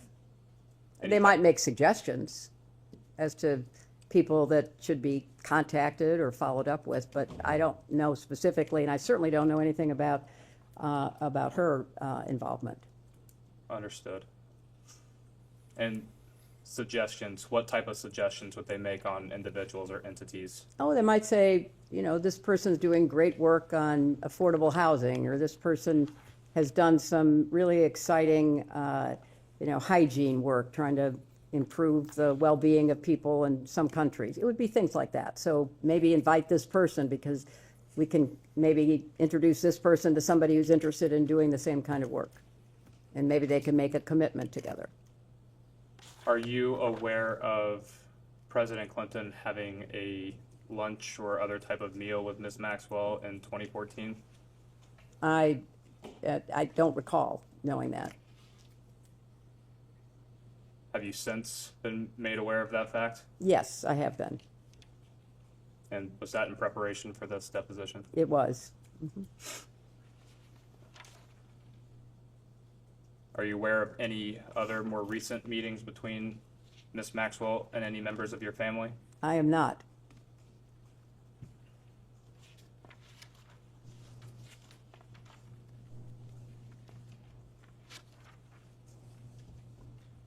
Does the Clinton Foundation often use jets of other individuals for foundation business? Yes.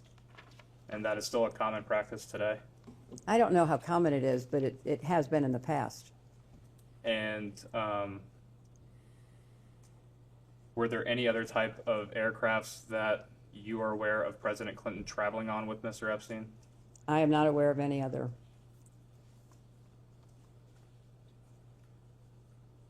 Secretary Clinton, do you know who Nicolas Sarkozy is? I do, the former president of France. And do you recall when he was president of France? He was president while I was Secretary of State, but I don't know, you know, his actual years of term.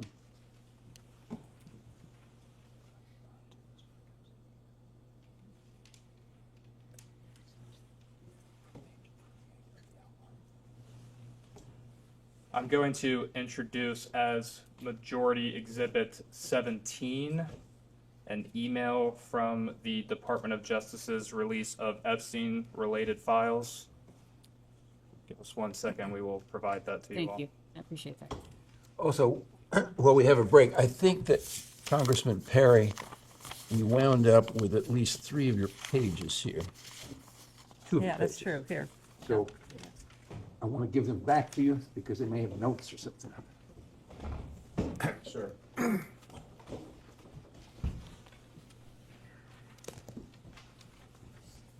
Thank you so much. I appreciate that. Thank you. Yep, okay. Secretary Clinton, this is a email. The top of the page says to a Oliver Colomb. I will stipulate to you that he was an advisor to President Sarkozy. It is date stamped EFTA 01949592. The original email here is from Mr. Colomb, and he asked, could you organize a discreet meeting between Sarko and Hillary Clinton in New York? If not, who should we ask? Mr. Epstein replies, meetings with Hillary are not easily discreet. When? We started to touch on this earlier. Are you aware of Mr. Epstein or any of his staff reaching out to anyone on your staff to set up a meeting? I am not aware, and I find it kind of weird because I know Sarkozy, he would not have needed, if you know, somebody was seeking a meeting with me and Sarkozy, he would not have needed to go through anybody else. He could have contacted me directly. Understood.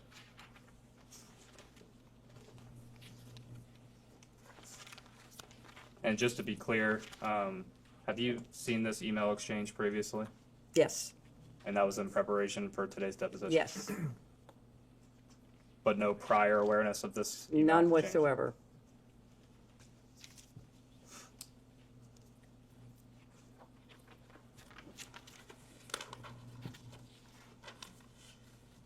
Did Mr. Epstein or any of his agents attempt to set up any other meetings with you?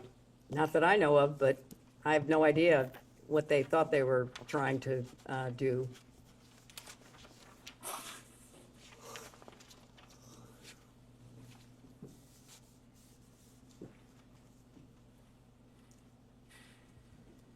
Secretary Clinton, we've touched on this a little bit, but just to make sure the record is totally clear here, you have said that you have never been to Mr. Epstein's island. Is that correct?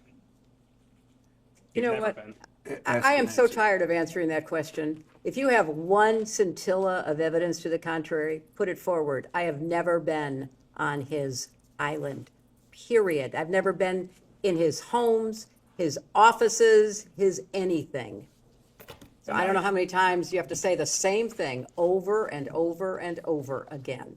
And I just am struggling with the relevance of all of this. But no, I had never have been. And based off that response, that would include you've never been to Mr. Epstein's Manhattan townhome, I have not. his New Mexico ranch, No, I have not. his Palm Beach residence, No, I have not.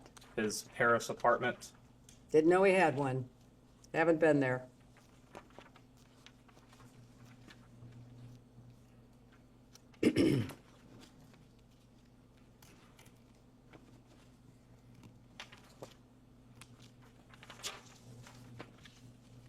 You know, I also find it very interesting because I went back and looked at the transcripts of all of your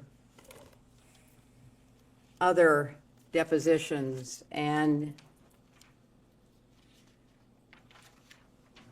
none of the Republicans asked a single question to any witness about Jeffrey Epstein, or any question that would help provide answers for his victims to any of the people you deposed. In fact, the only questions that were asked by the chairman to Attorney General Barr. And what were they about? They weren't about Jeffrey Epstein. They weren't about Ghislaine Maxwell. They weren't about victims and survivors. They were General Barr. I may jump in for a couple of questions. Were you aware of the involvement of Hillary Clinton and the Clinton campaign in the Russian collusion investigation involving President A Trump? deposition of Ms. Clinton. Well, I'm just saying, you have kept me here for hours asking the same questions over and over again. I've given the same answers over and over again. Not a single Republican at any of your depositions has asked a question about Epstein or Maxwell. And it does seem to me that if the members were truly interested in getting to the truth, you would have asked Barr, Acosta, Wexner, you didn't even show up Madam at. Secretary, I believe we are very close to finishing. Madam Secretary, did Jeffrey Epstein ever request any meetings with your State Department officials? Not that I'm aware of.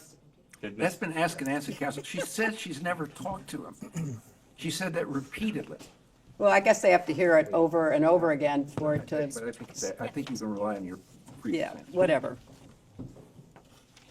Did Ms. Maxwell ever request any meetings between you and your State Department officials? Not that I'm aware of.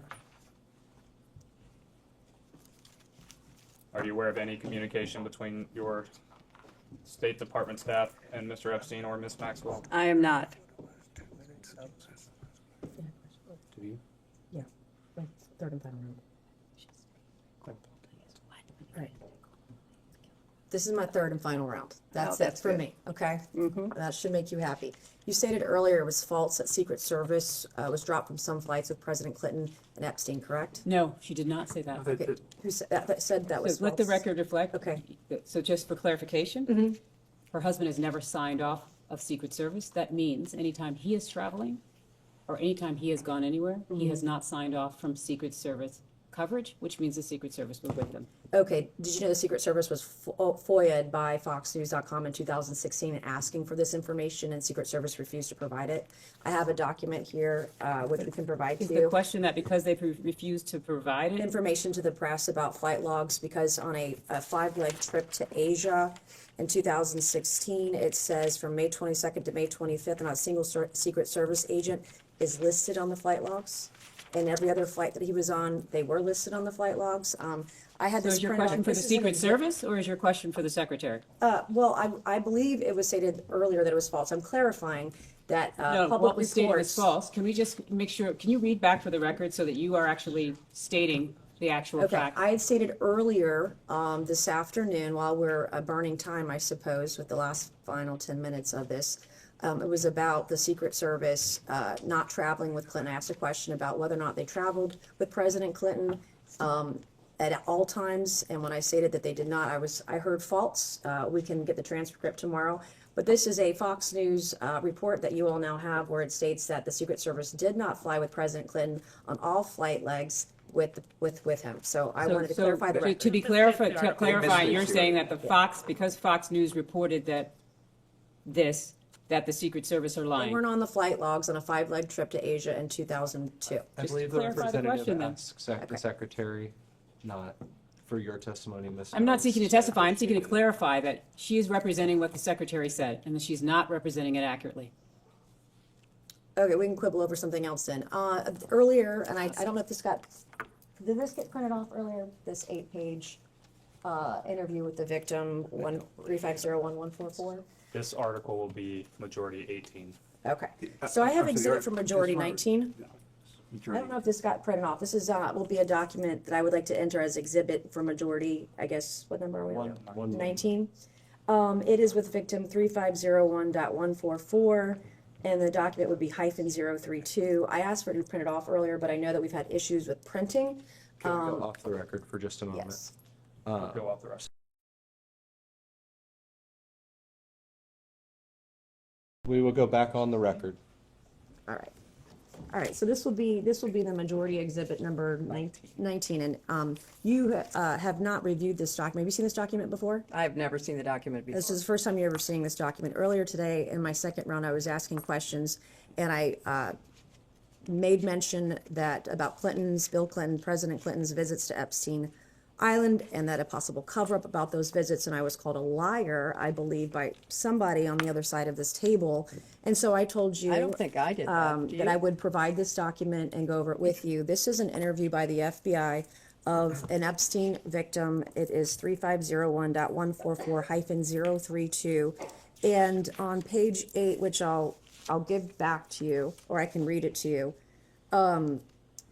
I'll give it this back. If you can read the last You can read, then. sentence. Would you please read? I'm not interested in reading something. I have no idea what it is. Do you want to read it? Go right ahead. Okay, I'll read it. I was called a liar over this. So this particular victim stated on the record in an interview with the FBI, Epstein wanted blank, the name of victim number 1, to say that blank, victim number 2, was a liar and that President Bill Clinton was never on Epstein Island. So I stated earlier for the record that Epstein directed victims to lie about your husband's visits to Epstein Island. I was called a liar. This is the Excuse me, you were document. called, that is not accurate. The record will reflect, and the court reporter can read it back with respect to whether or not President Clinton had ever been on Epstein Island. If somebody had represented that would not be accurate. So I said that was nobody Jeffrey made a Epstein statement about directed you.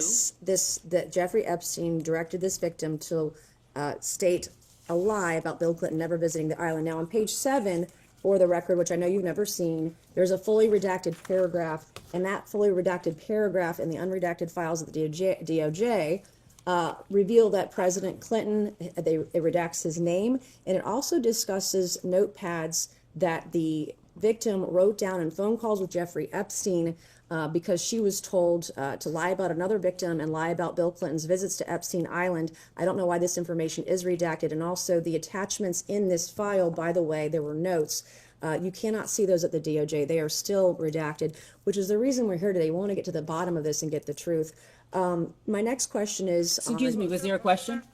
I'm making a statement. I want to know if she's ever seen this document before, and she was aware. I was called a liar earlier. This victim was told by Jeffrey Epstein to lie about Bill Clinton's She answered visits that to... question, Okay. Congressman. I was just answering the question for the attorney. I have majority exhibit number 20 that I would like to enter into the record.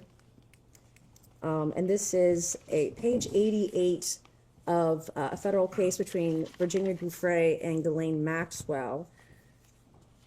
On page 88... Can you hold 1 second? Oh, that's different. That's going to be 20? Yes, sir. Could you hold for 1 second, please? No, this is something else coming here. That's 20, I think. That's 20, right? He has in his hand 20. Well, in your hand is it? Or The other redacted page that we handed out was the cover page. a printout we got from the other document to hand to you guys, the Exhibit 19 she was talking about earlier. So we should be looking at Exhibit 8 right now. Is that right? Correct. And not anything related to the other document? For the Correct. record, it is labeled Exhibit 20 but the actual document states Exhibit 8 on the front. That is That was just the cover page. I had Yeah. printed off just because these documents Full are hundreds of clarity. pages. I'm not an attorney. No, got it. And just to be clear, it's a single page of some exhibit to a court filing, and That's hundreds of pages long. There are 2 pages. could you please represent for the record what court filing this is and what the title of the document is? This would be the Virginia Gouffre v. Maxwell federal lawsuit. It's case 115 CB 07433-LAP, filed on the 1st of January 2024, and it's page 88 of that What's documentation. the title of the filing? It's the lawsuit. Well, there are many. I don't have the pleadings in cover lawsuit. Is it a page. I don't have the complaint? cover Is page it discovery? for- Is it interrogatory? in that document. We don't know what this is? Okay. Could we take a minute to read this, please? Thanks. It's the first shaded paragraph I'm going to ask about.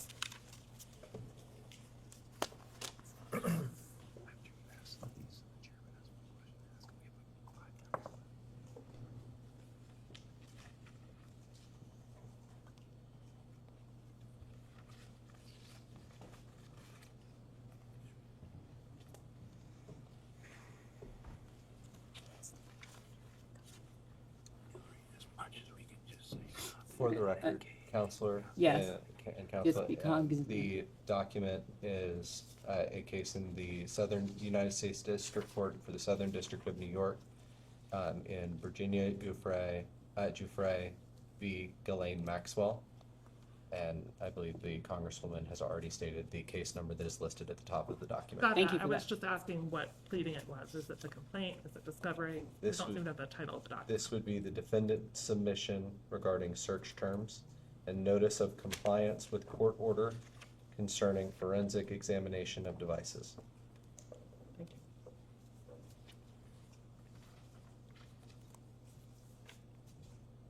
Ready? Who's filed this document? Who is, you know, this Elaine is- Maxwell. Maxwell filed the document, and it was a recovery. objecting to a search, to a discovery request? I don't understand what, Could you help us by providing some clarification, Dan? That is the clarification that we have, that this is her her submission to the court regarding a forensic analysis. And by her, you mean Ghislaine Miss Maxwell or? Maxwell's, yeah, Okay. Miss Maxwell's. Again, that is here. That is what this document is. Well, it's a single page of that document. Can we go off the record for a moment?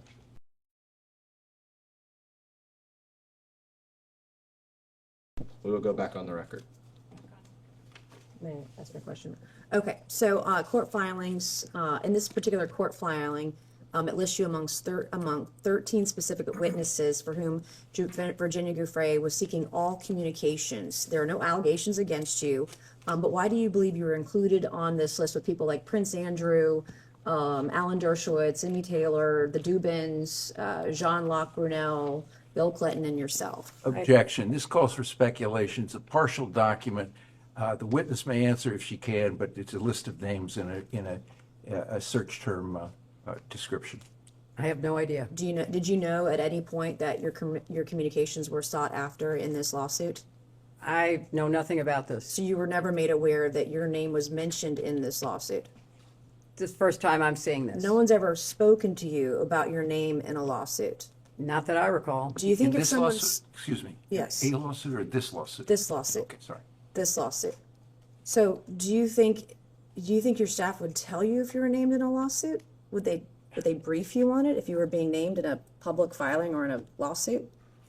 I don't know what this means. I have no idea. Your communications were sought by Virginia Gouffre Roberts Well, in her suit against Ghislaine Maxwell. No lawyers that I'm aware of ever contacted me. No one ever told you? No. You're never made aware of that? Not that I recall. Did you ever vet the wedding guests of your daughter's wedding? Did you know Ghislaine Maxwell was coming? She came as Ted Waite's guest. But you're a former First Lady, former Senator, former Secretary of State. You didn't vet individuals at events for your daughter. This was filed when?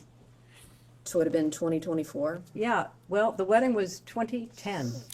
I moved on to another question about the wedding, but I know that the chairman wants to ask some questions, so. He's got a few more, then I'll ask the last question. Secretary Clinton, thank you again for being here today.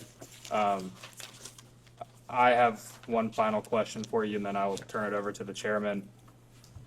Would you say that being associated with powerful or influential individuals would give someone credibility? And in this case, Mr. Epstein used that as credibility around the world. I have no idea what he did or did not do. Understood. Sure. Madam Secretary, what if you're following this, and I'm sure you are, in Britain with the arrest of Prince Andrew and the former ambassador to the British ambassador to the United States, they were arrested, it's my understanding, not for sex crimes, but for potential treason or potential violation of national security protocol.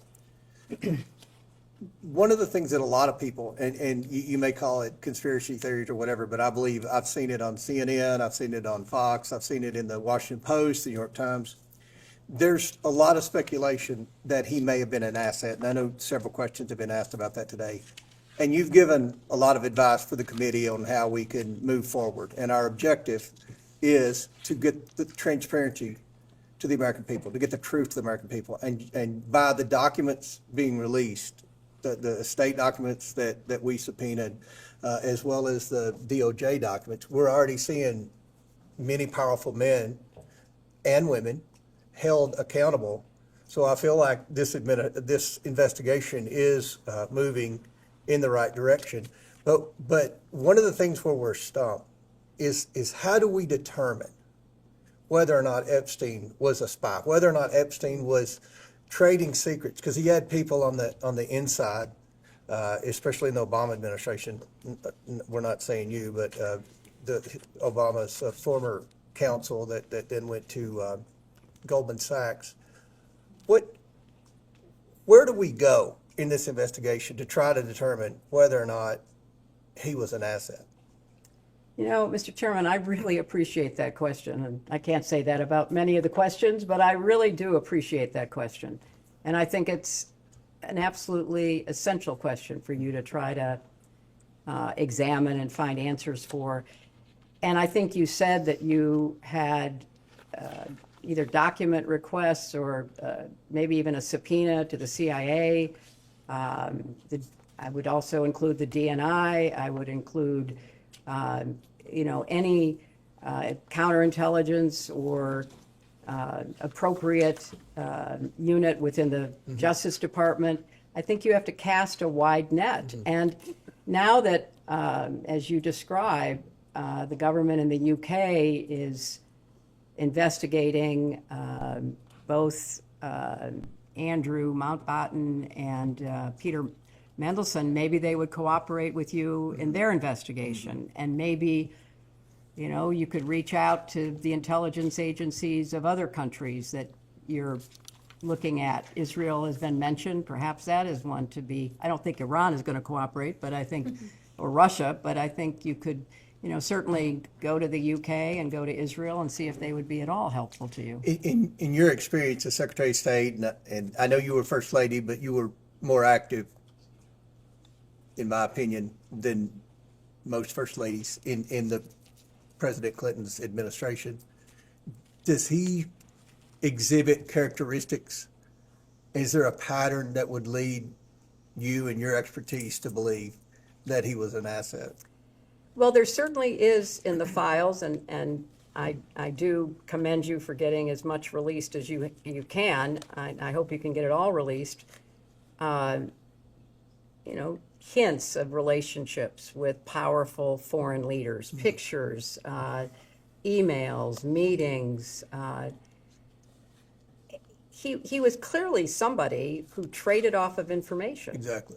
He liked to collect it, and then he liked to use it. I don't know any more details than that. So he is certainly, I said earlier, you know, the intelligence connections, the money connections, the crimes, those seem to me to be the, you know, the three major elements of your investigation. And obviously, as the last question before my questions, he wanted to make the appearance, at least, that he had friends in high places. And you've seen the emails that have been released, and I know you've testified today that you've never met Epstein, but he's implied to people that he was very close to the Clintons. He's implied that he was very close with Donald Trump. He's implied that he was close with a lot of people who, even Wexner denied that he was very close. I don't know how many of us believe that, but it's what he said under oath. And it's just amazing to me, and I think most Americans who are following this, how this guy could have Prince Andrew, you know, a frequent visitor, have people from you know, the Saudi royal family, people at the highest levels in several administrations. And that's why we brought you in. We're just trying to get answers. And again, I think that one of the big questions, and it looks like that's the direction Britain's going, is was he a spy? Was he committing treason in any country? So that's why, you know, we would welcome any advice if you have any thoughts after this or anything else. You know, Mr. Chairman, I want you to get to the bottom of this to the best of your ability. Mm-hmm. And, you know, I'm more than happy to offer whatever insight I might have, as you say, about the, you know, the framework of this, and also about any further actions to take and on trafficking to strengthen our response. And that's one more question. I think we've got 1 minute left, or 2 minutes left. So you obviously stated in your opening statement that you were involved with human trafficking and trying to, you know, prevent that. With what you've seen in the files, what Epstein was doing with those girls, recruiting other girls to come in, does that meet the legal definition of human trafficking, or is it more of prostitution? Because one of the things that we want to do at the end of this investigation, and I think Ms. Mace will play a big role in that, and Ms. Luna and Ms. Simon and all the members in both parties, hopefully, is trying to strengthen the human trafficking laws. And some people have suggested that based on what they've seen, maybe some of that wouldn't have, the government could have prosecuted him on human trafficking because it didn't meet the definition. Do you have anything to add? Well, I don't know all the specifics that you have at your disposal, but I've also read in some of the press that he was importing women from other countries. So I do think there's a distinction probably between what happened in the United States, but also what he was doing in other countries. So I think, but really, Mr. Chairman, you have to study this and analyze it and then advise your other colleagues in the Congress, your colleagues in the administration about laws that need to be changed and strengthened and resources that should be directed. Because at the end of the day, girls and women were abused, whether they were abused through solicitation of prostitution and the lies and the promises that were made to these, you know, young women. And that in itself is just despicable. But then a system that, you know, got close to customs agents, got close to local prosecutors. I mean, this man was a master manipulator, a con artist of the nth degree. And so anything you can do to try to understand the way he operated and how he really misled and duped so many people into thinking that, you know, he was intelligent and he was, you know, interesting and everything they say about him in their in the emails that have come out. So that would be a great public service to try to really understand this and to break it down into the different categories that you're looking at. Hopefully we can do that in a bipartisan manner. I believe. We'll go off the record. Thank you.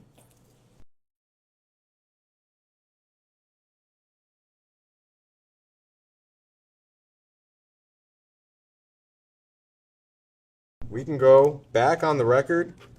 Ma'am, I just have one clarification. It was an email chain that I don't think was actually introduced as an exhibit, so I can't point you to it, but it related to Howard Lutnick and some kind of event at Cantor Fitzgerald. I just wanted to ask, our understanding of that email chain is that you were not on it. It was Lutnick to Groff to Epstein, and we don't believe that you were part of that email chain. Is that also your best understanding? That is my best understanding. Okay. Is there anything you would like to clarify or add to your testimony here today? Well, I want to underscore how important it is to try to get answers to all of the questions that everybody has about what happened and who did what, and try to have some measure of both public awareness and accountability. So I've answered these questions to the best of my ability, and I, offered to the committee that if I can be helpful in any way, I would certainly be helpful, because I think that these issues are important ones and they need to be addressed. And your answers today were to the best of your recollection, is that right? That is correct. All right. I think with that, unless you have anything else you'd like Let me to add? ask my lawyers, anything that you think we should clarify, or? Okay, good. When do you think we will have a transcript? We can go off the record